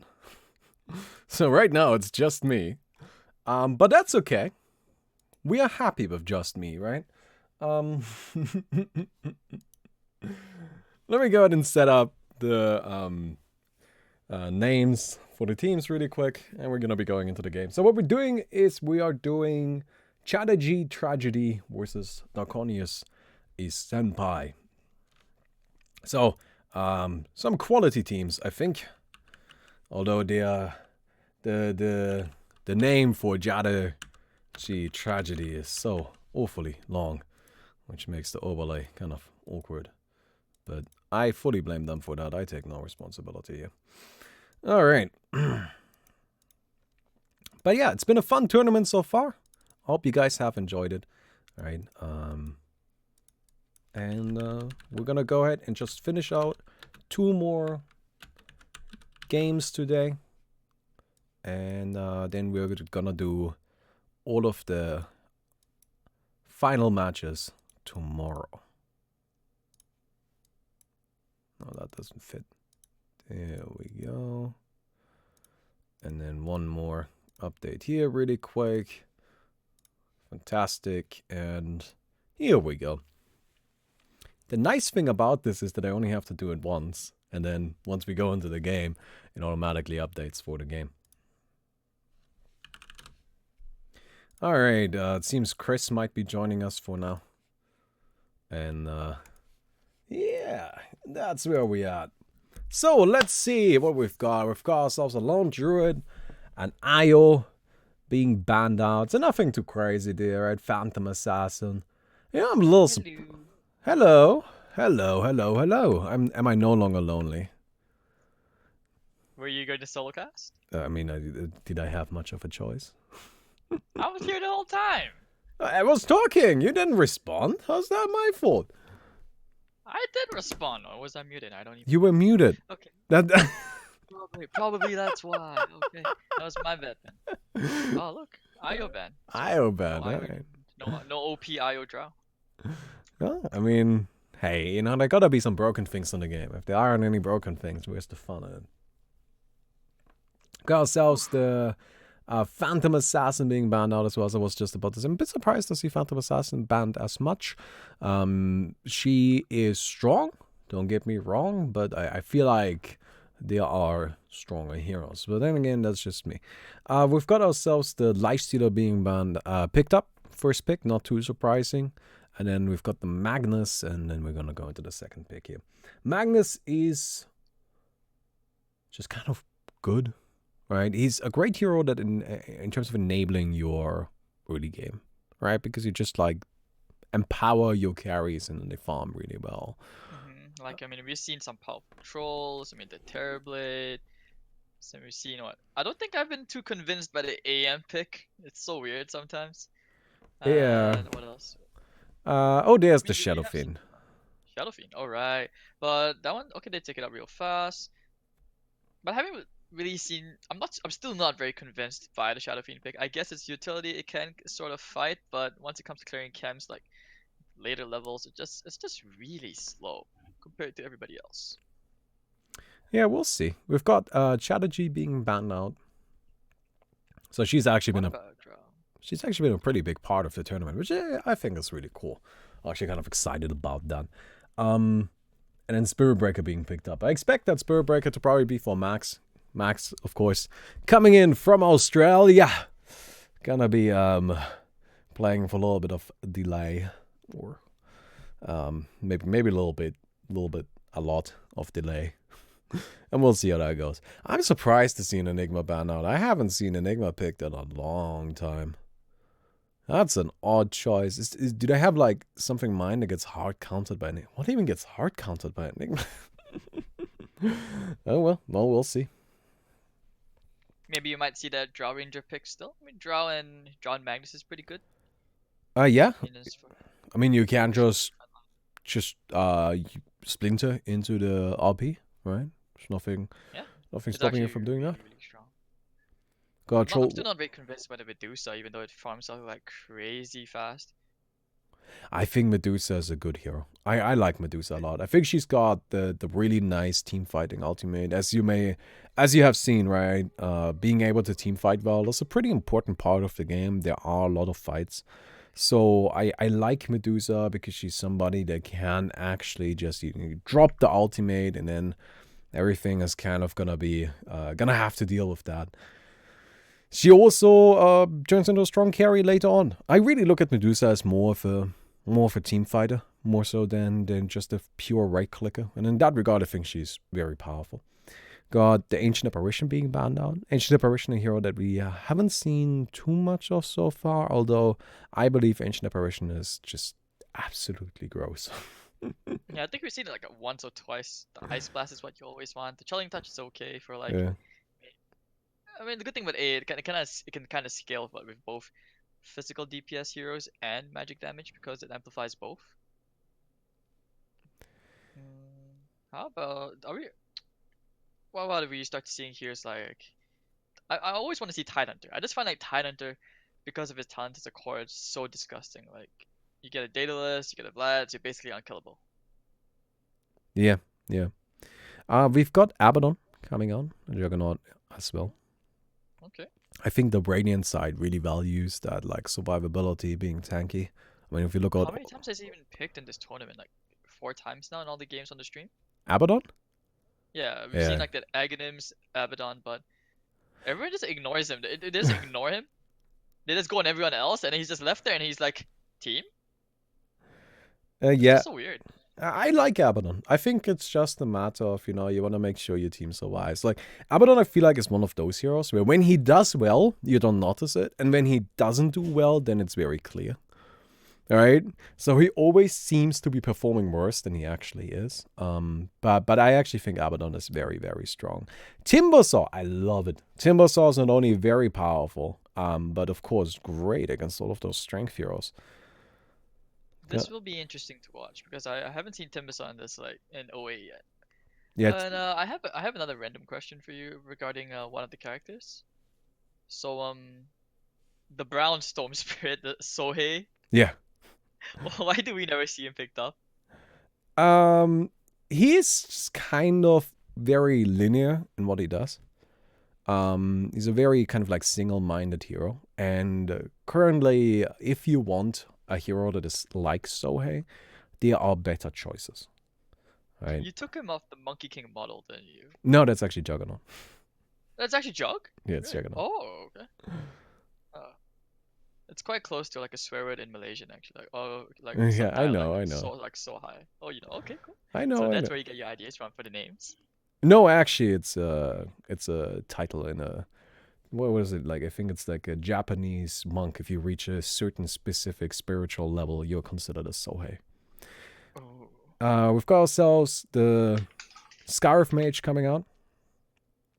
Scarf Mage, of course.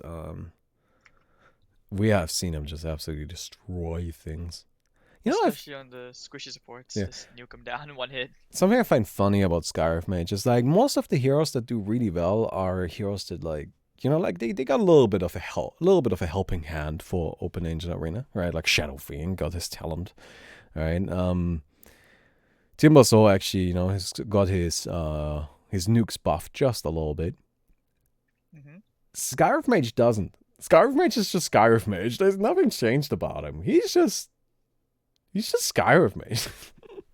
You mean it's only the most disgusting nuking hero out there? Yeah, I Made it mean, his damage output. just Skyrive things like we've mentioned it like several times now. Scarf Mage is just one of those heroes where he's just gross on his own. He doesn't need any help. Of course, having an upgradable Kaya goes a long way, right? And the ability to pretty much always get it. Lion gonna be banned out, so I think from the Radiant side, we've got some brothers got Scarf Mage. I think we would either see another right clicker or we're gonna see some sort of team fighting hero, maybe a combination of both. All right, there are some options available. I don't know what heroes exactly they like a lot. I think actually Medusa would not be a terrible choice here. I like Medusa a lot against Magnus. Actually, I think Medusa does great against Magnus. Would you not rather to get one more frontliner, or do you think? Actually, wait, hold on. Yeah, but some magic damage would be good for the Timbersaw. Or do you think Medusa can just outfarm this Timber?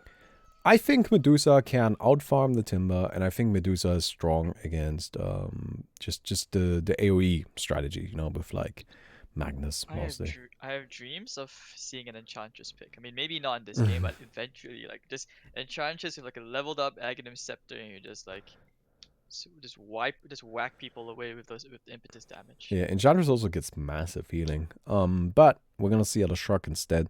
The Shrug, of course, is just an absolute powerhouse, right? Great damage output. Mostly magical, which I find curious. I guess it makes sense against Timbersaw, but against Juggernaut, it's a little bit worse. The Shock, however, does also fill that role of having, you know, another core, another farmer, which makes a lot of sense. That's, I think, what the Radiant side is looking for. You know, at that stage for the team, what you're looking for. So on every team, you kind of want to have one safe farmer, somebody sits in your base, and it's just kind of slow in the early game. And then you want a hero like Leshrac, like Shadowfiend, somebody that can farm pretty quickly on their own. Because oftentimes, as you have seen, people will go over to the other side of the map and will fight into enemy heroes in the very early stages. But while you're doing that, you kind of run into the situation where, okay, we drove them away from the camp. But what do we do now? That's where you need a hero like Leshrac or like Shadowfiend, somebody that can actually take down these camps. Mirana coming out. I like it. That's interesting. That's interesting. So, okay, how would you itemize on the Mirana though? Like, it's not something which you often see. I don't know. Is this Aghanims? I don't even know. Like, maybe you get like super right click with like because you have the leap buffs. I think we're gonna see some sort of like right-click Mirana, right? I feel like that's what this is about. I would be surprised to see a magical damage-based one because you are playing against Lifestealer. I think the biggest reason why Mirana is picked is also actually that Lifestealer, because she is really good at dealing with him, right? Lifestealer gets close, she leaps away. Lifestealer gets close again, she leaps away. And it just kind of keeps going like that.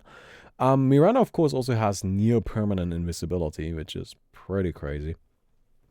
Forces you to buy sentries, but then again, it's not like a huge thing when everyone's just so filthy rich. Well, the biggest problem with sentries is not so much the purchasing them. It's more about being able to place them, you know. The invisibility still definitely matters. Also, warding in this game mode is a little bit more back and forth than you would be used to from regular Dota, right? Because wards mostly come free. Also, sentries mostly come free. But they are kind of limited in terms of how many you have, just purely based on time. So there's like a little bit of a back and forth with when you place them and then you fight over them a bit. We'll see how it goes. We've got a bit of a disconnect right now. Let's hope that the Mirana can come back.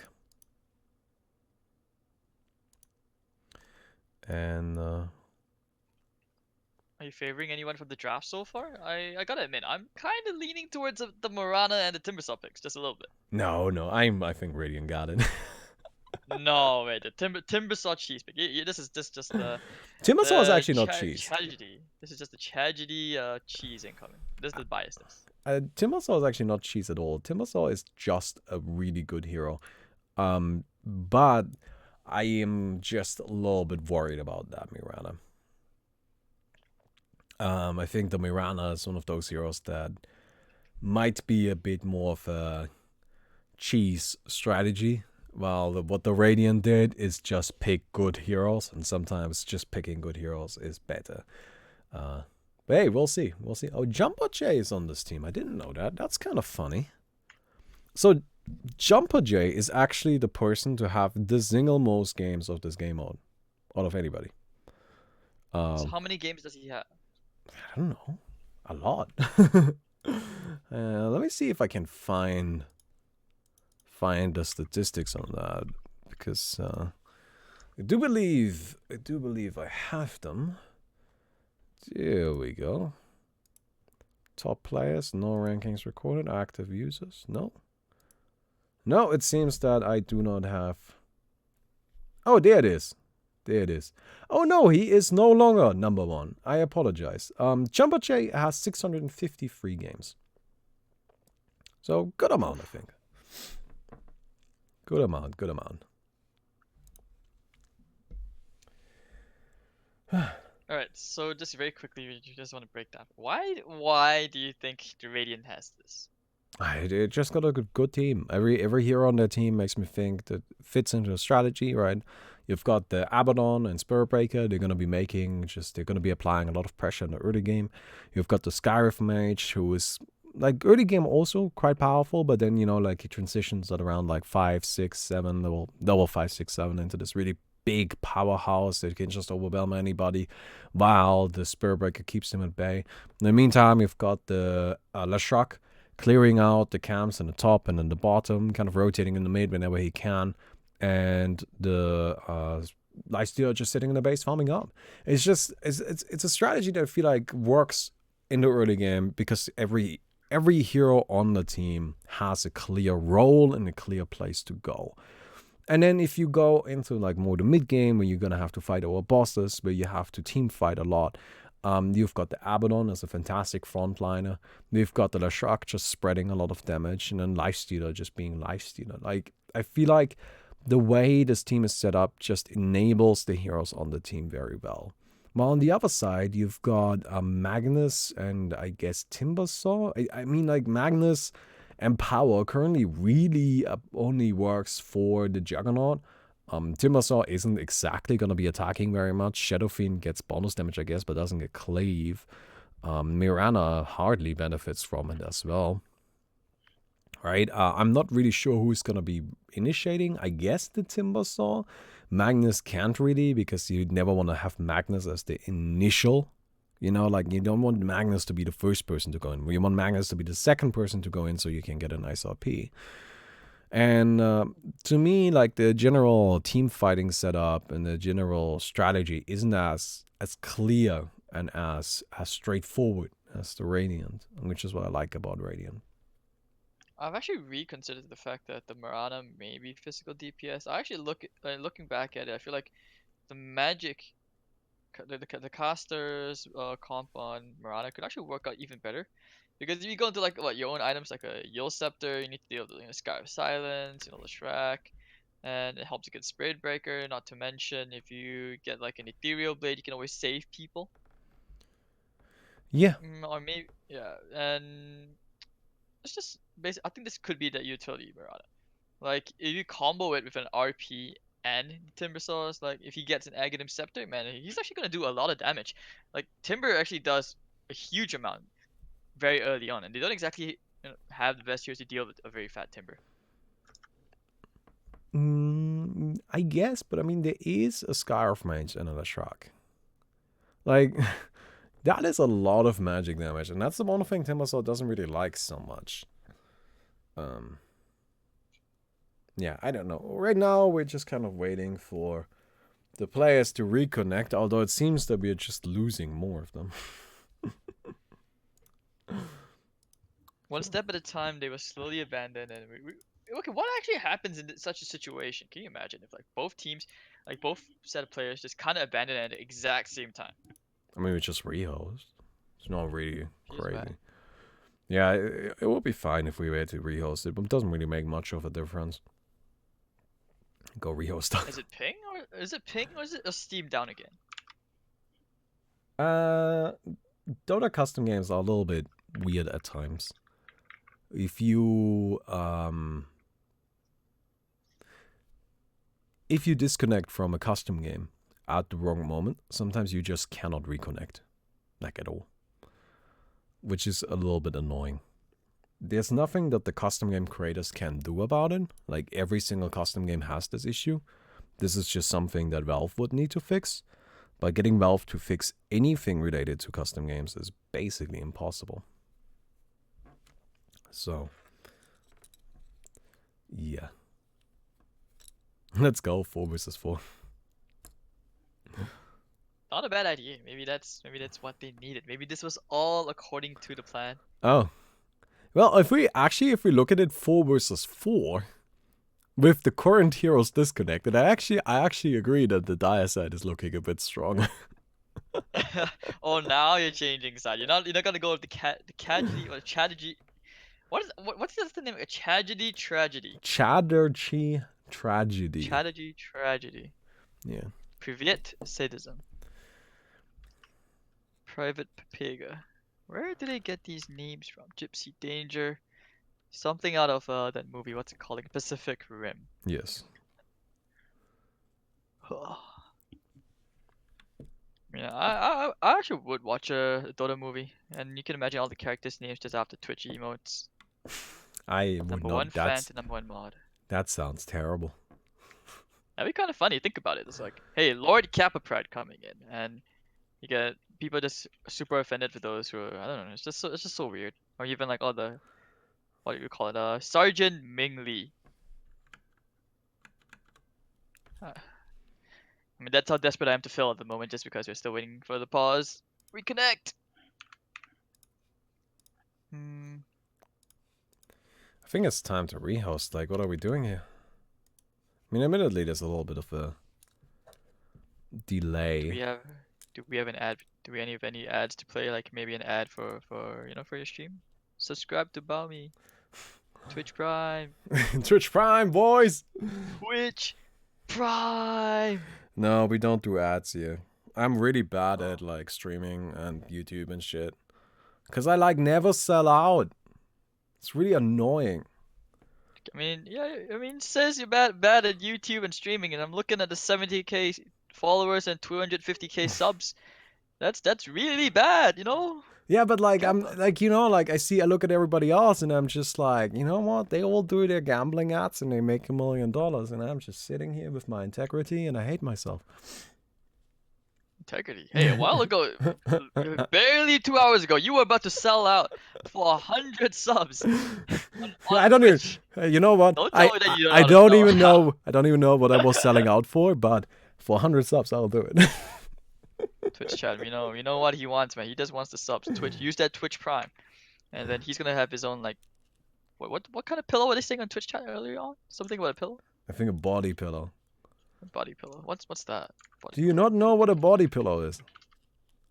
Is it one of those anime ones? Yeah, of course The it's really one of weird one of those waifu pillows. You know what a waifu pillow is, but you don't know what a body. That is some advanced weebing. All right, that's. I mean, waifu pillows are like they're basically at every Comic Con fest or anime fest. What the hell is it? I had to Google it. What is a body pillow? So. Yeah. Oh, do you mean a bolster? Do you mean a bolster? The one which you hug to sleep? What? Yes. All right, now you're past my sphere of weaving. I don't even know what that is. Reeves. He's loading are now we- back to pocket. Are we even loading? He's loading. He's loading. Guys. And meanwhile, we can go back to the wonderful discussion of if you get there's another 50 more subs, then Bommy's gonna be streaming with a waifu pillow. Is that it? How much is one? Oh, so a body pillow is specifically a waifu pillow. Okay, that makes sense. I don't think they need to be. I'm pretty sure you could get a husbando pillow. I like how I said that and immediately you got subs. So I'm assuming that with another 45 more subs, you have to stream with the camera on with the waifu pillow. It has to be the one with the huge tits. Does it? Can it be You're doing like? it, dude. Can't they just be like decently dressed? Or like, can't they be like really comfy? Okay, I mean, okay, so if you can't sell out, you simply just have to hire me to come on to sell it for you. Simple as that. See?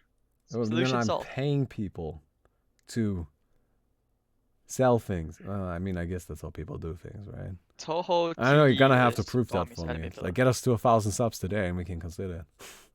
Oh man, that's a bit hard. 250 to go. Nobody knows me. I mean, okay, I'm assuming your audience is mostly European, right? There's a weird amount of Australians in there. Weird amount of Australians. Because strangely enough, It's okay, I've actually had some very weird comments. Like whenever I'm like casting like Dota to a European audience, they always flame my English, saying that it's not. They always say like I'm not a native English speaker. Who And I'm not sure if is? they're trolling me. Ooh, I like them I don't saying know. That doesn't Singapore. really sound like trolling. This just sounds like people on the internet being assholes. You can't think about that. Right? Like when you see somebody on the internet, somebody in Twitch chat being an asshole, what you need to do is look at it and then just completely instantly delete it out of your brain and you just didn't even ever see it. I've noticed that every Western personality usually tells that to me. It's like ignore Twitch chat. They're all retards. Yes. You've got a number of C people in your chat. So you've got Americans, Aussies, Canadians, Moroccan, and Malaysia Boleh, and then you have Indonesia. I actually was an analyst for Indonesian teams, so like Alter Ego and XCN. Thanks. Ah, okay. Hello. I don't want to reveal my region yet. There's quite a lot of Asians here. Do we have any Chinese people? Yeah, I don't think we would have any Chinese people. Is Twitch even allowed in China? I thought Twitch got banned in China. People always find a way, don't they? Yeah, but like, I feel like the people that won't find their way here. Because I lived in China for like 5 years. Like you can shut down every VPN, but 1 week later there's like gonna be like a dozen more just pop out of nowhere, and they always find a way through. That's why they always like there are two Great Walls in China, the Great Wall of China and the Great Cyber Wall, and yet somehow people just end up getting past every single one of them. Yes, they do. Until the Chinese government decides that they don't want that anymore. I actually was in China just before they banned Facebook. That was so sad. Alright, so there we go, the first duel, and RNG Lord actually went for the level 1 Empower. Number 1 fan to number 1 mod, he's actually going for the spin. Spin the jug, spin jug, spin jug. He's gonna get Privet Sadism, and he will actually be the first one to go down. GFC going in, trying to get the kill here onto Gypsy Danger. And just like the movie looks like, he's actually being irrelevant. He's gonna be taken out. And alright, Gypsy Danger now on the run. Are you hating on Pacific Rim right now? No, I'm not. Get out of here! Who are you? I God. am someone who These is with one of kids the these RNG days. Lord going down is 3 down for 1. Private Pepega. Oh, Peppy Hands, he goes down, and now it's gonna be GFC against the world, and they're gonna wait it at the high ground advantage.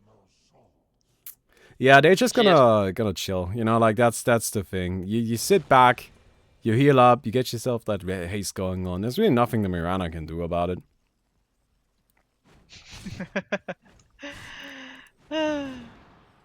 Alright, run. No way to run, and just like that, easy points, easy level 1 deal, going away to the Radiant. Yes, that was pretty well done by them. Pretty well done. I think that's not really too much of a surprise though, right? I feel like the Dire side is really the kind of team, they need a few more levels. That's also part of the reason why I'm a little worried about them, because they really need like level 6, level 7 before they can start doing anything. And so you gotta make sure you actually get there. And oh, look at that. Juggernaut and Abaddon brawling it out. Gets the last hit. Nice. Let's go, Max. The big place.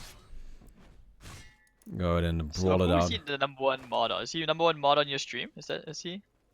I think the number 1 mod might be this one. It could also be auto chess. Who fucking knows? I mean, it's probably auto chess. Auto chess for life, man.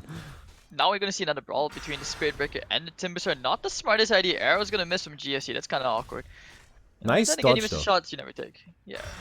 Oh. Try to charge away, but now they slice him up, so they get a bit of Wagyu beef at the side, and now more fights going on around as everyone's basically trying to take over each other's jungle. I like how Jug is just taken with that power all the way into the enemy side of the map. Yeah, I think that's actually really smart, right? Like, as I mentioned before, I feel like what the Dire needs to do is they really need to get past the super early levels. If they manage to get past, like, levels 1, 2, 4, without being hugely behind, I think they might be in really good shape. So, I like what the Juggernaut is doing, which is basically just saying, you know what, we're gonna go ahead and just prioritize farming. Like, I don't really want to fight into them at all, I just want to go and find myself some creeps, beat up those creeps, and then just kind of take things from there. Something funny just happened. Like the Spirit Breaker just went and just got like 2 consecutive bashes in the Mirana, couldn't even leap away. He is bad when you just get solo killed by RNG. You mean Okay, by meanwhile, pure skill. Fighting for the bounty rune. Pure skill, so it's all calculated now. Oh, Gypsy Danger is just the best player in this game, frankly. GFC, okay, does finally bring down the Sky of Mage. I take it you're a Pacific Rim fan. Dude, Pacific Rim is a great, terrible movie, and I will not let you slander it. That shit's Really? so fucking funny. Wasn't the second movie like a complete disaster? I didn't see the second. Who's gonna watch Pacific Rim 2? Come on, that's not a movie that needs a sequel. How can you call yourself a fan if you didn't even watch the second movie, dude? I didn't call myself a fan. You're calling me a fan. I'm just saying I'm not gonna stand for the slander. Saying it's Okay. irrelevant. Your mama is irrelevant. Alright. Ouch! What? It's honor to family. Why you told us so rude? Oh my god. And fucking money getting. Oh chased my down god! by the That is actually. door. Did you see that? Oh my god! Wait, what? What happened? Max, there were like 2 Leshruck illusions, right? And the actual Leshruck was like really low. So the Abaddon came in and put a shield on one of the illusions to get the Dyad to chase down the illusion. The Leshruck died. 200 IQ play, man. The Shrek died though, so it kind of didn't work. But that was still pretty next level, I gotta say. It was nice. It was nice to watch, I guess. Alright. Gypsy Danger behind enemy lines, looking for someone to bash, looking for someone to charge into. Jung just gets killed by the Scarab. How many kills is he at? He's like what, 2, 3, and 3. Not what I had in mind. I thought he would be a bit more involved. But looks like they found somebody in their jungle. They're gonna go for the Mirana, who still doesn't have the leap, and down goes Mirana. Yeah, that's good. I mean, we've got a capture point coming up. I feel like most heroes on the... how's the dire side looking in terms of boots? They're gonna go in and see... Yeah, it seems they are getting themselves as many Tranquils as they possibly can. Tranquils are the cheapest option for boots. Going for the deny. Oh! Actually gets it. That's my favorite thing to do. You know, you aggro the boss and then kill an enemy with One more it. time. Next one. Sorry? I guess you thought they would have given up, or did you just misclick pathing? I'm not sure. RNG low and Jugs just TPing all the way in. They do get the shockwave, but looks like everyone's just run out. Pocket money just hanging around, but that's that. Hello, they found the Mirana again. This reminds me of... Yeah, this Ooh. reminds me of that one person in my party who always seems to just wander off by herself and ends up dying. Yeah, that's what the Mirana is doing right now. Is this part of the strategy? It might Is this some actually next be. level play? I mean, the thing is, Wait. you're buying time for the Juggernaut, Timbersaw, Shadow Fiend. I feel like the dire side is pretty farm, like, heavy, right? Like, there's a lot of heroes on their team that actually want some levels, want some gold. So, if you're buying some time with this Mirana, then that's fine. Doesn't really matter if you die. Like, deaths aren't that important. Oh, Jumper J dying to the combo from the Spirit Breaker and the Abandon. It looks like Abandon. Okay, they'll just get their capture point. Scarf actually tried Soul. I wouldn't say aggressively, just... I think he's a bit high, I guess. Just walked on into the enemy's capture point, tried to take it for himself against 3 heroes. Oh, Magnus got himself the Tranquils. You know, this is really the important thing here, right? Radiant side got got their capture point later than the Dire side, and that gives the Dire just a little bit of a timing window, right? Just a little bit more time with those boots, and that's a lot of money. You can see that there's already a little bit of a gap that's starting to form. Juggernaut now level 5. We've got the Timbersaw also level 5. Right, all of that money is starting to come online, and that's really what SF matters. is actually getting quite big. He's gonna get the Deso on the way up. That's gonna actually synergize so nicely with the minus 15 presence armor. I actually find real quick on the Shadow Fiend, that's an interesting skill build. Not maxing out the razors, just going for casual 2 points into it, and Necromastery presence of the Dark Lord first. Don't think I've seen that before. A little bit unusual, but I mean, seems to be working fine. He's level 9. Scarf Mage gonna be taken down. Trying for the miscoil to get the final kill, but Magnus gets the region up. And Abaddon actually running all the way and almost gets the deny to the creeps, but oh wells. Spirit Breaker's just gonna charge away to safety, but it's a very interesting turn of events. Like basically, the tragedy team has secured themselves a nice lead. Oh, looks like they found the Mirana again. If this is still part of the play, this is some 500 IQ play, which I obviously cannot comprehend. He's 3 and 6.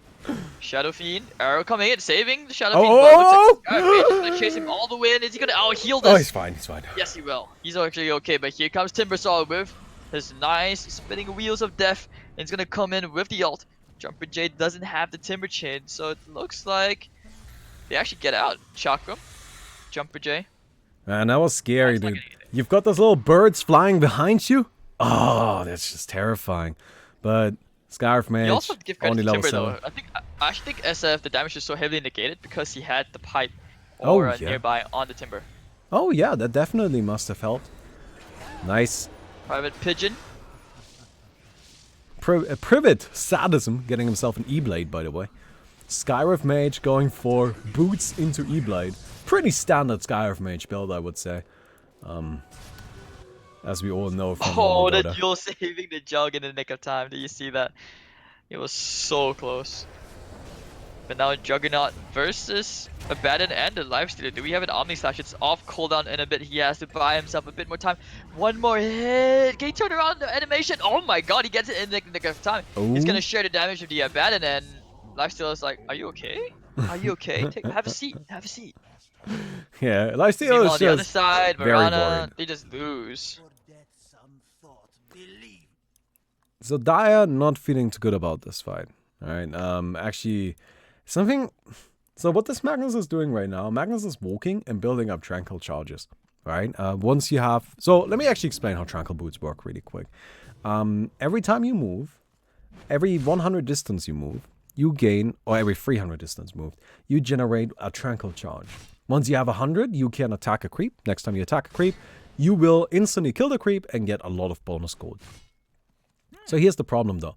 While the Magnus is doing this, and this is actually kind of allowing him to build up more Tranquil charges and will mean that once he comes out of the duel, he will have more money.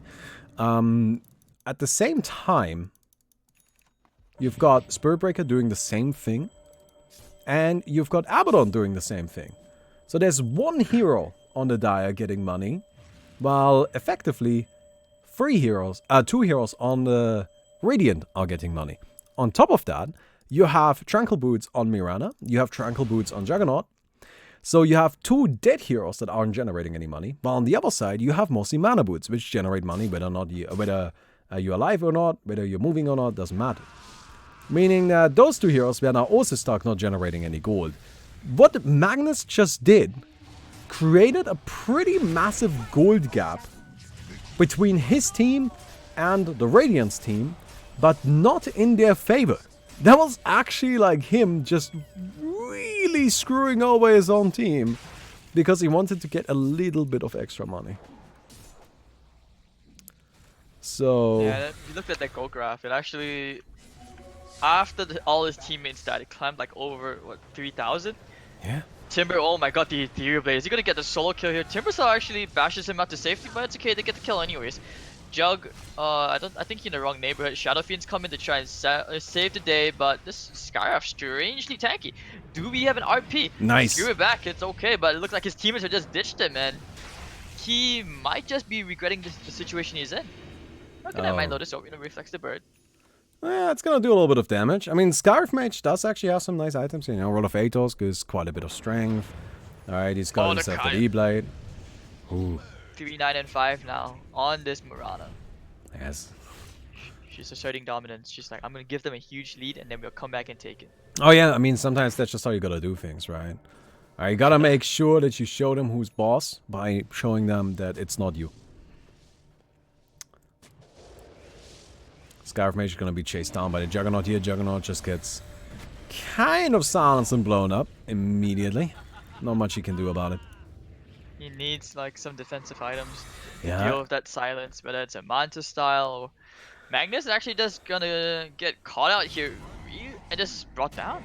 Jumbo J caught out as well. Fine, Jumper J. Look at the Ethereal Blade. Wow, as a Timbersaw, that's actually a lot of damage taken even with the pipe. Juggernaut's so desperate for the kill. I don't like what he's doing. Like, he's spending so much time spinning on people. Well, in reality, his Silence. highest damage output is just attacking. He even maxed out the Blade Dance first. Oh, they're gonna go ahead and find these Ancient Creeps. So this would actually be a pretty big snipe if the Dire side gets it. Slash. Oh, nice Nether Strike. And now without the spin, there's no way to survive. But then again, a concussive shot and the damage might be enough from the birds. It will be and prevent Sadism. He's gonna just wipe the floor with a couple of heroes. Alright, Private Pepega. Pepega. Wait, Pepega. Is that some meme I don't know? You're the meme expert. You gotta. I'm not a meme. I'm not a meme. But you gotta. I didn't say you are a meme, although the way you got defensive about that makes me think you are a meme. I may or may not have done a Crystal Maiden cosplay before, so. Alright, good meme. GDC, wait, what is it the name? GFC, not GDC. GDC is something else. GDC, GFC, I'm gonna be running out of there. Solar Crest Vlad's into a Lincoln Sphere, so you have like some defensive items, This but is still doesn't solve support. the damage issues. I don't think he's trying to solve the damage issues. I think what we're gonna see from this Mirana is mostly just spamming Sacred Arrow, you know, go ahead and get these Moonlight Shadows in there. I feel like this Mirana is really just looking to be a support, and I feel like that's totally fair. Alright, what's wrong with just being a support? So she's got some nice tools for that, and there's enough damage output on the dire side. You've got Juggernaut, you've got Shadow Fiend, you've got Timbersaw. Like, all of these heroes do actually hit pretty damn hard, especially once the Shadow Fiend hits level 25. Juggernaut also needs a few more levels. Actually, picking up a Vladimir's, I don't really like that too much. You got a big team fight. Oh! A big team fight incoming. Oh, but that Skyrim of damage, it's actually pretty big. And Prevent Sadism gets the double super duper fast. And Private Pepega indeed, his whole team is dead. And he joined them and he had no idea what the hell happened because we sure as hell did not. And they call it. Just like that? Yeah. I mean, honestly, I don't think their team can keep up. As I mentioned earlier. Oh, I guess they didn't call it. Come on, guys. That's kind of rude. Yeah. You know, there used to be a rule in place that would force this GG. But, so let me actually tell you a little bit of a story. Alright, so like I think 2 tournaments ago or something like that, I put a rule into the rules that stated if you GG, even when you're joking, you actually GG. Right? Like, the game is over as soon as you type in a GG. So, But what happened? What happened is that about 5 teams, including my own team, GG'd without meaning to actually give up, and then got disqualified from the match as a result. Oh, I hate it when that happens. But then again, it is an actual rule. I think it makes a lot of sense. I don't like what the conversation that just happened right there, where like the dire side GG'd and then the Radiant was like, for real? Right? That to me should never happen. I think that's terrible that that is even a possibility that happens. Can happen, right? That's why the rule existed. But turns out these dumbass Dota players are just have their BM too ingrained and you just cannot stop them from constantly GGing, even after being told that there is a rule that will actually enforce that GG. So to kind of like, you know, basically I removed that rule and I just said, alright guys, but if I catch you doing it excessively, I will just DQ you anyway. Tactical DQs just so that the tragedy will win. Is that what you're saying here? I mean, I really don't need to. I mean, they're like 130,000 gold ahead and 50 points. Which, by the way, I'm not surprised by this. I mean, as I said very early on, I just think their lineup is much stronger, right? They've got great heroes, great synergies, every role is covered. It's just a good lineup that is, I think, a lot more reliable than what the Dire went for. The Dire's lineup I see as just, questionable. But they have Timbersaw Magnus. Yeah, well, has the Timbersaw Magnus actually done anything so far? Oh, look at that. Leshak? Sadism, this guy. He's 27 and 14 on the Skyrim Mage. He's just destroying everybody that he sees. And pocket money, well, he's claiming that pocket money, alright. Looks like they're just gonna chase after the Juggernaut. And he does get a corner creep, but not sure where he's headed to. Is he gonna just, what, spin TP out? I mean, No he way. should. I guess he is not going to. I guess he's just gonna He's gonna spin. accept his fate. Yeah, I mean, it's not a huge deal to die, but like, at the same time, I feel like right there you could have just gotten to safety. Well, Magnus is gonna head over here, take down his corner creep with his big swing of the... What exactly is Magnus building? Like, what is that weapon? Is it like a spear? I don't know. Whatever he's got. They're gonna go and take down their base bosses, which is just a nice way to get a little bit of gold. You know, like get themselves some more cores, try and close that gap a little bit, but here's the biggest problem, right? The Diacide simply has no more tier 1 bosses to kill, and they don't have anywhere near the cores they need. They have a total of 3 cores, 3 tier 1 cores, and it's just, that is, honestly, it's just brutal. They're gonna go ahead and try to take down a tier 2 boss, but this is even the only tier 2 boss that's outside of their base. This right here is gonna be a tier 3, this is a tier 3. What the Radiant is doing is shutting them out of the game. Shutting the die out of the game. I think they're doing a great job at it. I think they knew that the boss is going on, but they're okay to let them have it anyways. They're just tanking up the Omni Slash. You've got 2 heroes who basically share the damage, like Jug is tickling everyone. RP to the back, catching 2, but their Battle Knot has been procced. 3 heroes dead, make it 4, and they're about to make it 5 as Prevent Sadis and pocket money. This, I mean, it's just the easiest Scarif game of his life. Yeah, look at that Lifestealer. Oh my god, 1 hit, 2 hits, Jay, 3 relax. hits. And that's a rampage. Carries it over from the duel, and that's, I mean, that's just, that's GG. The fact that the Diacide didn't manage to get this tier 2 core. Oh my god. Well, we've got Leshruck. Has himself plus 100 Diabolic Edict explosions, so Edict hits pretty hard. I don't even know if that's gonna matter. Lifestealer screw it in, hits the Magnus, gets 2 bashes right away, gonna be jumped with the Omni Slash. And a pause. GG lads, good luck. The next team refuses to actually GG out. So is this like the rage quit? I think this might be the rage quit. Oh, SF has rage quit too? Jug, don't do this. I think this is the actual GG. 3 heroes disconnected. I'm not a fan of the Egg and Scepter build on the Juggernaut. I understand what they were trying to go for, but that's just sad. Yeah, and didn't really work out too well. Didn't really work out? You mean it just completely didn't work out? Get smashed? It certainly did not work out. Well, I think that's gonna be game though. With that, the Radiant takes it, knocks out Darkonius is Senpai out of the tournament, and Chatterjee Tragedy moving on to play Way to Death in the next round. Which and that one's gonna be a pretty good game, right? You were saying that it's gonna be pretty intense between these 2 teams? Chatterjee versus Way to Death. I mean, depends on your definition of intense. I feel like it will be very intense for Chatterjee Tragedy. I'm not sure if it will be as intense for for Way to Death though. But hey, I'm not gonna give up hope just yet. Maybe they can pull it out. Maybe they got the pocket strap. Maybe they can pull a kindergarten and surprise all of us, right? Who knows? Who knows? I believe. Do you? Hi, Units? welcome back. 100%. You believe in them? Fantastic. That's what we need. So we've got 1 Way to Death fan and we've got 1 Tragedy fan. Well, I mean, I'm not really a fan of them. I just said I don't think that Chatterjee's Tragedy is gonna win. No, that makes you a fan. I'm pretty sure it does. Alright, so is there No, any reason why the Juggernaut... I don't Any understand. reason this, why man. Jug is just like alone in this game by himself? And does he like just refuse to quit? I think he's just being a wiener. I think this is officially what's going on. I think this Juggernaut is being a wiener and not giving up for some reason.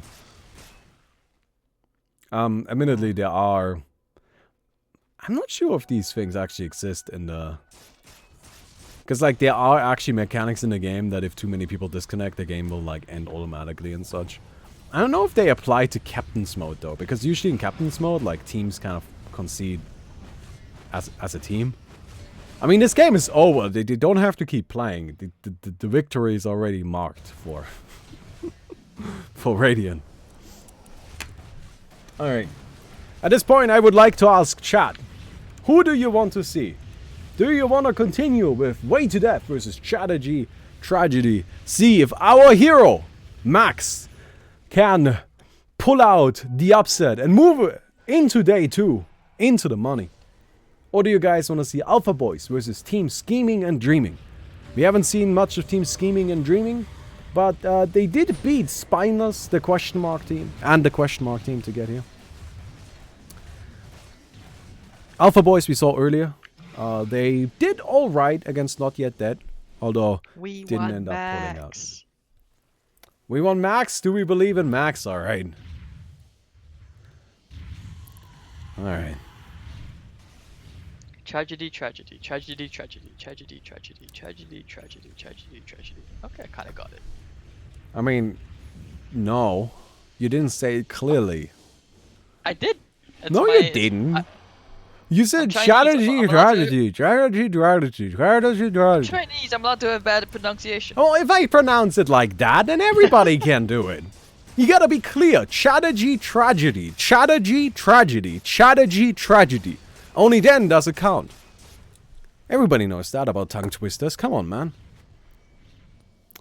Everybody, raise your hands and give Max your power. Alright. Hands up for Max. Yeah, you gotta believe, man. I like how this Juggernaut is still just grinding. He got it. Oh, then he goes down to the boss.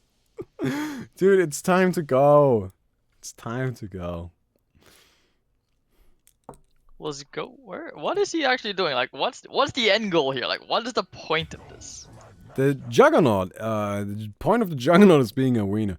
Although I think that the Juggernaut might actually be able to stall this game for a really long time.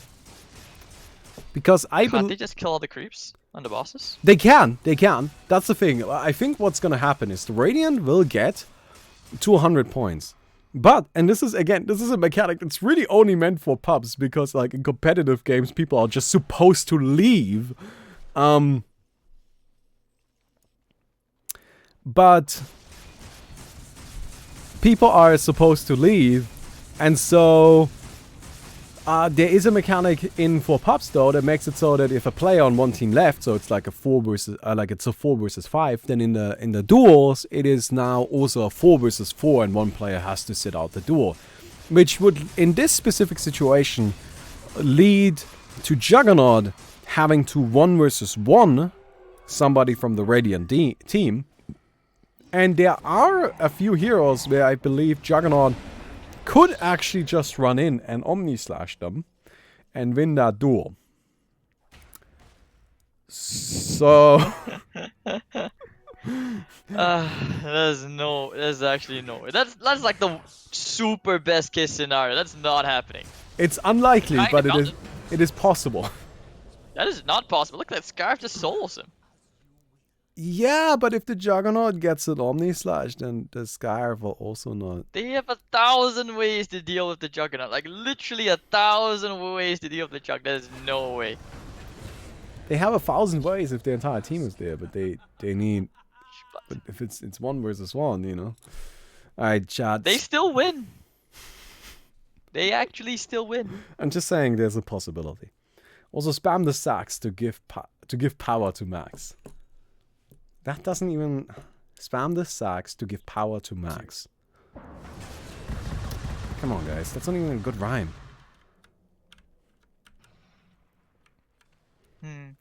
So what kind of chant, what kind of cheer would you come up for Max? Some, like, there needs to be another syllable by spam the sacks. Or like... I don't know. Or maybe like... Spam the sacks, power to Max. Like that's better. Spam the what? The sacks. They're spamming the sacks. They have found the sax emote. There's apparently a saxophone emote. I didn't know that, but like that's apparently a thing. Huh, okay. Spam the the sax sax to Balmy, leave us alone. It's a good fucking cheer. I admittedly kind of misheard that for something else, but okay. Alright. And is it just me or is your mic a bit further away from you now? It's like it's a bit soft. I sometimes move around a bit. Apparently, and here's to quote the Juggernaut, I didn't wake up at 4 AM to quit after 10 minutes. I mean, credits to him. He's giving it all he's got. Only to be solo killed by everybody else in this game. Yeah, I guess so. And he's not really able to leave the base or get any sort of bosses. Especially since the Brainia's actually just killing bosses in his base. Oh, they're actually leaving cores for him. They're killing bosses in his base and they're not capping them. Ow. I mean, leave him alone. I hate Just everybody in kill this him. game. They kill him like, what, 2 more times? They're just wasting all of our time, my dude. Come on, guys. Oh, what is happening? Spam this flower to give Max his power. That's better. Oh, that's actually really good. Spam this flower to give Max power.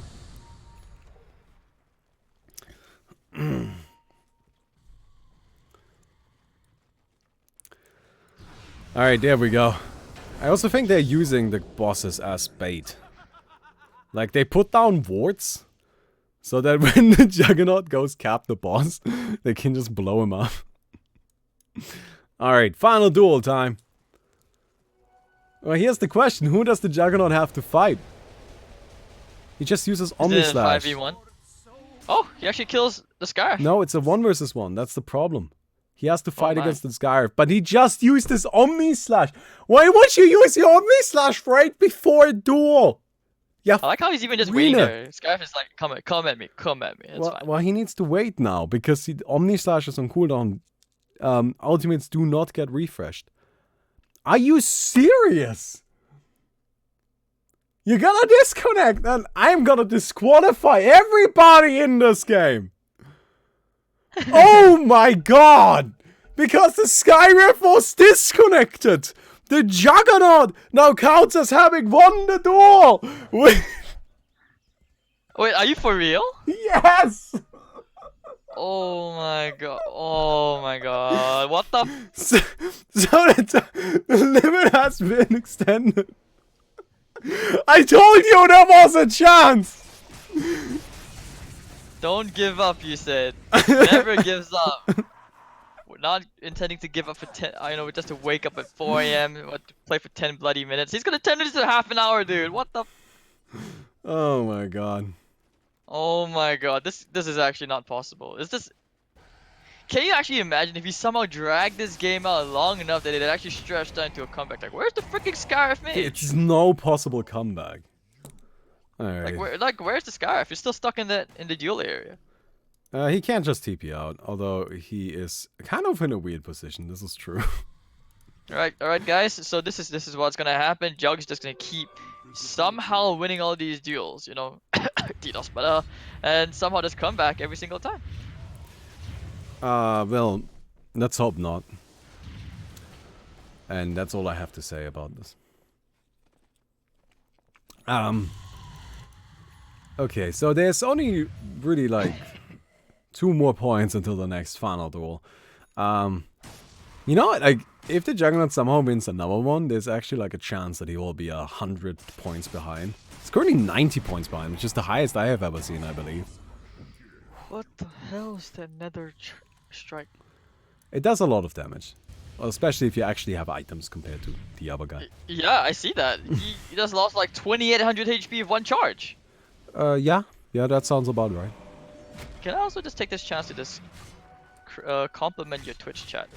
Spam this cat to make Max fat, and spam this wiener to make Neil a wiener. Oh yeah, you gotta spam the wiener to make Nail a winner. Wiener. Alright, Lifestealer versus Juggernaut. Can you do it? Omni Slash. It does actually a good amount of damage. See, this is what I meant, but it's not gonna be enough. It is! Oh my fucking god!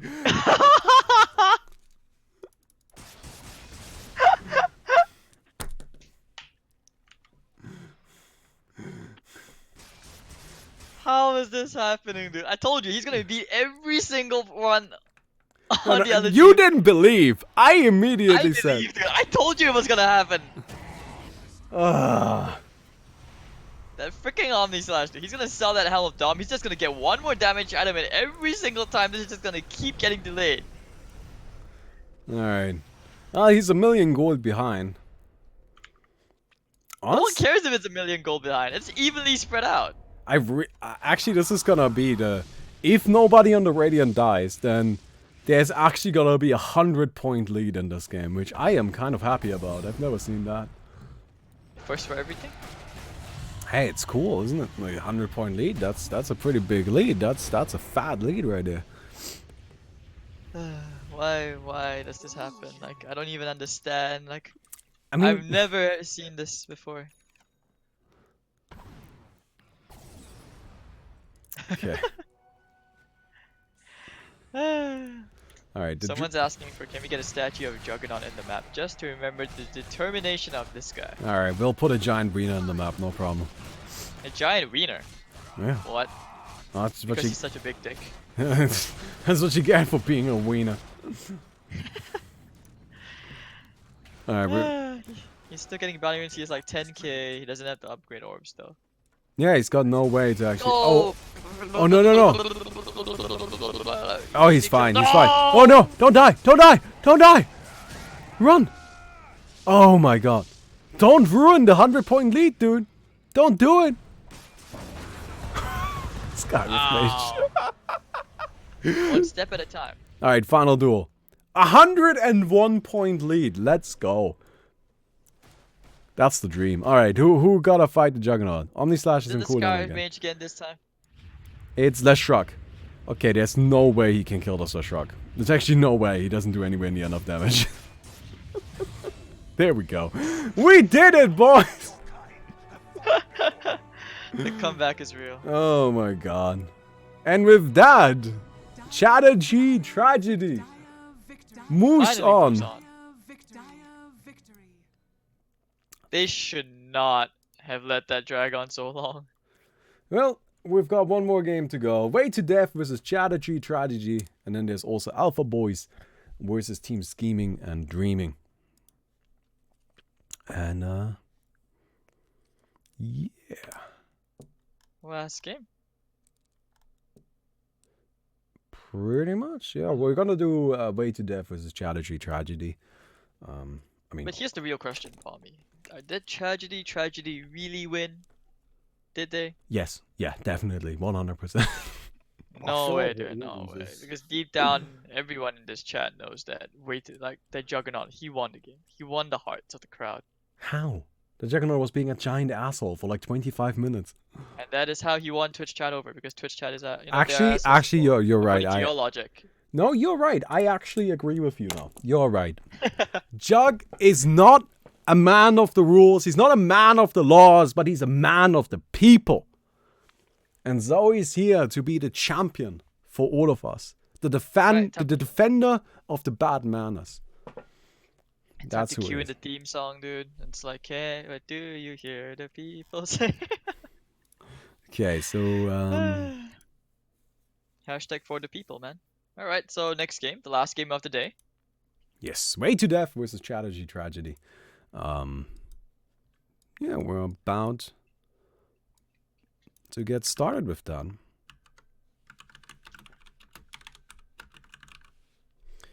I'll go ahead and just set everything up. I'm gonna assume that. No, that's the wrong one. All right. So who wants to cast? I'm okay. You okay? I'm okay. I'm down. Unix, how are you feeling? I don't mind. You made the decision for me. Hey, Udix is back. What's up? Been here for a while. Yeah, Unix is just I chilling. felt like you were gone for a really long time. We I missed mean, you. that game was a really long time, to be honest. Yeah, I just got a feel like my soul just slowly disintegrating inside. Not sure what was happening, but well, whatever. It was entertaining. Man. All right, see, I think the teams are taking a short break. Am I allowed to post a link in your chat? Yeah, I mean, as long as it's... Nah, actually, I mean, like, I'm not the one getting banned, I will. Nah, you won't get banned. You won't get banned. I'll show. This is Why would free I content. get banned for something somebody posted in my chat? Actually, Go, can go, you go, get banned for that? Can you get banned? I don't think you can. I don't think you can. I mean, it doesn't sound fair, right? Like, it's just like, that's not my Yeah, I fault. mean that's for you to view in your own free time as well. Wait, Is what that is you it? dressed up as Crystal Maiden? Also, coordinator is dead, which is annoying. What is this? Is this Someone your... ban Hades' daughter posting links. Is this your... God. Oh, God, that is loud. Why is that so loud? Oh my god. You so fucking precious. I think Oh. it's just your volume. No, that's just because Instagram doesn't have a volume slider for some reason. Well, thank you very much for showing us that. We feel really good now. Ah, man. Feels bad. No, I'm not into that, but I'm not into cross Yeah, dressing. right. I just want to. Yeah, no, I just wouldn't wanna have clarify thought that. I mean, why would we think that, right? In my defense, it was something I had to do for work. Yeah, The right. company I That's work what, for actually. that's what I always say too. As in, my boss was just like, "You have to do this." It's like, It's "Okay, not we gay, get it's 3,000 likes. You have to do it." I was like, "I'm not doing it." It's like, "You're doing it." And next thing you know, within the week, he got the costume, and I was in a crystal maiden costume. Yeah, that's how it goes too, right? Like sometimes you're just like, So, I don't want to do something, and the next moment I find myself doing the thing that I didn't want to do. Tommy, that's why you have to start it too. Like maybe you can cross dress as tragedy. Why would I do that? Dude, for the content, dude. For the content. I don't need content. I have enough content. Does Balmy admit that he's a closet crossdresser? I These think it's not. the wieners in chat do not deserve content, frankly speaking. It's just not something we do around here, okay? You know how everybody's always like, I'm so thankful for my audience. I am just like, these people are a bunch of idiots. No. They don't deserve jack shit, frankly. And I am definitely not doing any of that nonsense. And that's just how we do it. All right? I'm glad that we cleared that up. Aren't we glad that we cleared that up, chat? Oh, he's already got the best warlock Use it as a cosplay. sub goal. Crystal Maiden. Oh, that's true. I do have a great warlock cosplay. I am, however, wearing the wrong hoodie for that. Hey, at least your chat says that they claim themselves as your idiots. So,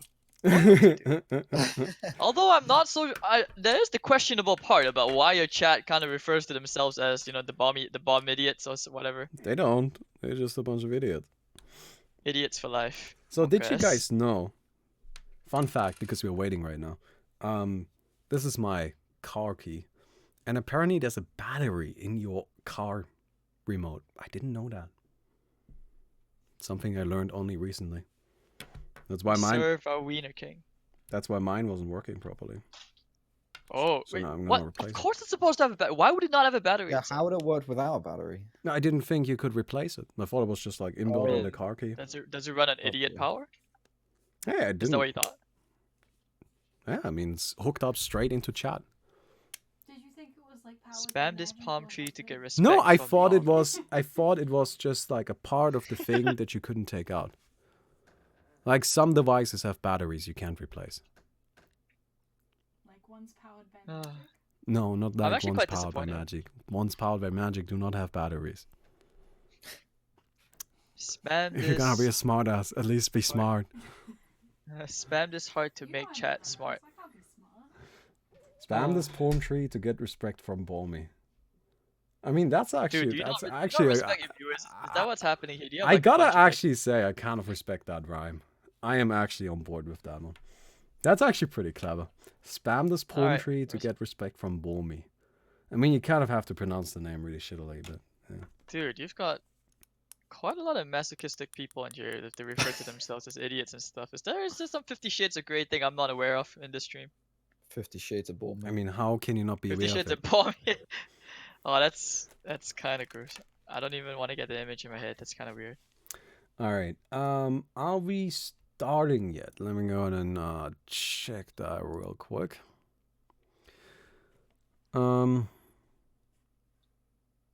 Yeah, it seems that the other game is having some technical issues, but we want to watch the Max Power game anyway, right? Like, we're here to see Max Power succeed. Coordinator, please come up. I would like to have that game coming up soon. We know he isn't serious. Yeah, I'm a little bit Oh, annoyed. now. Balmy's pretty serious. Draconius. Oh, is it the Draconius? That team was. Did they name themselves after him? Yeah, that's Darkonius. Senpai? Darkonius okay. is this is one of the developers for the game. He's actually been doing most of the work recently, so.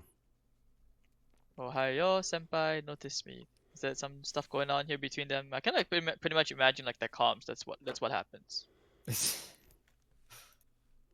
Oh god, I'm a weeb. Alright, okay, I need to stop. Yeah, can you all stop being such disgusting weeps for 1 second? That would be great.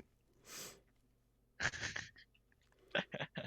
still Scientists think we should get a estimate Chatterjee body pillow. Scientists estimate Chad's combined IQ to be somewhere between 10 and 15.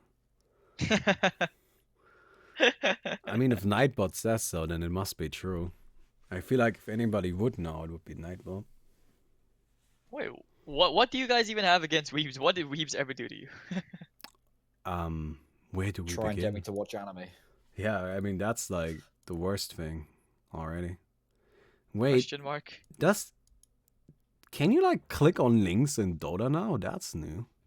Yeah. Click on links to Dota. What are you talking about? What? You always could. Remind you of your entire shelf of manga. Can you like? I'm working here.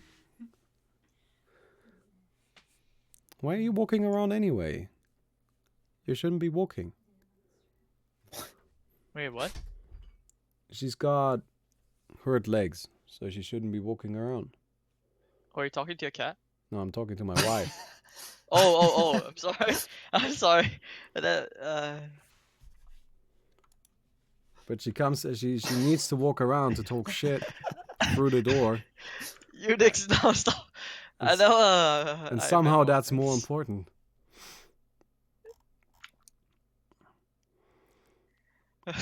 Alright, so we're just kind of waiting for the coordinator to come back for everybody. I mean, for some reason, I still have it. Like, I'm fine. So, Neuromas in my feet. What are neuromas? Painful condition referred to as a pinched nerve or nerve tumor. Ouch, those hurt. Have you tried Chinese acupuncture? Maybe that could help. Those are always good. I don't know if that's like actual medicine, so.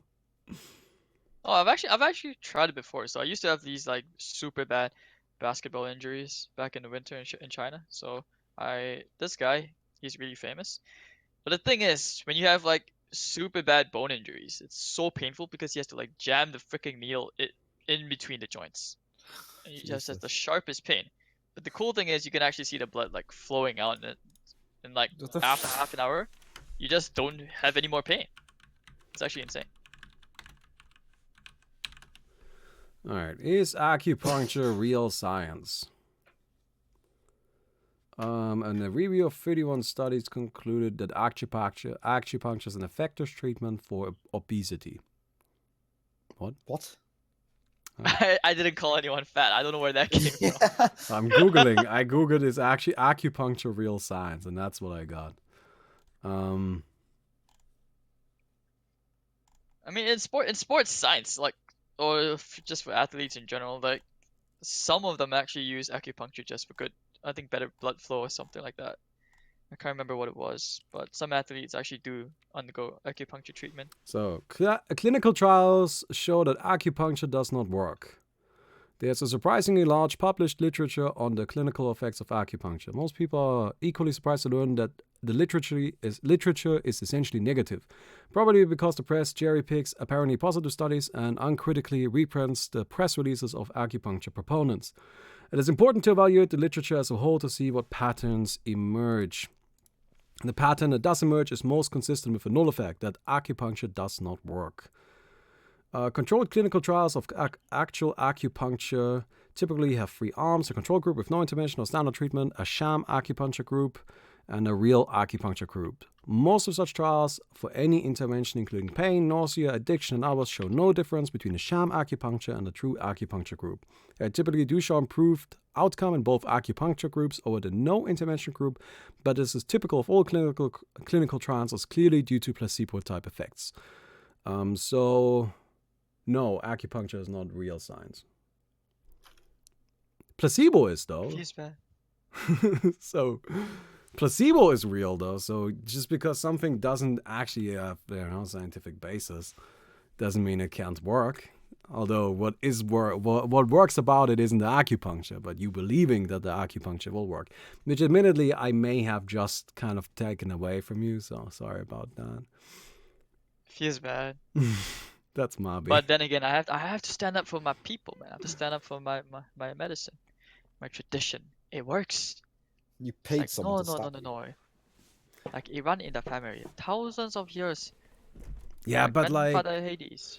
yeah, but like, just because something's old doesn't mean it's good. You know, like nationalism China or #1, man. slavery. China #1. Hey, You know, don't mess with the China people, man. there's a lot of things that are old that aren't necessarily good. So yeah. Bami is old, but he isn't good. Wait, you're not that old. I'm not that old. Yeah, what were they talking about? 24 years old and located in Stuttgart, Germany. Yes. See? Yeah, I'm actually older than you. Are you? That's something. Yeah. Okay. All right. I There we don't go. know why. Older and I guess wiser than me. How old are you? I doubt that. People look at me and they're like, "Hey, you must be 18 or 19." You looked pretty just- young in that cross-dressing picture, which admittedly might not be the best. That source. picture was taken last year. It's not that long ago, guys. Wait, how's that better? I don't know. No one ages in like half a year. It just doesn't work that way. No, that's not true. I Doesn't know. Okay, no, that's totally people. I have seen that. I've seen people where it's just like, 1 year that you're. I mean, It's just Singapore's like a stressful country, but there's no way anyone ages that bad in the outer appearance that fast. maybe maybe that's like maybe in Asia, like if you're Asian, then that doesn't happen. But I am. Come on, guys, chat. You know somebody who you didn't see for a year or two, and then you're like, oh my god, did you age like 15 years? Like that. That is definitely a thing. Yeah. I mean, I bet if I put like one of those little caps on with the stripes, tuck in my shirt, just wear the super long shorts, and I just came like, "Ha, I'm 12 by the way." You think that could actually work out? I think I could actually pull that look off. Oh, I think, by the way, we are getting into the game. Oh, we finally have a game. Yeah. Oh, yes. Pepe hands. Happy hands. Give us that energy. Alright, you cannot just simply Google a topic to determine whether something is of real science. I mean, I can, I just did. But, but let me go ahead. I was on the website sciencebasedmedicine.org. Let's go ahead and see, is sciencebasedmedicine.org any good? Science-based medicine. Yeah, .org. There you go. Okay. There is a the clinical neurologist at Yale University uses this is the executive editor of the website, and a surgical oncologist serves as the managing editors. I mean, that seems pretty trustworthy to me.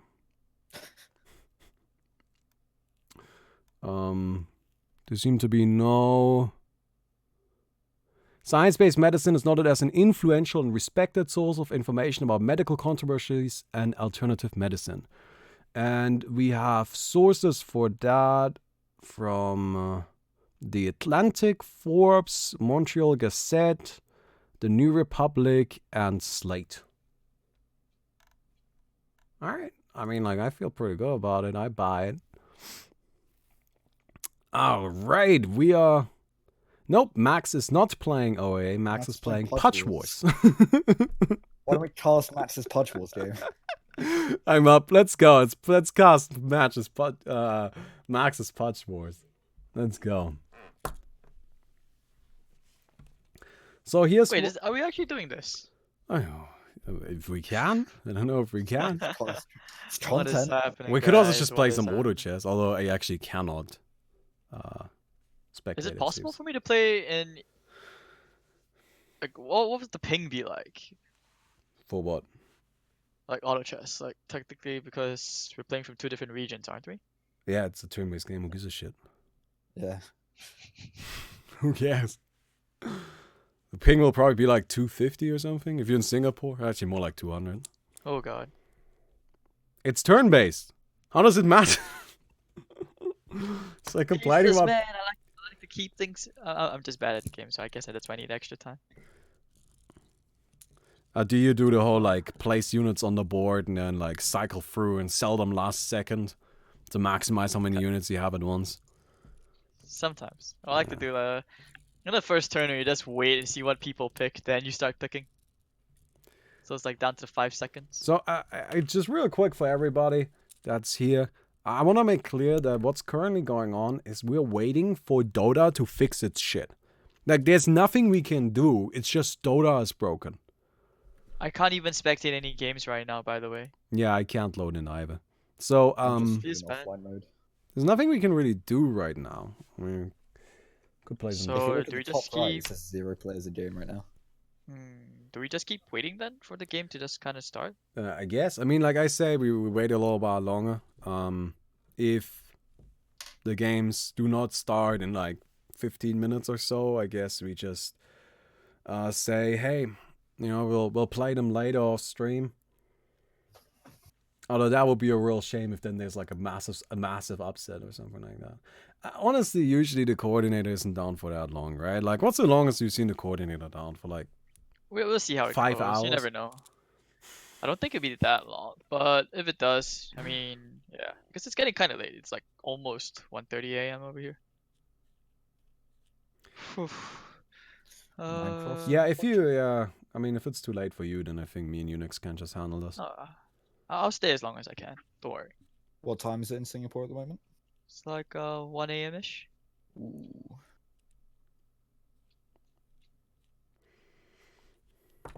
Okay.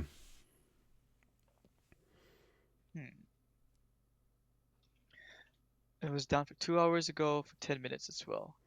You know, talk about life. Do you still follow the DPC? No. Oh, feels bad. Haven't watched any competitive Dota in so long. Auto chess is the new thing for you? No, I really hardly play Dota. Honestly, I don't have any time for it. Like, I've got like, So what do you? I work as a game designer. I make games. Like, streaming isn't really my primary occupation. It's just something I do secondarily these days. But it's nice. Ooh. So I like doing it. Okay. Do you just like full-time cast, or what do you do? Yeah, full-time cast. Is there like a lot of basically. money in that? It's not really at this timing, but it's okay. Like I managed to find a studio which set up in Singapore like last year, Sin Esports. Yeah. So it kind of worked out. And now I also on the side on weekdays kind of just cast for like BTS or maybe Moonduck, All and right. then a couple of games here and there. It's okay. It's enough to get by. All right. Rent is crazy expensive in Singapore though. How expensive? Put it this way. Okay. Okay. Let's just do a quick comparison. Like, if you were to say like rent a room in Germany, like how much is it like in your area? In my area, it depends on what you're renting. Like, you're saying a single room. Yeah. I don't even know if they offer that, honestly. Like, I Or got it. even like Well, 2 rooms. The thing is that, like, in Germany, you wouldn't really, like, go and rent a room. I can tell you apartment prices. I look for apartments all the time. I never look for single Oh, rooms. sure. How much is an apartment in Germany? If you're looking for, like, let's say 80 square meters will probably run you anywhere between 1,000 to 1,200 euros a month. Okay, let's see. 1,000 to 1,200. Okay, so this is euros to SGD. How much is that? That's about 1.8. Yeah, Singapore is about 1.5 to 1.6 euros for a really small apartment. If you want to rent, like the cheapest is about 1.6 to 1.7 euros. If you want to get something decent sized, which is kind of what I'm looking at on the internet right now, something which you would probably get the ones you're referring to, it's about maybe 2k euro. It's crazy. It's crazy around here. So London gang. yeah, some people in your chat are actually agreeing that. Who called me Indian? In Munich or in a room in a shared apartment, it's about 600 to 800 euros. Now that's pretty much about the same cost over here. Well, Munich So- is the most expensive city in Germany, though. Is it? Yeah. Nobody wants to actually live in Munich. Actually, I guess lots of people want to live in Munich, but nobody wants to actually, like, nobody wants to actually deal with living in Munich because it's so damn expensive. Yeah, so Max is now just gonna go out and play some Angel Arena Reborn, it seems. I'm pretty sure it's just doing to troll us because Max never plays Insta Report. Singaporeans, stop coming to Johor. I'm Indian and I'm not offended. Question mark. Wait, are there actually people arguing about antibiotics in your chat? This is a very strange thing. Sounds like Twitch chat. Yeah, it's pretty normal. Sounds like Twitch chat. It's kind of.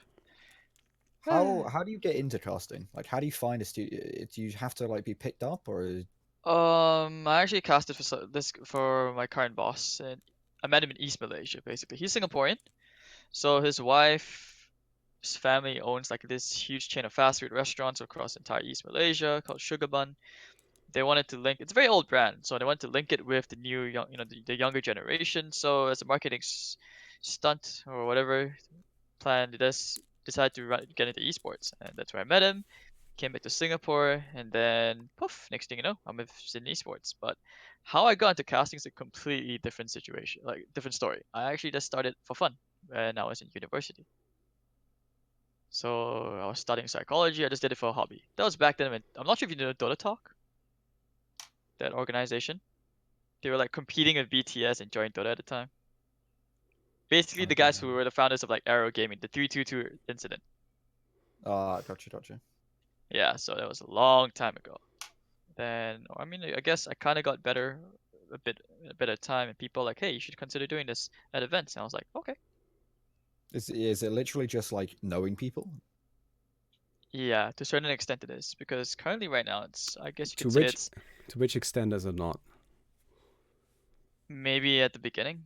What do you mean with at the It- beginning?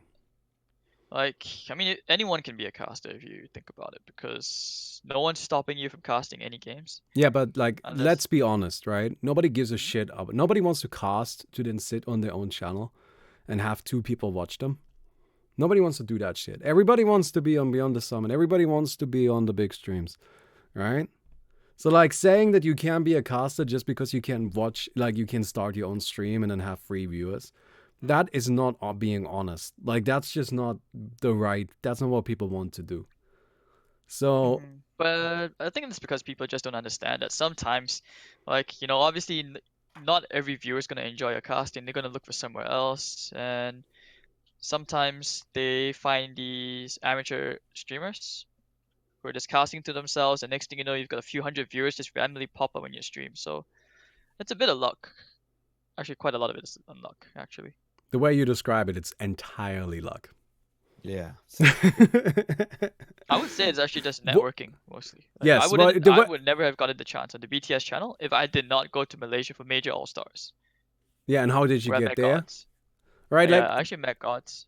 so everything goes back to just you knowing the guy that was with his restaurant and wanted to get into esports, and you were basically just like, I have casted something before, and then he's like, I don't know anything about this. You're in. Wait, what? Say again. Because that's how it sounds like. It sounds like it. I mean, there's a lot more detail, but I just don't. I guess I'm a bit lazy to go into the full deets. But no, they've been meaning to get. My current boss has been meaning to get into esports for like the longest time, but he finally got persuaded to do so because otherwise he wasn't happy in the F&B business. He's always wanted to do esports. You're not answering the question. Okay, wait. Like what you're talking about is how your boss. Like I don't care about your boss. All right, like your boss isn't part of this. What I care about is, or like what I guess Unix cares about. Like it doesn't really matter to me, but like what Unix cares about is Unix is currently Unix. Where are you? You're in the UK, right? Yeah. Yeah, you're in the UK. You're in your. Are you in uni? What are you doing? You got a job? I'm still full-time education, 16. Oh, okay. All right. So you're still. No way, you're 16. Yeah. Young Unix. All right. So did I say 16? I meant 18. Did I fucking say 16? What's wrong with me? yeah, I don't know. You did sound. 16, What's wrong dude. with me? I'm 18. I'm 18. What's wrong with me, man? Yeah, there we I'm go. so used to saying. Anyway, sorry. I continue. All right. So not so young Unix. That's still pretty young. So not so young Unix is just kind of like chilling over there, all right? And not so young Unix takes like casts. He has his own Twitch channel. He casts there whenever he can. Whenever like an opportunity pops up to, You know, you've got your like Moondark and you've got your Beyond the Summit, right? Every few months he'll write them an email and be like, hey, you're looking for casters, and he'll never get a response. How does our young Unix get into casting, into actually casting on the big stage, without knowing some random restaurant owner that decided they want to get into esports? Okay. First thing I would say is, besides the grind, getting better, it's about No, learning how to that's not, broadcast. that's not part of the equation, right? You Well, no, It is. assume, It actually no, is because assume Unix is the best caster in the world. okay. what do you mean assume? Just Oh. assume it. You cannot Okay. take skill into the consideration, because the thing is, like, yes, he needs to be good, right? He needs to be good. That's fine. There are lots of people that are good that will never get anywhere. So let's just assume he is good.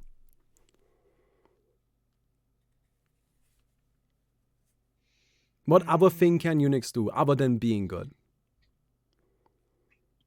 That's actually a really hard question. I actually can't answer that. Yeah, right. Because, like, to me, it sounds like what Unix now needs to do is find a random restaurant owner that wants to get into esports, or any sort of other similar thing. And I'm not trying to, like, discredit what you did, right? Like, clearly Yeah, no, I understand. there's skill involved. Clearly you have to be good. Clearly all of that matters, right? But in the end, the most important thing is knowing the right people. The most important thing is networking. And sometimes there's just absolutely no way for you to actually get into the scene, and it's just not going to happen, right? And that's just it. Yeah, that's true. I mean, I'm trying to somewhat change that in Southeast Asia, which is why, at least for the company I work with, I try to actively source new talent every season. It's not easy, considering how Southeast Asian casters are not exactly known as top-notch casters. Yeah. Like, I can't even remember the last time I saw, someone from C appear at a LAN. Like, all I'm saying is that, like, I think that you're kind of dodging the question, right? And A little bit, but I feel like it's fine to just say that Unix, frankly speaking, you just gotta somehow randomly stumble into the arms of gods, or find a different sugar daddy that will actually get you into the scene. And other than that, it's probably just not gonna happen unless you are actually the best caster in the world, right? Like, or unless you just appear in like some of these like amateur online tournaments and somehow you get scouted out, and next thing you know, the major channels just pick you up. I mean, that has actually happened before. It's not. Yeah, it's not but will that still common occurrence, but happen? it's Like, rare. I don't think that will happen anymore, because, like, right now you have so many casters that people know about. Why would anybody need a new one? Right? Loads of them. Maybe I don't know, but yeah, I guess you're right. You're also I mean, if assuming like, entirely Dota 2 as well. Like Dota 2 is a lot of casters and it's had a pretty rich like esports scene for many years. But there's a lot of games coming up, or smaller games. that Yeah, there's like this have qualifier less and Discord are where there's easier like to- 100 over casters inside just waiting to cast. yeah, so, like, you're just one of those hundreds. The only way you're gonna stick out is either when you're actually the best caster in the world, right? Like, I feel like there's some people that got to where they are just purely based off the absurd skill. Like, for example, OD Pixel, right? Like, OD Pixel just kind of popped up out of nowhere, and everybody was like, oh my fucking god, this guy is amazing. And so he just instantly got all of the big gigs, right? Because he's actually, at that point, I don't know if that's still true, I haven't been watching any Dota, but at that point I feel like OD Pixel was actually legitimately the best caster in the world. But not everybody can be the best caster in the world. But that's just not because you're not the best caster in the world doesn't mean you shouldn't, you're not good. Right? That doesn't mean you aren't necessarily, you can't be better than other people that are maybe in those positions. The problem is that to get into the position, your casting skill isn't the most important part. Right? There's no MMR. Yeah. There should be MMR. I'm like all in favor of casting MMR. And at the That international, part's actually, whoever has the that part- highest MMR gets to cast the grand finals. Let's go. dude, I actually would fear for that. Oh my god, that would be so creepy. But at the same time, I would kind of enjoy it. I thought Toby was the best caster in the world, Monk, I think. Toby is really, really good. Toby Toby's is really, amazing. really, really good. Odie and Fog, to name a more iconic duo. I actually like watching Cap and Blitz. So I don't know if we're ever gonna get a game started. I know that Max is actually in the lobby. You can always do the story time kind of thing. I thought we were doing the I'm hating on your profession kind of thing right now. Ah. Oh, we're still going through that? Oh shit. I thought that's what we were doing right now. If you wanna move on, then I. Yeah, sure. You wanna tell you the interesting story. You wanna play my video game I made, my shitty video game, so you can make fun of it? Oh, you're lagging really bad. Yeah, you can tell this last. Now I can't hear you. I can. I heard very faintly that you can't hear us. And All right, everything is dying right now. All right, robot haters. I mean, that's kind of spooky. Let's go. Right, I'm not sure if Unix is also a robot or if he's just memeing. Alright, it seems that nobody's here anymore. Did everybody just die? I think I may have died. No. No, I think my internet is fine because I'm fucking streaming. I am still streaming. Hello, haters. Are you back? I think I am. Hello. There we go. I can hear you again. Can you hear me? Yeah, Yes, I'm I can not, hear- I'm not doing What's Optimus happening? Prime impressions, so Yeah, it's very good. It's very good. I mean, this is like some random podcast at this point. Yeah. Any interesting esports stories or adventures you ever had? One time I went to the ESL1 Frankfurt Ooh, how was and that? I had a normal. Wait, that's not the story. Who cares about that? What? I had like a normal ticket, just a regular day ticket, right? Like nothing special at all. And me and my two friends managed to somehow magically wiggle our way up the ticket food chain without paying for anything until we were all the way at the very top and ended up with seats literally right next to Dandy. Oh shit. That's like, and when I say literally right next to Dandy, I mean we sat next to Dandy and like the rest of night, like we sat right next to them. Yeah, so that was a thing that happened one time. Basically, like That was like 4 so- years ago? that was a while ago, yeah. So basically, Yeah, what holy shit. what happened was me and so one like I went to the ESL one with two friends, right? And one of them is a cosplayer, and he did some weird gender bent Phantom Assassin shit, which I was just like, dude, I don't get it, but you do your thing, right? But he needed help putting on his cosplay, right?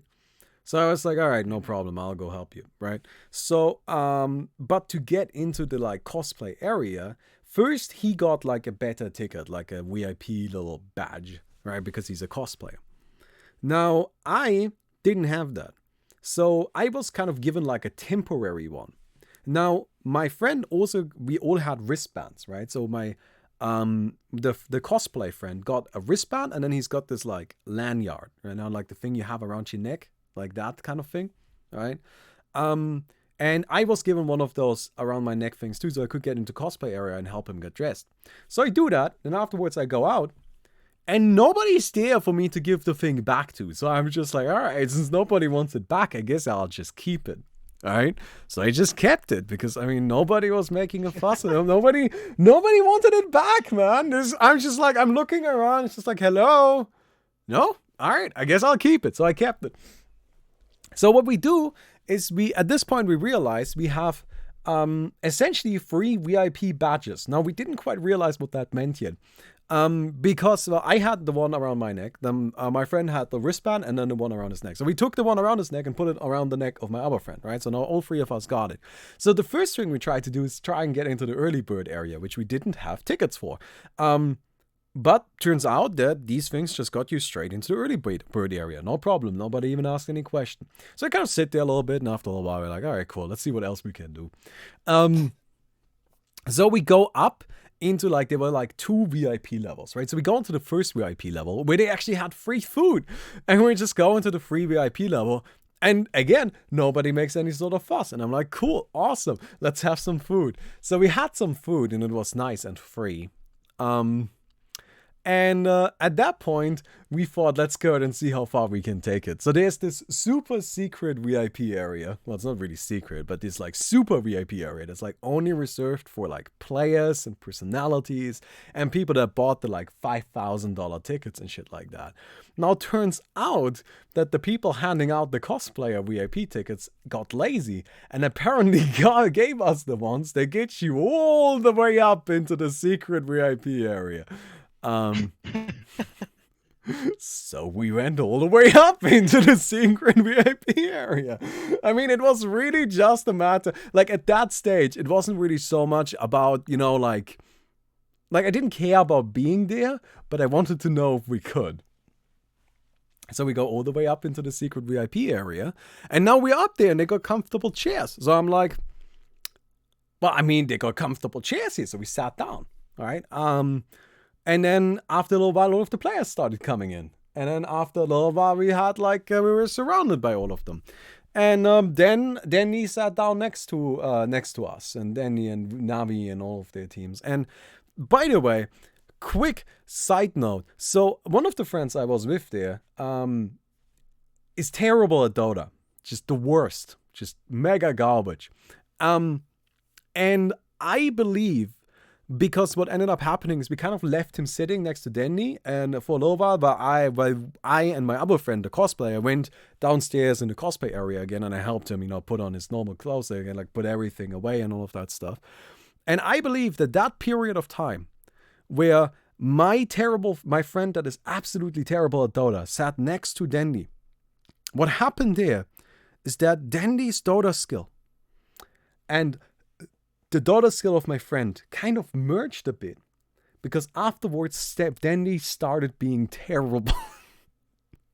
And it just started losing. Is this where you just say that your friend takes all the credit for Navi's decline? Navi just started losing everything. You killed Navi, Bormy. And I'm just killed like, Navi, dude. oh Why no! would you do that? But then again, I'm an Alliance fan, so. So, but did my friend get better? That's the thing. My friend did actually get better at Dota. And I'm just like, alright, God, that's it. That's what happened. There's just no way. There's no other explanation. There's nothing to do that we just spent the entire weekend watching professional Dota, right?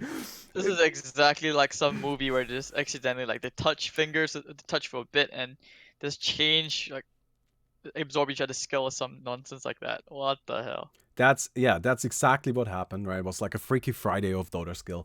And I would like to meet your friend so that I could have Dandy's skill. yeah, right? Anybody he touches, right, will now have a little bit of Dandy's skill. That's just how it works. Oh god. And yeah, isn't this literally the plot of Space Jam? It is. Well, I can't. I was Look, thinking but about it. I can't change the facts. I'm just telling you what happened. All right. Also, to anybody saying that I shouldn't have eaten the ESL's food, don't worry. Next year they just invited me and gave me a VIP ticket for free, so we good. They wouldn't have minded. Sick. They were fine. They didn't mind. Yeah. Now we're just waiting for the game to start. I mean, they have managed to get a party going. All right, that's good. But yeah. Has the tournament ended? No, we are still waiting for the last game to start, which has just been, yeah, it's just been taking a little bit. Sorry. And Skynet's invading soon, dude. I can feel it. Everything's falling apart. Oh, man. Yeah, we just need Max to host the lobby. Alright, do you have any fun Dota stories, boys? Me. I may have got a couple. So here's a short one first. You know ESL Genting? Yeah. Yeah, the most recent one, which was last year, that was the one basically where shortly after the Ohio incident, when the pizza party meme came about. Mm-hmm. So I managed to get a ticket to ESL Genting because I'm friends with the Fnatic manager. So Eric is a nice guy. So obviously he got me the ticket, and then I went around walking around the Fnatic lanyard. But here's the thing: there was this, at ESL Genting, things were kind of tense, especially with the local fans, especially since Ohio is like everyone's like, hey, you kick Ohio, but Malaysia Pride, and there were threats being made that people were gonna like throw eggs at Fnatic and stuff. So I was actually walking around with a Fnatic lanyard, and some random people actually just came up to me and just booed the hell out of me. I was like, what the hell? That was just a weird experience. Huh. And that's a short one. This is the most recent one, which is the okay. Should I really say recent one? But this is the most hardcore one because the first time I ever left Singapore in esports to actually be like to try have a try at being an actual team analyst in Indonesia. So long story short, my team captain slept with upper management's girlfriend. And this upper management guy, is connected with the mafia. All right, So for weeks, this escalated quickly. Yeah, what happens over there in SEA, Dota? Like, dude, lots of shit. You have no idea. This story has two parts. So what happens is, for weeks, just imagine. Okay, I've only been there for like a month. Almost every day, this chick is running into the team house. She locks herself in our room. We're not able to sleep, and then this mafia guy's like, I'm gonna beat him up. He can't speak English, so my Indonesian teammates basically need to translate. They're in the first floor. They're just like, yo, please don't beat this guy. Don't beat this guy. Please don't call the Brimob. Brimob is basically gunmen in Indonesian. So and then okay, it's like constant days after days of drama, and then eventually it gets to a point where this tournament, IGC, it's the biggest national tournament in Indonesia. We make it to the winners bracket with guaranteed top three or top four, and then obviously, but the game Indonesian delays, so we back at the hotel. It's 2 a.m. We just want to spectate our next game, find out who we're playing against next. And my captain's basically he forces me to room with him because we were friends. We're not friends anymore after the incident. He tells people I betrayed him. So instead, he and the girl just like kind of fucking around in the room, and I'm forced to like just kind of wait in some of the other members' room, and people are not happy. Arguments escalate. Everyone's tilted. We crash into the lowest bracket. Everyone is still tilted because this chick is just kind of showing her face, that very emo face, and everyone just gets more tilted. Crash out the tournament. And then eventually get back to the team house. We're about to disband. Everyone's just mad, lots of yelling. I somehow spend the entire day on minimal sleep, like convincing everyone's like, yo, okay, just ignore Darcy, just like trust me instead. Let's just stay together, see how it goes. We shouldn't be disbanding over a girl. It's not even anyone's chick, it's just his. And they say, okay. But just as the team meeting is about to end, next thing you know, bam, door bursts open, mafia guy walks in with two gunmen. And then he sees, okay, basically everyone has retreated to the room, right, to the bedrooms, and it's just me, the captain, and some of the other players. Next thing you know, gunman just like pulls out this Glock, and he's got just like three people, and he's like, right, three bullets, just click, click, click, bam. He slams the Glock on the table. He's like, he's gonna ask you questions, and you're gonna answer everything. Don't forget, mafia guy doesn't speak a word of English, so Indonesian teammate is just translating, and then next thing you know, we're lying through our teeth, trying to talk our way out, and the room is so small. We're like, there's no way for us to like run. There's nowhere to hide. And then he's like, he asked the captain. He's like, "Did you sleep with this girl?" No shit, he did. But lying through his teeth, he was like, "Oh yeah, no, no, no, never, not at all. She's saving herself for marriage." And my Indonesian teammate is just like he translates everything, and the mafia guy's just like, "Oh, okay, okay." Next question: do you still love her? And then he was like, yeah, but it doesn't matter now. I promise you I'll break up with her. I look at my teammate and my Indonesian teammate, and we're just like shaking our heads like, no, no, no, no, no, don't translate it. Don't translate that. He just lies straight up. He's like, nope. Just like, nope. Doesn't love her anymore.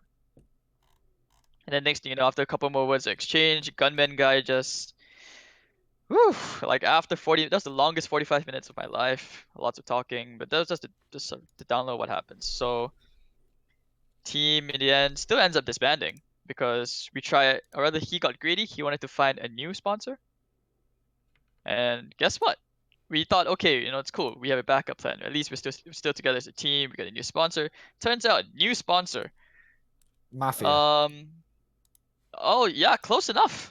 Oh no, I was joking, man. Really? Owns the second biggest pharmaceutical company inside in Indonesia, and then he turns out this guy he doesn't want to register the organization, the team, and everything. He was gonna buy players from like for CS:GO as well. He was gonna buy like some Indonesian players, Bentet from Tailu and Excret. Turns out this guy wanted us to match fix games. And just like that, we ended up teamless for 3 months. That was a roller coaster, man. How do I even respond to that? I mean, Well- I just all I know is, dude, I just wanted to, pursue the esports dream. I've literally put my life on the line. Imagine trying to pursue your esports dream. You like sacrifice everything for, and then you go to a tournament and Bormy turns up and ruins your career with a friend who sits next. Nah, that's the true heartbreak.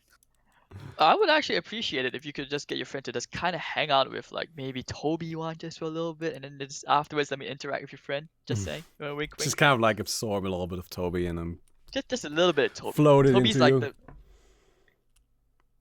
I mean, Toby is so creative in the way he casts. Like, I have a lot of respect for him. God, I hope we finally get to actually do something here. Can we actually finally spectate a game? I've been trying to spectate The a game. lobby, from what I understand, has actually been started. Oh, cool. So we Actually, finally never get to mind. play It broke again, so never mind. Yeah. Yeah, I don't really know. what Balmy's to do. friend is Rogue from X-Men. Does your friend have white hair by any chance? No. What if it backfires and it takes all of your remaining casting skills? Huh.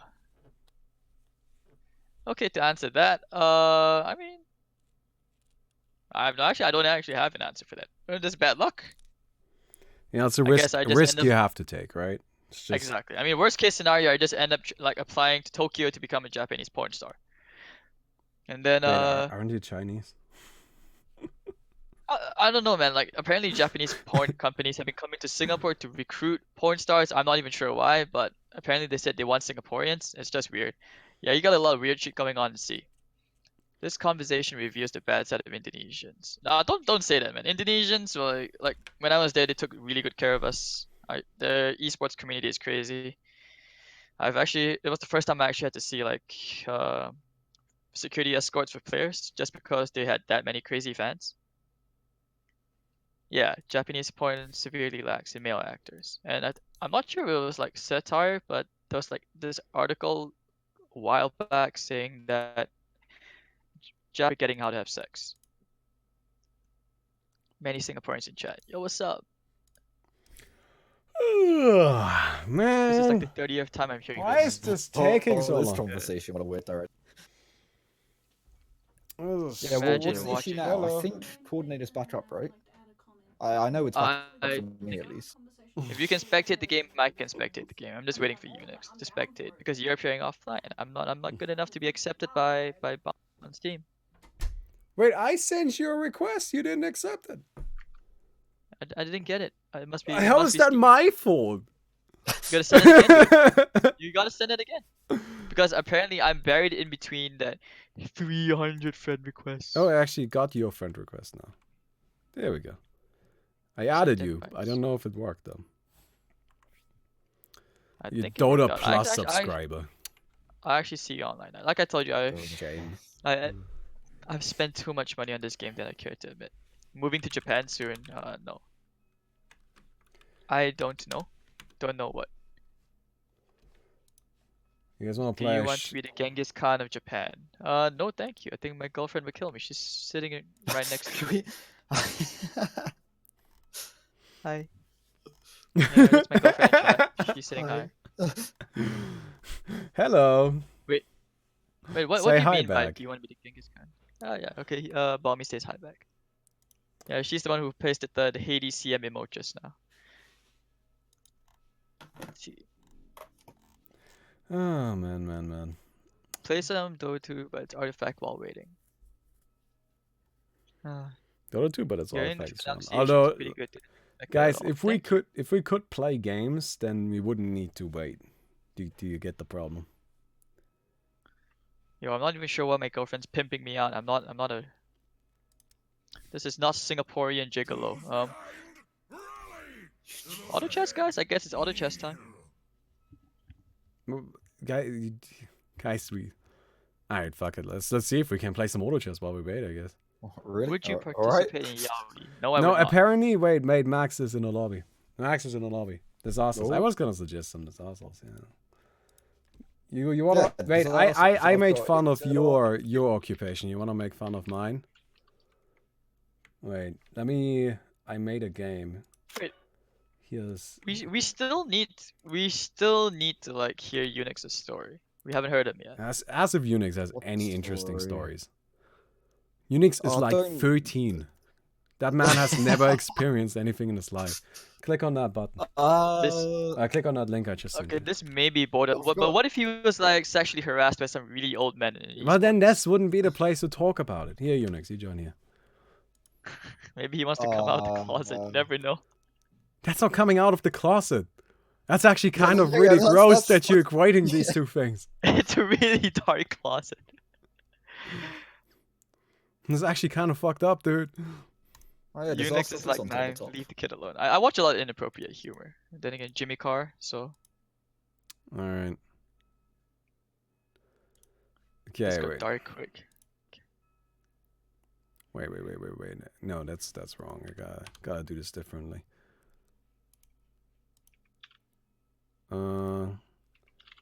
Wait, you guys aren't joining my link. Why aren't you joining my link? What link? I sent you a link What on link? Discord. Oh, Did you? Yeah, I did. you've got a website for it? Yeah. This is a fully playable independent game. This is here, Hades. This is a game I made. What is this game? This is my game. It's called Disasters. Oh my god. Okay. Well, how do I turn the music off? Oh, In top right. how do I join? You're already in. You just gotta ready up. There's a ready button in top right, bottom Why am I right. called Patrick Sullivan? Wait, hold on. Let me change You my can name. change your name. Oh, there we go. Okay. It's on the bottom left. I didn't know that. All right. Let's So- play. So here's how you play. Okay, you see at the top there's 5 cards. Every round you can choose one of the 5 cards and put them into your castle. All right. You see how the cards have these little dots on the sides, like these little where there's symbols in them. Those let you decide what kind of like where you can place something. If you click on the cards, it will automatically show you where you can put it in your castle. All right. Try matching the connections, and if you match golden connections, you can enable cards and actually use their effects. All right. There you go. You got it. I believe in you.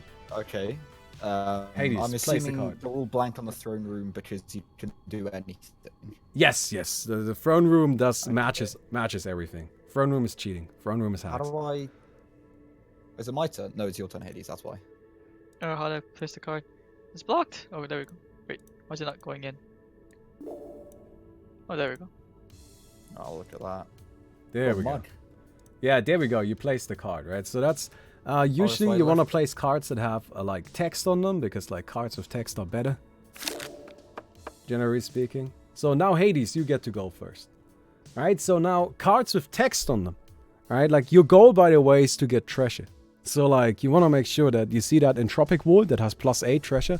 It's the highest treasure value in the game. If you have the most treasure at the end of the game, you win the game. So you might want to do that. But make sure that you I have no idea what I want to do.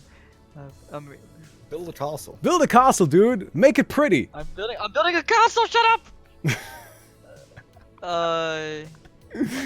Yes. No. Nothing better than throwing people into a game that they have no idea how to play.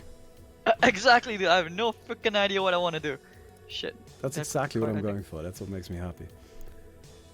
Alright, I don't worry. I'll keep you up to date. And as soon as we find a lobby, we can shut the. As soon as Max finds a lobby, we can shut it down. Did you actually play something? I think you took too long.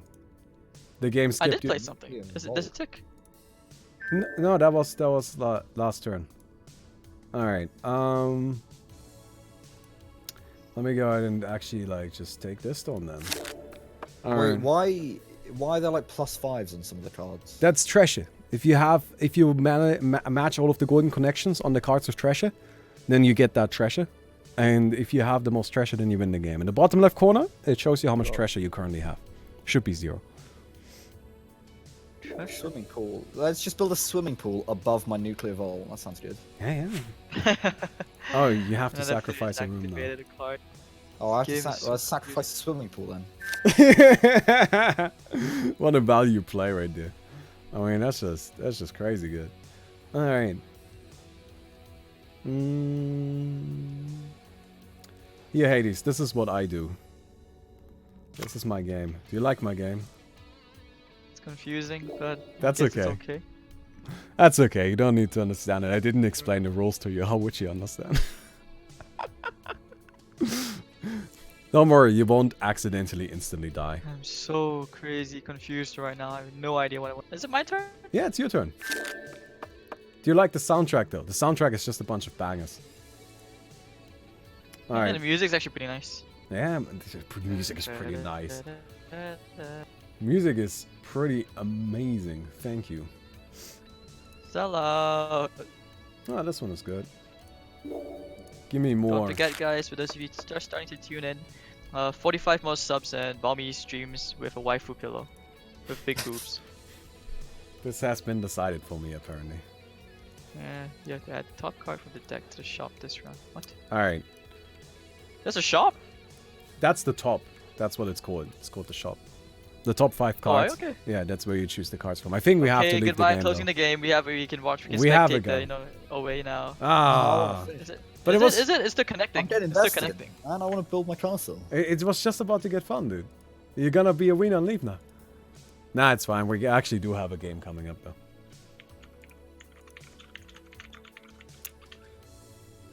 The bangers from the soundtrack, though. The absolute bangers. Alright, guys. Thanks for playing. What happened to my swimming pool? I deleted it in there. Whatever happened to my nuclear vault? I don't know, but I closed the game. You guys still Oh, what? playing?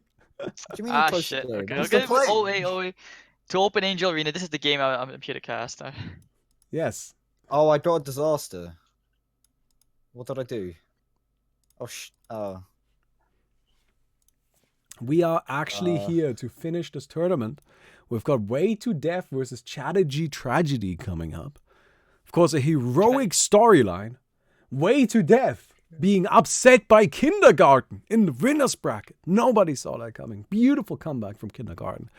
Absolutely fantastic execution.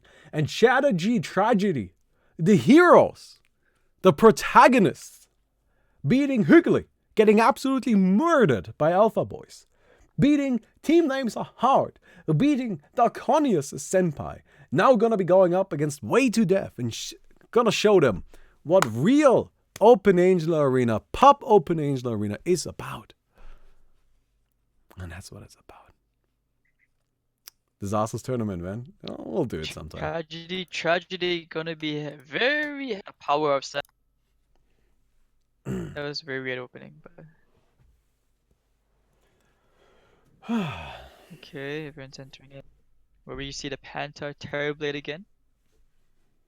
Alright. Do I have the team names on the right side? Wait, this is Maybe not not. the right teams. The battle begins. Monka S. Oh yeah, this isn't. Ah, Chris. Spectator. I This could, is yeah, Alpha no, Boys. the match is still in lobby. I could have continued that Disasters game. Ah, Chris. We got scammed, guys. I thought this was gonna be the game. Chris told me okay. this was gonna be the game. It's okay. Oh, good news though. 44 more subs and then you have to get that Opie pillow. I think your wife wants you to get it too. Doesn't matter what she wants. She has no say in this. Wait, what? Does she know that? Does she know that? I'm pretty sure she does. Isn't No, it something where they say the wife is always right? No, she's definitely not always right. She is very, very much wrong about most things. I can hear in the background. Hello. Happy life, happy life. Stop running not saying sorry. around. Go sit down. No, bye. She's got fucking. Whoa, chill out, Optimus. All right.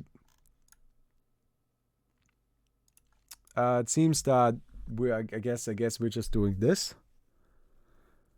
All I Hey, said a was game the is a game game. was starting. Okay, do you chat? I'm gonna go ahead and read out exactly what Chris wrote to me, and then you can tell me whether or not we got scammed. Okay.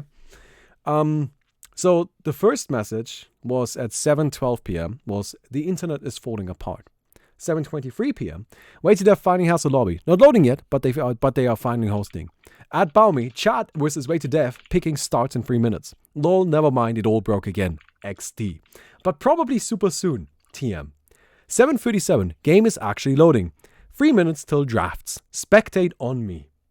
Now you tell me whether or not that implies that we're spectating Chatterjee strategy against a Way to Death or that we're spectating something else. That is all I'm saying. All right. So we've got this right here is Okay, not yet. No, this is Alpha I Boys. think there's a Discord issue because my ping's like crazy high all of a sudden.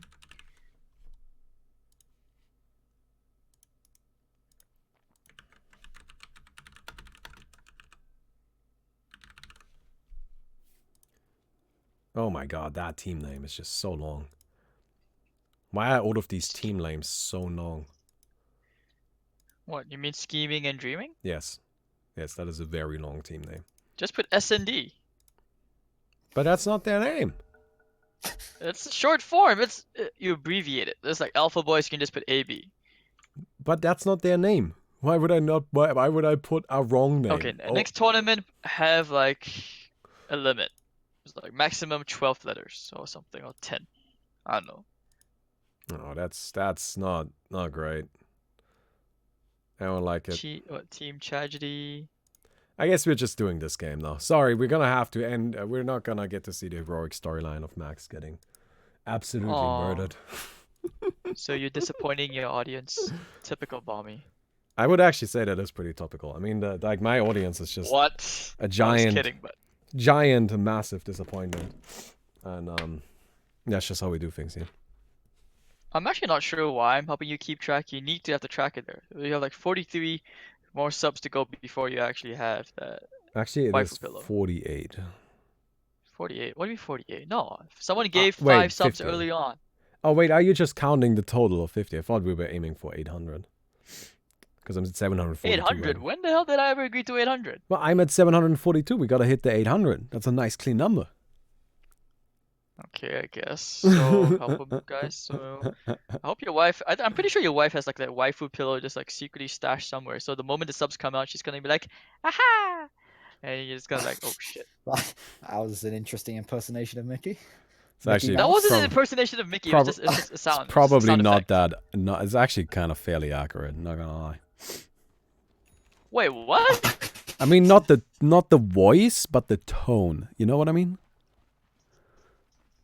Anyway, let's go ahead and get into the game. Are we doing this like as the free, or do you guys want to do it? Who's doing this?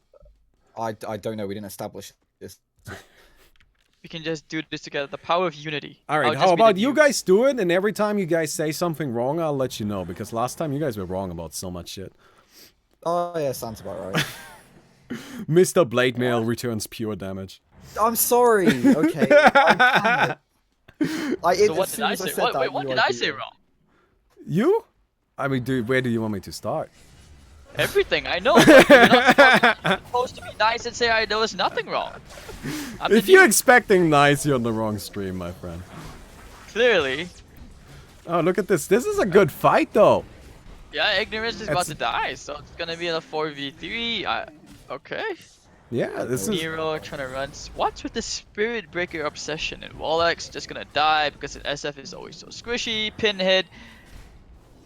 Nice. Panther just gets the kill. And alright, 2v2. But Nero goes down, so the Angus Beef Burger gets served, and it's gonna be Drippin' VV versus P3K1 on the Bane. Yeah, but this is an ogre. Like, what the hell are you gonna do against an ogre? Pure Dude, damage brain stab. look at that.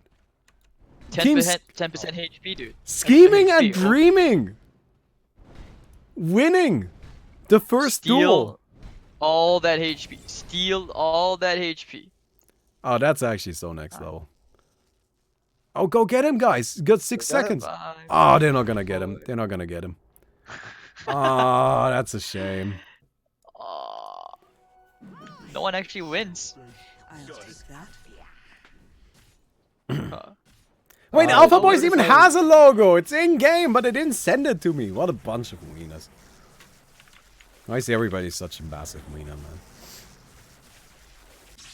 Interestingly, notice how the Odo Magi Vivi has boots and windlace. He's clearly just planning to run down and punch. I like it. I think it's smart. Yeah, I like it. Yeah. So Ogre just goes around. It's like me smash Ogre. Also interesting to see another. He's just gonna run after the hero. DSF, chasing after him with the ignite and the boots. But more like yeah. We've been seeing with Venom as well. That's an interesting item pickup. And okay, down goes P2K1 Vivi. The carry Ogre is real, guys. I'm telling you, it's a legit strat. He's gonna super Echo Saber with like Daedalus, and he's just gonna pummel every. Drow literally bought no items and then just saved up for a straight Javelin. Which is interesting. I haven't seen it before. Could work. I mean, we doubted the trial the previous. Interesting is a word to describe this, yes. That's really about the end of the words I would use to describe this as, though. Why would you do that? That is so weird. I've never seen that before. I guess probably just wants to get lightnings as quickly as possible, right? Which is somewhat reasonable. Javelin is actually like a pretty decent damage increase for the cost, but like it's not as cost effective as just getting like a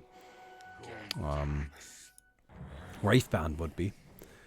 Anyway, you know what? I'm actually fairly impressed with teams scheming and dreaming. They are fighting back, right? I like their lineup for it too. Look at this, Undying. Undying is a hero we haven't seen too much of this tournament, but Undying has traditionally been an excellent hero in Open Angel Arena. Always performing well, always just being a front runner. What he likes to do is just be aggressive, be in people's faces, and just kind of run them over with, you know, like DK and tombstones. He has gotten a little bit of, ever since he got his new ultimate, ever since he's got the new Flesh Skull of Undying, has been not as popular anymore because the Ordon was a bit more powerful for Open Angel Arena. But nonetheless, just having DK makes him one of the best early brawlers. Any thoughts on the Aghanims for Undying this game? I don't know if we're gonna see one, honestly. I feel like Aghanims on Undying is not a bad option by any means, but it's also just kind of, sometimes you just don't have the inventory slot for it, right? Really? I mean, you just steal all that strength. You make everyone squishier. It makes things a lot easier. Yeah, it does. Especially for heroes like the Drow. For the early game, for sure. But like the problem is that after a certain point in this game mode, you know, everybody has a lot of HP and a lot of strength, where 10 just isn't that much anymore. And like the thing is that Undying as a support is really kind of like a hero that's all about providing, like doing what your team needs, right? Undying is the hero that will buy a a Solar Crest or a Helm of the Dominator or a Heart Transplant, a pipe, whatever your team needs, because Undying doesn't really have any like needs himself. What he needs to do instead is he needs to like solve the problems that your team is encountering. And so that kind of sometimes forces him into situations where he just can't really afford to go for something like an Agonize. I mean, I think even maybe not the individual heroes taking like the 10 strength, but when you have multiple heroes caught with that 10 strength decay, plus with an Octarine core, it's a 3.5 second cooldown, you can really tank up and be unkillable, especially if you've got some aura items that your team needs.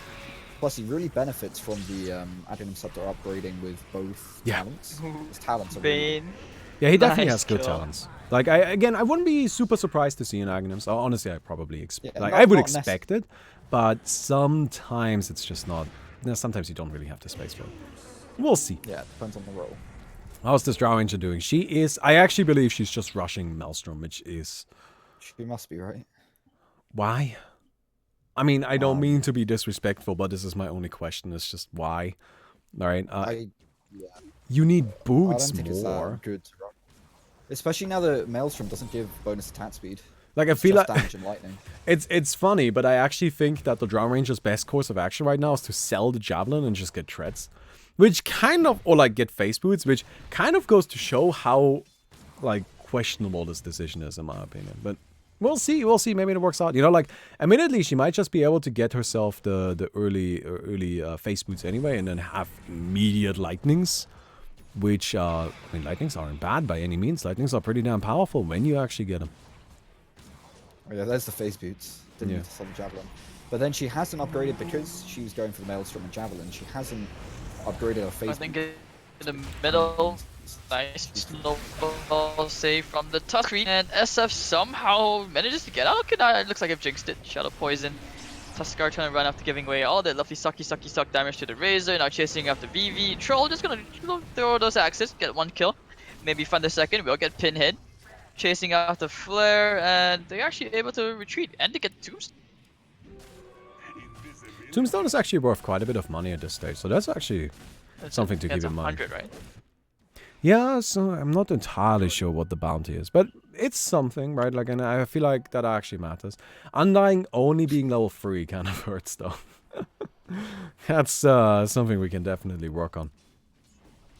Alright, Drow Ranger now has her Splinter Boots, and gonna have her Lightning soon. Once she has that, she'll be able to farm really quickly, but again, I honestly think... Hold on, I have to look at this fight in the middle where Pinhead Wallet's double kill with that Shadow Fiend. It looks like, yeah, Undying's gonna die as well. And Ogre Magi just runs straight into his death here. oh, he's still alive. He's still got it. Gonna throw out a stun. They don't... Oh my god. What? They disengage.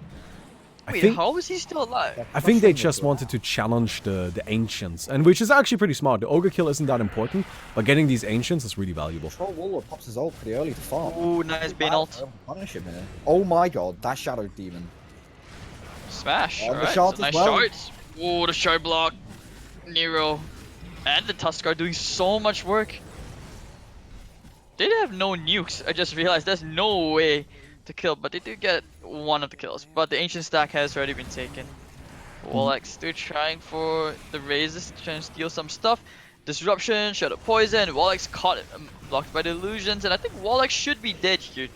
Pinhead getting a very nice kill. Yeah. Actually going for drums. What do you think about that item pickup? Drums on the Shadow Demon. Shadow Demon. Yeah, so drums actually built into a really interesting item you have in this game. It's called Lucians. You can toggle between either a movement speed or a healing aura for your team. It has nothing to do with any other game, a completely original creation. And it builds out of drums. So that's often why you will see drums. They're also just a great item for, like, drums are also just great for early game. And actually, drums are pretty good in their own right. So I don't mind seeing drums. I think drums are actually pretty powerful, especially if you get them early enough. Although right here, I feel the bigger problem isn't so much the itemization, it's more the levels. If you look at the levels, you've got Shadow Fiend level 13, you've got the Troll level 13, level 13 as well. Just got there. On the other side. Oh, sorry. Okay, got a duel incoming. 5v5. Let the brawl begin. Razor. Level 3 static link, but kick away to punch away. Alright, so now they want to turn to the Spirit Breaker. A nice snowball up to the high ground and the bashes. Man, someone's just gonna toss that back and forth and drip. And then Dying both going down. Well, they get the Tombstone, Penta on the dominating streak. Pinhead's gonna die to the Troll out. And the Shadow Demon, well, okay, Ignorance also about to follow. Ogre trying to have a brawl out here with the Spirit Breaker. Nah, doesn't work out. You're gonna ultra kill here for Wallax. Yeah, that's Dude, a good he has the setup. Salqueras, man. He likes that.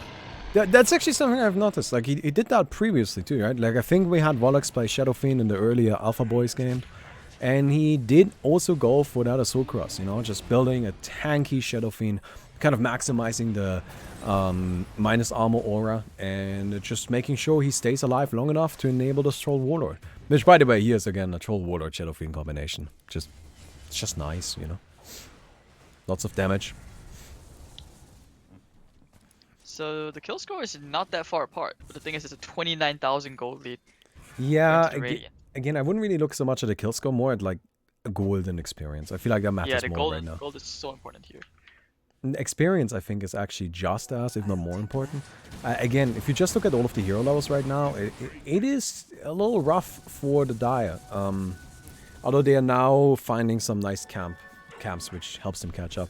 Drip also picking up those the Demyolni, which is helping the Drow Ranger actually farm up a bit more. And Oh, Wallach with the double damage coming from behind. oh, Snowball Shadow Fiend gang Pickets. going all the way for Vivi. They're going balls deep for this one, and I think they should be able to take the Ogre Magi. No way to heal the Ogre. Ogre's dead again one more time. Putting him down to Steve. Nice sharp block. Should be able to get this very, very nice cut. They put the tombstone on the high ground. They actually ditch him. Going straight for the boss. I like the pick up of the Adenims on the Tusk. The kick Well, away. not like strategy or anything. It is just a good. I like it. It's fun. Undying. He actually did go for the Ags. Steal all that strength. Nice heal. Can he steal more strength? He's already dead. There's just no way for them to fight. Shadow Demon's also dead. They're just running in their faces. And Vivi gonna take that club, just run all the way back. Maybe try for the stun you into the Tusk, but no lethal lens. Oh, there goes Undying. Round 3. Back into near. Troll misses the wielding access, gets stunned up. Now the static link flies out. That'll be the bash, pushes him away. Only loses 42 damage, so they can still kind of fight. He has the Daedalus and the MKV. Thanks to the disruption, they get ignorance. Oh my god, those melee axes just way too painful, and they're gonna get a flare. Ouch! Wallach with the right clicks, and down goes flares. Well, that's gonna be a double for the SF. Vivi gonna try and fight under the shrine. It's pointless. Wallach on the triple. That gold graph is just very one-sided. Yeah, it's already starting to kind of be, you know, getting to that point, which is what we like, where we expected it to go. Drow Ranger is trying her hardest to keep up, but going for a very unconventional item build as well. But she's just simply not strong enough at this stage, and there isn't really enough backup to keep her alive, right? The Undying can't really do much to stop the Spur Breaker from charging at her, and Spur Breaker just in general. Just such a nice hero to close that gap between, you know, Drow Ranger and anybody else. That's gonna be a problem for them. Razor, I feel, is the biggest hope for the Dire, but even Razor actually doesn't seem to have that much in terms of items. I mean, if you think about it, like, Drow, because SF has the Sakura, so this is the counter AC. Oh my god, Satanic on the SF, what the hell? Yeah, the damage output, man, that's what it's about. Alright, you gotta go Just hard. the right clicks, Jesus. 1, 2, 3, make it 4 from the high ground. Oh, drip. That's the run, the snowball, where's the punch? Kicks him all the way back, ultra kill. Give him the rampage, dude, come back! Vivi, don't run, be a man, do the right thing. So I really like the Radiance draft, by the way. I think having the Tusk and the Spur Breaker is such a great choice to shut down that Drow Ranger. Like we saw right there, Drow Ranger actually managed to avoid having to fight into the Spur Breaker. But even that wasn't enough, because then the Tusk just managed to close the gap. And not only close the gap, but then like throw it back into the enemy team. That's a big problem. And honestly, it's something that's just not going to get better for her. Can they steal the damage? There's a lot of damage to be stolen, but SF still has actually enough right click. Still has about 200 damage. So he's gonna fight. It has the Satanic actually back to full HP. Still gets the kill into the Razor. Alright, so they'll keep pressing for more. Oh, beautiful shot block once more from 6 months ban. I guess this is why he got banned. Those shards are just criminal. That's how he was taken out of the game. Gotta make sure that we don't get hit by those anymore. Alright, Razor. I have received, again, a voice in my ear that is Chris saying, Way to Death versus Tragedy is starting now. Alright. Do you want to switch over to it, or do you want to finish this Ah, one? let's finish this one. This one's not gonna take that long. Okay. Although I apologize, of course, if it does. That's... I don't mean to be disrespectful. I'm just looking at the state of the things and seeing if we can... Yeah. yeah. I mean, there was like, what, 100k gold lead? If this was normal Dota, you know the game was really long over. But you never know, comebacks can happen. 100,000 gold lead in normal Dota. How would that even happen? I don't think I've ever seen a gold lead that big in normal Dota before. I've actually only ever seen a 60,000 gold lead, but that was like years ago. And that's because they just refused to end the game. It was just a very BM thing. And the opponents were like, Please just let us stay alive past the 20-minute mark.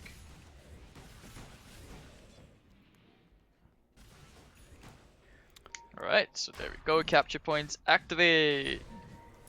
Yeah, that's always important. You know, gonna make sure to get those. Although I'm not sure how the Dire could get theirs.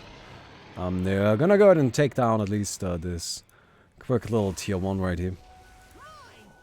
Which What's of really course, important about these capture points is that they're tier 2, not tier 1. This is Yeah. the first tier 2 for either team is going to get, and if you steal it from them like they're trying to do now with Radiant, and they're fighting to try and take it over, there's going to be a Fiend's Grip on the Drow Ranger who's just stunned up.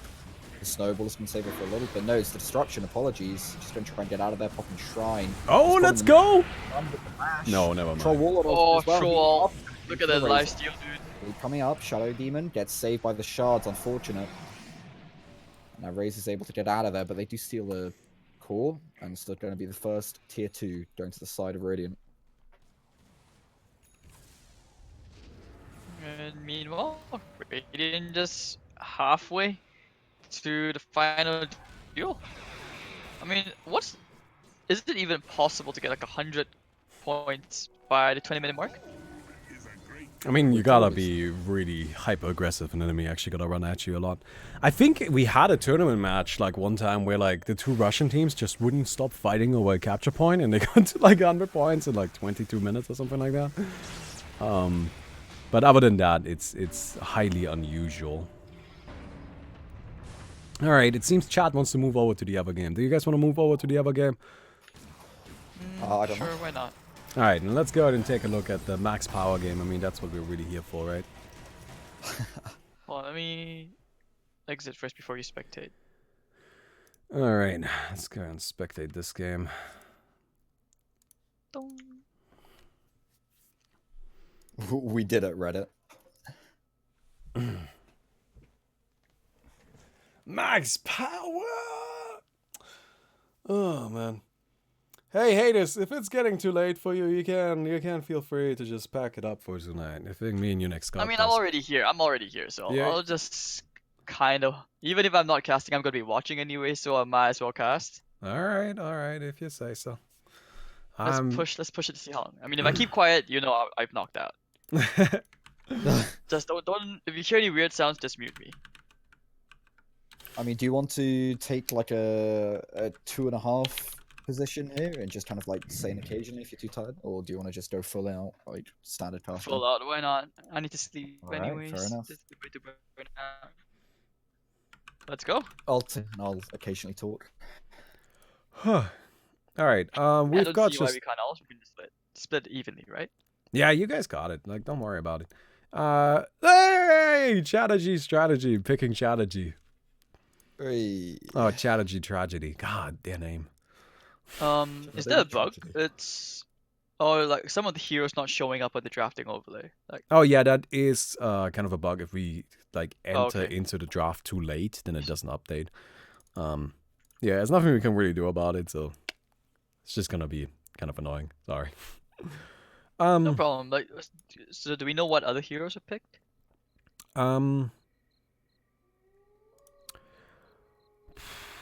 No, I do not know what other heroes. Feels bad. We could guess. I'm gonna go ahead and guess I- that Chatterjee Strategy picked Spirit Breaker and Wraith King.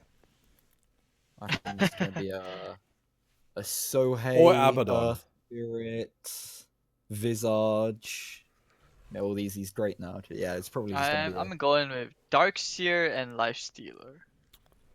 Yeah. Where are the punch pickers, man? Where are the punch pickers? Non-Druid is probably banned. Yeah, most likely. Yeah, Patch isn't really very good in this game mode. The biggest problem is actually his ultimate. Like, all of his other toolkit is fine. It's just that he doesn't usually have the time to just channel for 3 seconds. So his ultimate is kind of a little bit weak. It has not very much utility. Sadly, Patch is not necessarily the strongest hero in the mode.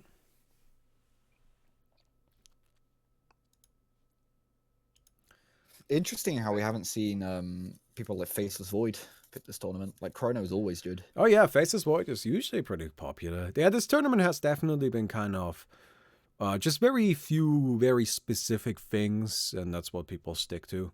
Not really moving too far out of it. I mean, I guess if that's the comfort picks, if that's what works for you. Although I do want to say that I feel like Kindergarten is a team that kind of like, moved a little bit out of the normal hero pool, and they are now sitting in winners finals. So there's definitely some value to that. It is Spirit Breaker Darkseer for Dire and Troll plus Ancient Apparition for Radiant. Slaughter. Oh, Slaughter. There we go. That's an interesting Okay, one. I'm hoping. Wait, we can't really see which heroes are picked, but the Radiant has Troll and Ancient Apparition, and the Dire has a Spirit Breaker and Darkseer. wait, how do you know this? Chris was in the game. No, Carlos was in the game before we started. And Carlos. yes. Wait, so do they have someone to combo with Wisp? Radiant, I think Troll, Shadow Fiend seems fine. Yeah. I mean, you just need somebody that attacks, right? I feel like to a certain extent you could even do it with Slaughter. Yeah. So. Well, I was wondering if we were gonna have like a Wisp Gyro or a Wisp Medusa in. All right. So the sometimes they do things.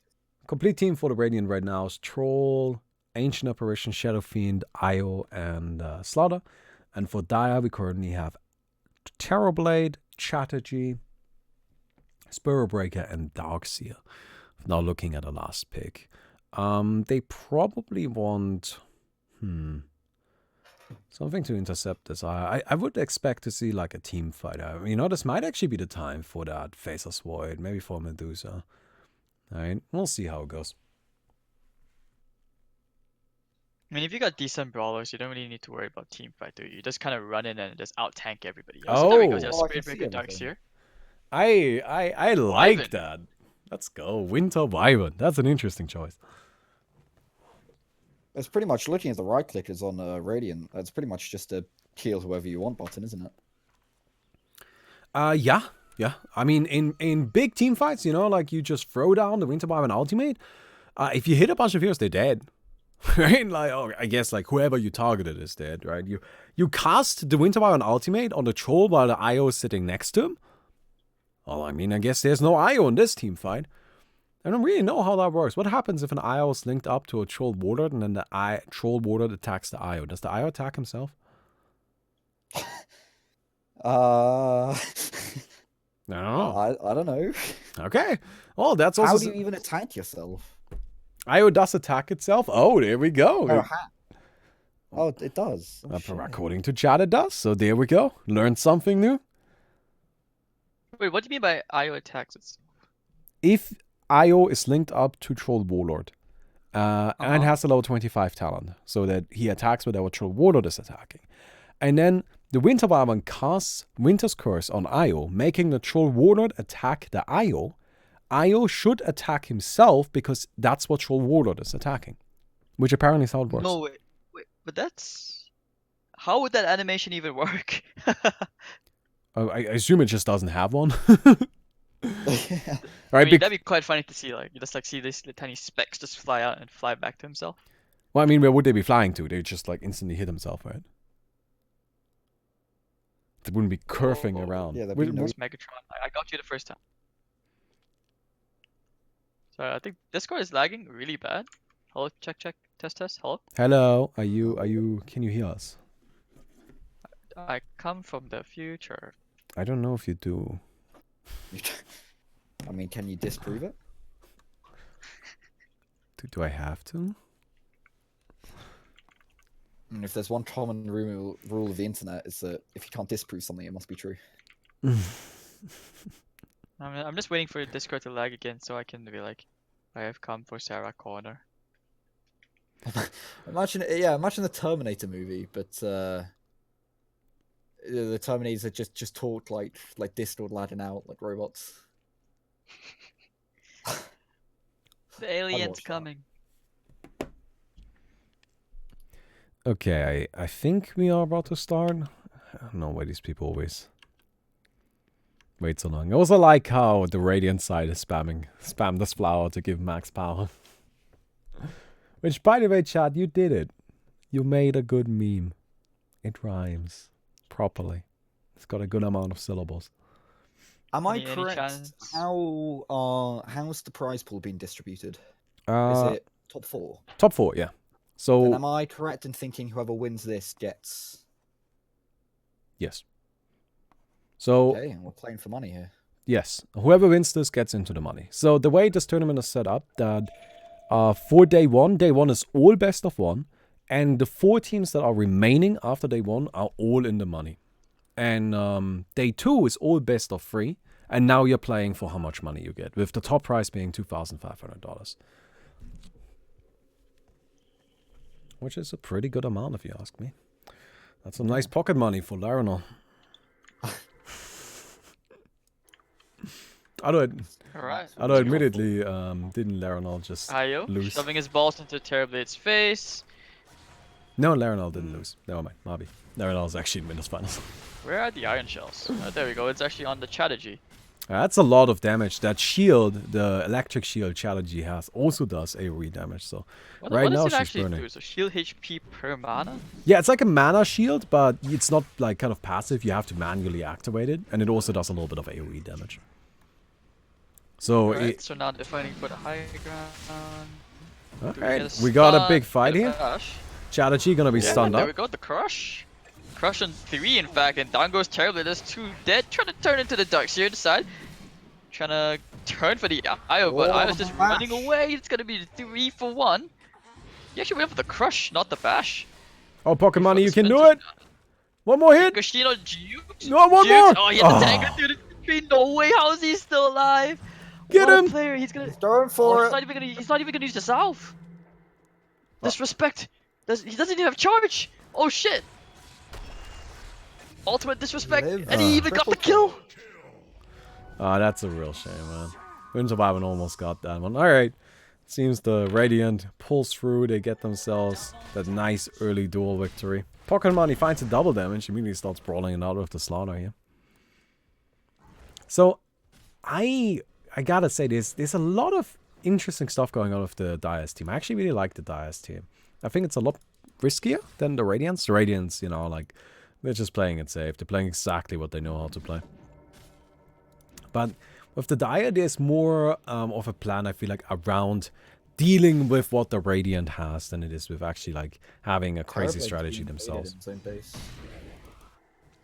Oh. So, little blue and white combo coming to Ruinous Day. Yeah, that's a bit annoying for him, I imagine, you know. Terrorblade is not a hero that has much he can do in the very early stages. He just kind of needs some time to farm up. So, as is, he just kind of needs to farm up. Coming for more. What do you do? You need your supports to come support you, right? But Wyvern is level 1 and can't really contest this kind of trio of... Yeah. Hey. I just like how they're just gatekeeping the Dire side and Terrorblade, and he's gonna run out of Metamorphosis in a tiny bit. Meanwhile, the rest of his teammates are just on the other side of the map, like trying to shut the SF down and the troll. That's actually very much the right thing to do, though, right? You gotta make sure they don't get too much farm, which is exactly what the Radiant is doing to your supports. So I like that, right? And I think it's smart, especially since Darkseer and Strategy are actually both heroes that farm pretty damn quickly. Now this is a problem. Radiant just got all 4 bounty runes. That's always how you can see things are going poorly for a team, when all 4 bounty runes go into one direction. Although admittedly, so far, Radiant is actually not that far ahead, just a little bit. Just a little So bit. who's the game-changing hero here? Is it Troll? Is it SF? Is it the Slaughter? Io? Oh, it's been to Wyvern like 100% of the time. The only way that the Dire can win this is if they get nice big Winter's Curses. On top of that, Winter Wyvern is actually kind of terrifying. Like, just generally speaking. You can get... Weapon Ags? Yeah, you can just get Aghanims. Like, that's actually a legit build because, you know, you have a lot of money, you're gonna get high levels. You'll actually be able to buy Aghanims and then just kind of float around and apply a lot of slow with the Arctic Burn. Something I like to do is actually go Skadi as well. And then whenever you touch something, they just can't move anymore. And at level 25, of course, you get another stun. You get the Splinter Blast stun, which coupled with the Darkseer is actually kind of nasty as well. I think there's actually a lot of potential from this Winter Wyvern, and that's why I really like this pick. I actually think it's very smart. I'm not sure if it's going to be enough, but it's a great idea. Pushing the high ground.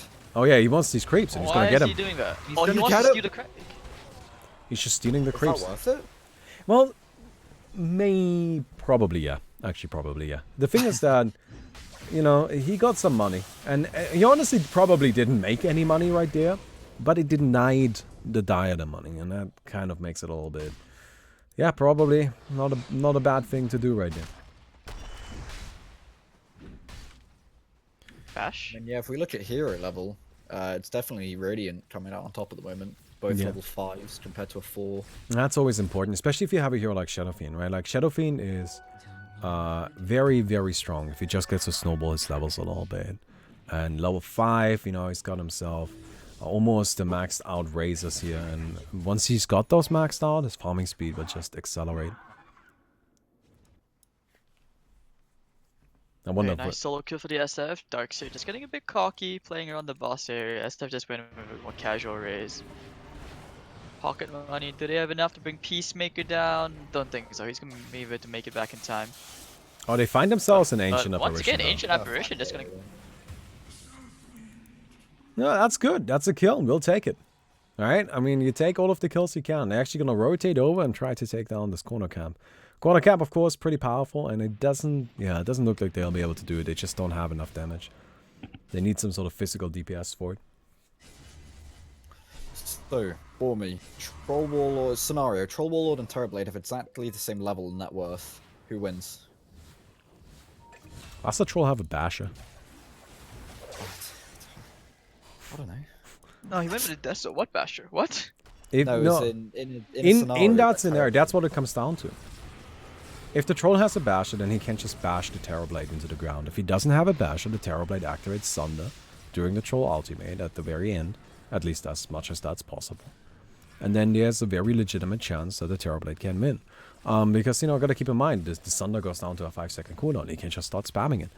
So, it's kind of sketch, honestly. Radiant got that core significantly earlier than Dire.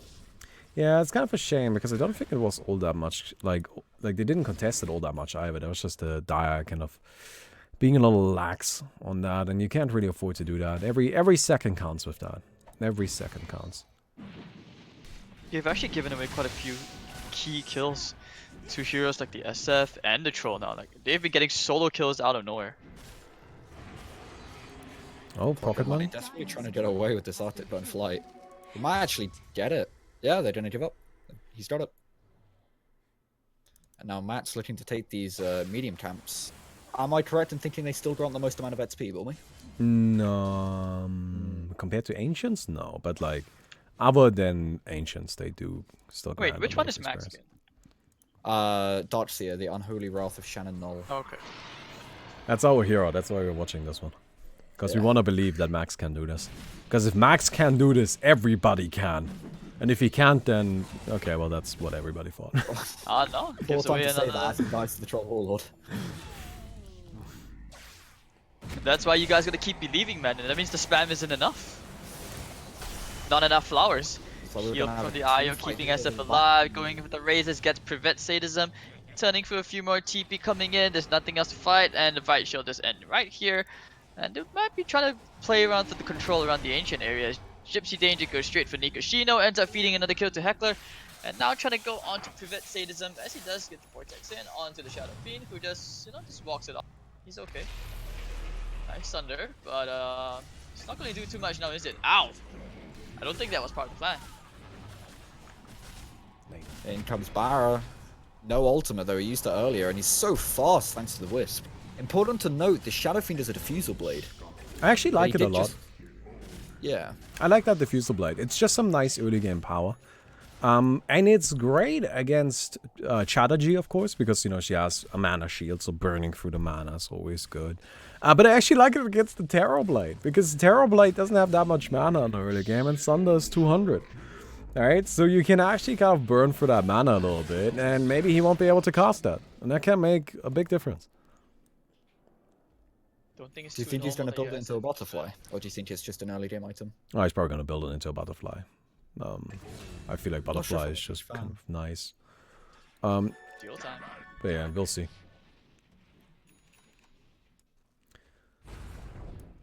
And here we are, thrown into the duels. We've got 2v2, Terrorblade and Chatterjee up top versus a Slardar and AA, but it's 3v3 at the bottom. Interstrust comes out, but they're all stunned thanks to Barra. Ooh, yeah, not the best coordination right there. Unfortunately, Don't they think seem there's to be actually too crumbling much under that, these Terrorblade duels. can Alright. Chatterjee trying to survive. But she's on her own, going up against 2 heroes, which are now healing up and getting a bunch of buffs. She's probably just gonna be run over. Don't know. You don't want to drown out these duels here because, as you said, there's 5 people alive compared to just 1 on Chatterjee. So they're actually gaining their charges on their tranquil boots. As you can see, they're just running around. Whereas Yeah, the Aya team aren't really benefiting. yeah, this is, again, we had a similar situation last. Was it last So game? what No, I happened think the game before that. Must have been 2 before. Is this the one where they just let him live so that they can get maximum? Yeah. Yes. Which is something I'm personally not very happy about that this is possible. We should probably pause all gold income during duels. Like even the build up of the boots and such. Yeah, but yeah, they're just kind of letting him live and abusing the fact that they have these tranquil boots and farming up their tranquil boots. And now they're gonna kill him. Yeah, now that everybody has 2 stacks. And they're gonna just go ahead and take down the creep camps, no problem. And now they are That's a lot of almost money. 60 grand ahead. That's a lot Wow. of money. After one duel. They're also getting themselves the Dagons, which I think is interesting. So that's something we have seen quite frequently. That players will go for Dagon as like an early item. And I think that's mostly just because Dagon is great for overwhelming. Right? If you're ahead of the enemy team and they have no real tools to actually stop you from just running in and Dagoning you, and they can't take the damage, and Dagon is just free kills, you know, free kills left and right, and can be a little bit brutal. And then you just sell it. Like, I don't think there are any plans to upgrade it. Oh, that was a Terrorblade. Yeah, that was a Terrorblade. We're also seeing Radiant team really like push their advantage here and take their bosses. Like that's how you push an advantage this early on in OAA. Take their bosses and they can't really catch up without cause. Yeah. So I don't know how they're going to answer to this, but most likely they're going to roam down and take their 2 at the bottom as well. So there are some nice things happening for the Radiant at least. You know, the Winter Wyvern now got level 10. 60 damage is actually a very significant amount. Alright, that's a good talent to have. Max looking to try and delay So them here. back to the Sep, doesn't really do much. They're trying to fight for the capture point. But nice Winter's Curse, and it looks like they should be killing off their own teammate. Ayo's dead. Now the rest come in. They do get another strike onto the Slaughter. 4 more seconds before Ayo's back up. Ice Blast in connected to Professor Reason. And of course now he's gonna die. And let's see, it's gonna. There's too many people here. That's the thing. It's Nice. 5 heroes and nicely done. They actually win the fight, and that's a comeback. They're not going to get either capture point though. I honestly think they come out of that worse because they're not getting either capture point. So they are just falling behind in cores. They're forced to take their Roshans up here, but what is that? That's 3 tier 1 cores they've got now compared to how many? Yeah, they are all being snatched up. I mean, the nice thing is though that at least for the Dire, you know, they can see that they have a little bit. You know, they can actually take these fights. I mean, they just won the fight, fair and square. There's just nothing else you can say about that. They just won that fight. So, there's potential here. There's potential. And one more tier 1 Does boss. Troll have any cleave? He doesn't have cleave, does he? He's got face boots, which provide splinter. Oh, Yes, okay, that yeah, explains face boots the are Splinter. Like Drow's items, but for both melee and ranged. It's a little worse though because it doesn't carry the orb effects. But still, Troll is very, very fat. He's got what, level 2 Daedalus, he's got level 2 MKB. Yeah, But Seth definitely also picking up really Daedalus, so- scary. Yeah, it seems they are gonna just try and prevent this. Boss kill. Cyberpunk stunned with the strategy as well. As actually, it looks like Cyberpunk's not going to fall before he gets his ultimate off, with the Troll Warlord able to take down the Terror Blade, but now turning their attention to Slardar. Troll's going to kill his own teammate, but I don't think he really cares. He's just going to continue right-clicking. Ultimate ready, going to pop it. 3 hitting max. Pocket money. Now trying to get away. 1 hit needed. 1 hit found. As he falls as well, and they're going to be able to take this tier 2 boss. Oh, but that's because your IO is so fast. He's got a heart, and Negan, and a Kaya ultra kill for Nikushino. 100k gold lead. Yeah, that was brutal. This is what, this is kind of like how you can see that the Radiant is just drowning out the Dire by sniping these bosses. It's just such a big deal, right? Every time a boss is sniped, it makes a massive, massive difference. And now, I like this a lot as well, right? What the Dire's, the Radiant is prioritizing is they're taking the bosses right next to the Dire's base, the safe ones. So now the Dire really has no good way of actually catching up without taking a large risk. Bring back the cave fronts, monk ass. I don't think that would fix anything. Bring back. Yeah. No, I feel like if caves were in this game, I think it would probably even be like a Radiant advantage, because while Troll Warlord fights, the Shadow Fiend could probably just farm up cave. Like, I don't think it would really add much. So I like the Winter Wyvern a lot. I know I've mentioned this a few times, but the Winter's Curse has actually been coming through big time, right? First of all, it just straight up gets kills, right? Every time the Winter's Curse is cast on somebody and the troll stands next to them, they are dead. So this is actually just kind of an insta-kill ability. Also, it doesn't have that long of a cooldown, so Pocket Money is able to use it very, very frequently. And it's just something that the Dire has going for them here, right? And that's what they need. They need something.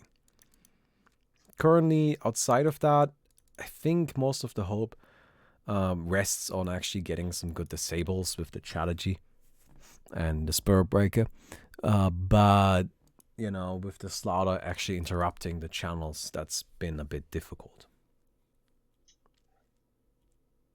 But I mean, is he able to kill a core? That's the thing. He's only been able to kill like the IO or the AA each time. He hasn't been able to kill like the Slaughter, you know, or the SF. I or even think in that last fight, they did actually kill the Slaughter. Did they? I thought it was the IO, but okay. Yeah, talking about IO, of course, IO is always a problem, right? Like IO now sitting level 16. So far, okay, he's not escalating yet, but as soon as IO actually hits that big level 25, that's where we have the problem.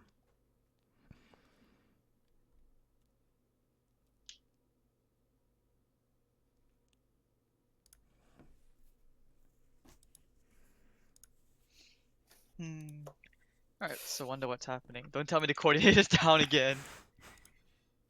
Yeah, I do also hope that that's not the case. But, yeah. Oh god. Story time, round 2.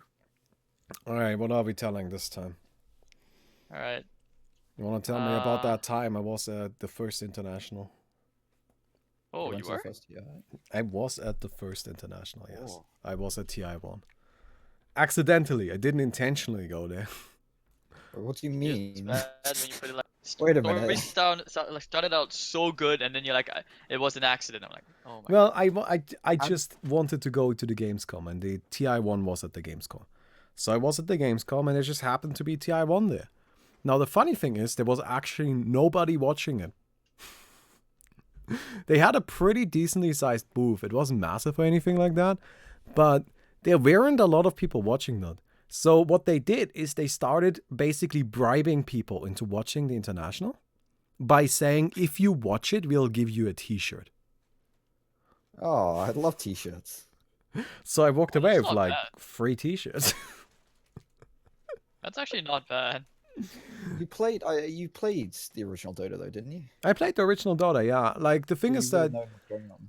there wasn't like a lot of people don't really know this, I guess. But there wasn't really a lot of hype for Dota 2, like when it was announced, because like the first footage we saw of it wasn't really very pretty at all. Like Dota 2 originally looked kind of garbage. It didn't have anywhere near the full hero pool. It was clearly very buggy. It just wasn't really that exciting, right? So, but I still watched the original. Like I still was like, all right, let's watch this international thing. And the funny thing is actually like, they kind of like went over the time limit a little bit on some of the days. So as long as you stayed to watch the international, they actually let you stay within the Gamescom for like however long it took for the tournament to finish, even if the Gamescom already had shut down for like 2 or 3 hours. So we actually kind of like, I actually got to see Gamescom after dark because of that. And turns out, do you know what the crazy things are that happen after Gamescom shuts down? What? Is it like not at the museum? All the things come to life? No, but all of the game developers start playing all of the other game developers' games. Which I thought was I thought that was just kind of cute. That's just kind of funny. You know, you've got all of the EA people coming out and going over to Activation and playing their games. And like everybody was just out there. Were tons and tons of people just walking around and playing the games of the other developers, which is kind of funny. Oh. Anyway, game's unpaused. Oh, we've got Dia trying to take down the tier 2 right here. Twins, of course. Big and beefy. I don't know if they have enough damage. Dude, the Dagons are just overwhelming them right now. There's nothing they can do about it. They're gonna try and take themselves a boss, but that's like a consolation prize. Alright, they got it. It's good. Radiant stealing their bosses at the bottom there. Yeah, capture points are active. Good position. Wow. I think the Dia is very, very happy about the position of this capture point. This is pretty much ideal because they just wanna be in a spot where they feel like, you know, they can actually get it guaranteed. And this is so close to the base, there's almost no way they can't get it.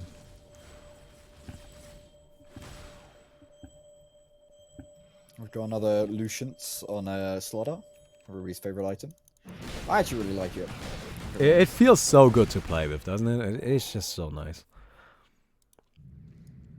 I really like the Lucians as well. We might see another one on Spirit Breaker as he's got the drums ready. It's great on Spirit Breaker. Like what I have seen lots of people do today is basically just stack movement speed items on Spirit Breaker and then charge people with Charge of Darkness and Bulldoze to get like a massive Greater Bash hit. Yeah. It can do an insane amount of damage, honestly. In combination with the Dart Seer as well, Surge. I imagine it would be able to do some serious burst damage.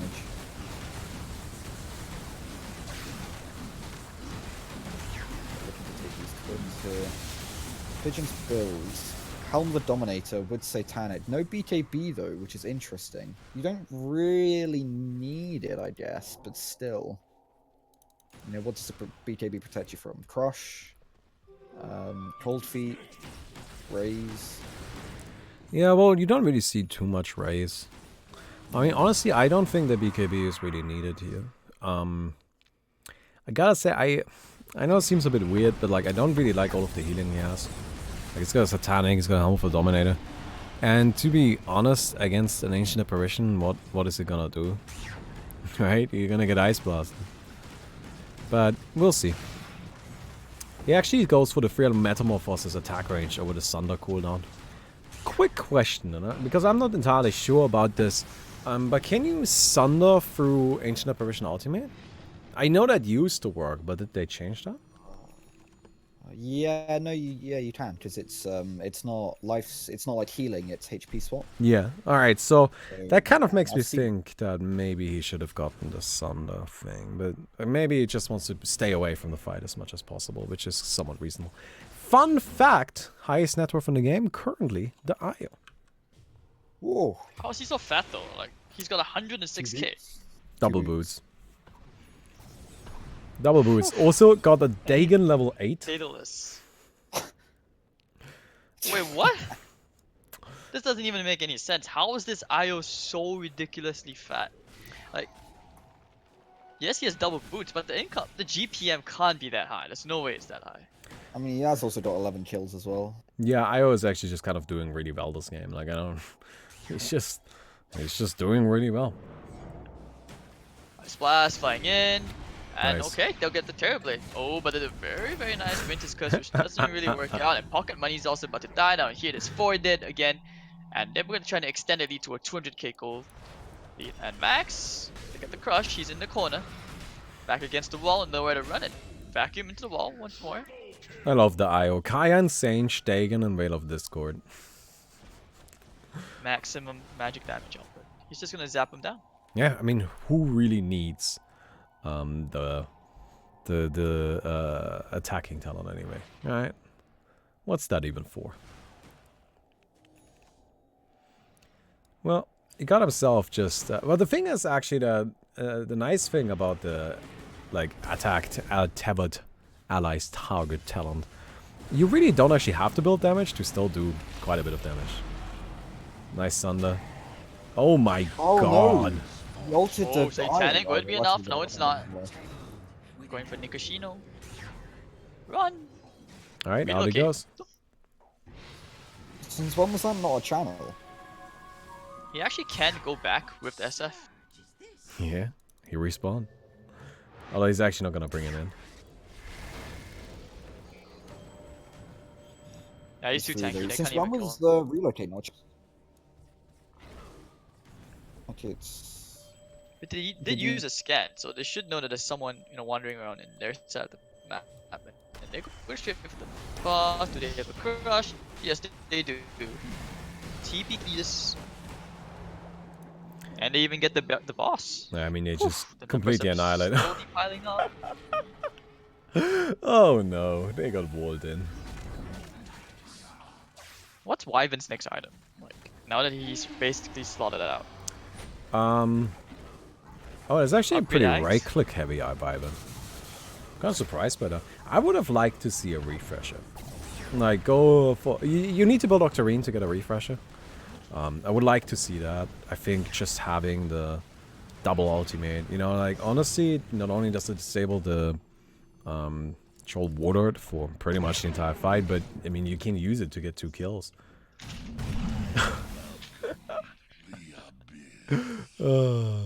I love the spiders, boss. Yeah, I'm not sure about this right-click build from the Winter Wyvern. That's something that I feel is a little bit sketchy. By the way, here's another reason why I like Winter Wyvern a lot. The Arctic Burn percent-based damage is really good against bosses. Right, because they just kind of take a lot of damage from that. Yeah, which is what he's doing. Look at that. The boss is barely doing any damage to the team. The attack speed's slow, the movement speed's slow. It's just so strong.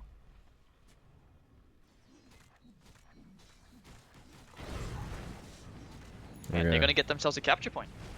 That's good. That's what they need. It's a tier 4. It's a really high level one. Mainly it'll give them money. Well, what do you even spend? Oh, it looks like they do actually have an item tier 5, but still, like, I don't know. They need more lower cores to be more efficient. They can't just. Slaughter's chasing after the Darkseer, so he's like just sprinting after a search target, just running around. Sees him. Looking for the gosh. Bang, bang. Back. Oh, the Nice vacuum. back. Give him away. Bash. Oh, enough my damage. God. Oh, even gets. Hey, this. I'm sorry, you're lagging a little bit. I really want to see the Dia kind of like get this Winter Wyvern to level This 25. I think having the level 25 talent will actually go a pretty long way. Oh, look at the boss. Oh my god. Yeah, goodbye. You know, they actually got it. Like, that's the thing. They are actually able to kill these bosses, and I think that's a big deal. Alright, we saw teams get to this stage before where they're like, okay, you know, we're far behind, but let's go and try and kill some bosses, and then they just can't even really do it. But not these guys. These guys are strong enough to be able to handle it. They're gonna go out and pick up. Look at the Darkseer again. What? What the was that crit? I don't know, I guess they just do a lot of damage, right? Something I also like is that the Darkseer is going for, or got himself a Hand of Midas, which is interesting. You know, that's a way that he can kind of keep up in golden experience. I think what the Dire is doing here is they're basically saying, okay, we are never going to catch up in cores, at least not in the early cores. So what we're going to do is we are just going to get like all of the farming, and we're going to get strong enough to take down tier 5 bosses, and then we're going to just catch up with exclusively tier 5 bosses. Which is, of course, kind of a little crazy, but honestly, it's not a bad idea. But what do you think about this Darkseer just surging around? He's literally just running around and giving away kills. I think he's, I don't know, it seems to me like he's probably got a little bit more strategy than that. You know, maybe he's scouting out what they are doing, just providing information. I mean, at this stage, you're gonna have to win like 1 or 2 final duels anyway.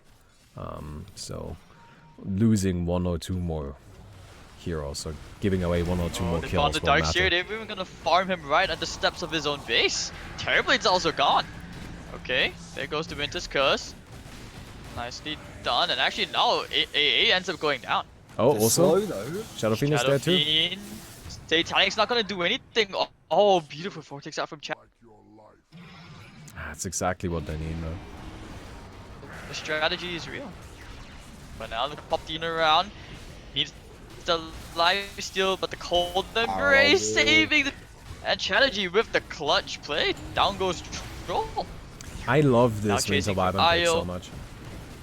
Oh my god, Nikushino is actually down, going for the crush, trying to save his teammate. Actually doesn't get anything. I should think about going for the double damage, but that may have cost them another strike, and they get themselves 1 more target. Big kills happen. Exclamation mark max, boys. And meanwhile, AA fighting against the Terrorblade, who has the Sunder. Gonna hold this ground, has the Cold Feet procs. And here comes the Troll, who makes very quick work off that Pigeon. Yeah, so, I know I keep talking about the Winter Wyvern, but that last fight, it was just beautiful, right? Like, Winter Wyvern protected the hero from with the Cold Embrace, just completely keeping him safe. You know, then Duke the Slaughter was able to fire the entire time and just did so much work. I think... If you actually look at the net worth, like, Winter Wyvern actually is catching up. Yeah. Pocket money, definitely doing a great job right now, and I feel he's one of the main reasons why, despite the Dire side being just very, very, very far behind, this still feels like they have at least a chance, right? Like, we have had games like this before where it just felt over. This one doesn't quite feel over. This one just feels really hard, but it's possible. What happened to Strategy and Gypsy Danger actually both dying. I would like to see a Skadi on this Winter Wyvern so much, though. Ditch that Mjolnir, doesn't do anything. So would you rather swap the Mjolnir out for something else? Like, Yeah. what would you swap it out for? Skadi, 100%. Like, you need to slow people, right? You need to slow through BKB. And you also have no attack speed slow for the bosses right now. That's why the bosses do so much damage. Like, having just a Skadi would be a huge improvement. But, I don't know. I guess he wants to stick to what's been working. We got a duel. Oh, it's a 1 versus 1. versus Wyvern. TP out. Going in. Can they get anything out here? Troll gonna pop the BKB here. Wow, that was fast to take care of the Darkseer and the Spirit Breaker. Gonna strategy. Well, Private Pigeon does take care of Peacemaker. Now it's even have time to get the Sunder off. Lasers, pew pew pew, Citizen, Private Citizen. Yeah. And over at the other side, the 1v1 Shadow Fiend is just caught in a corner. He's not able to do anything. Look at Pocket Money. He's just messing around. Interesting talent choice by Pocket Money, who chose the Winter's Curse Jump over the stun. I see why. I don't necessarily agree, but that doesn't really matter, right? Like, the thing is that there's a good argument to be made for it. The Winter Wyvern simply has an incredibly powerful ability in that Winter's Curse that is absolutely devastating, and you know, just getting a little bit more value out of it is not a bad idea by any means. So, I would have liked to see the Splinter Blast, though. I know, I like the Splinter Blast stun a lot. I don't know how much you guys have played with it, but it's really powerful. So I what is think this? Is you are tier 4 or right. tier 5 boss? Tier what, sorry?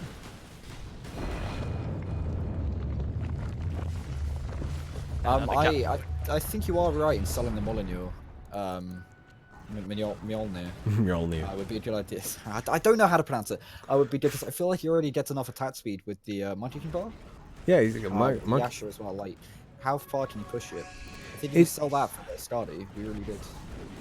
I mean, Scotty also gives attack speed. Like that's also a thing. I'm just saying, like, what are you looking for from this Winter Barbarian? I personally think that the Winter Barbarian doesn't need to do that much damage. I think the Winter Barbarian needs to do just like disable and just disruption. Those are like the priorities. And to me, the Mjolnir What are doesn't they waiting contribute for to right that. now, though? Dire? I don't know. They're just waiting inside the base. They're not doing anything. I think they're anticipating the final duel. Yeah, maybe they were just, preparing, buying some items, upgrading some stuff. Well, they go for more Temple Guardians. Take themselves another boss. I always Daedalus. Okay. That's normal. That's totally normal. Interesting decision for Private Pigeon to hold on to his treads instead of switch them out. Especially when you've got the movement speed bonuses from both Barra and... Oh wait, no, that's not AoE any. I'm still in old Dota. Yeah, no. Barra no longer provides the aura. Of course, Lucian's is enough on its own, but honestly, right now... Yeah, you don't... Oh my god! Did you just see him zoom away? What the? What was that? Did you see how fast? Yeah. That was like what, 900 movement speed? That was a lot more than 900. I wanna see this again. 1881. Oh, wow, 60% movement speed bonus. Oh god. And that wasn't even with Surge though. Alright. Oh, so the laser applies a movement speed Yeah, buff. it applies a speed buff that decays over time. Yeah, and the Purge. And a purge, yes. Which would have been really good early game, but now that Slaughter's got his unpurgeable dispel. Oh But yeah, it that's would be right, good that's for unpurgeable, cold isn't it? feet. Yeah, really good. It's also really good against bosses that purge, the Soulbreaker bosses, which is... Well, they can't purge it. Oh, AA might actually end up going down here, trying for the heals. no Is the troll. relocate? He has it now, but now they get the crush. Spirit Breaker just gets melted by the Slaughter. Cursive That haste. minus armor. Alright, Wait, final oh, duel. there we go. The final deal. This could actually be the last fight, unless Private Pigeon and friends can come up the comeback fight, going straight to the back line. Oh my god! And there we go. Wyvern and the Darkseer both deleted from the game immediately. I think this is I it. think they're gonna find the Wisp. They're gonna find the Wisp. Yeah, but that's it. I think they put up a good fight. I think they put up a good fight. I like how they played that out. Alright? I feel that Chatterjee, Tragedy, they were the underdogs, and they really showed that with, a little bit of refinement, eventually they'll be able to do it. Still a good placement. That's 5th. I think we can be happy with that. All right, and with that, we have Kindergarten versus Not Yet Dead in the winners finals, and Way to Death versus Alpha Boys in the losers semis, which we're going to do tomorrow. Those are all going to be best of 3s. And for today, I think we're done. So thank you very much, Unix. Thank you very much, haters. I'll see you My guys. pleasure. I'll see you guys tomorrow, I hope. And well, I think with that we conclude today's stream.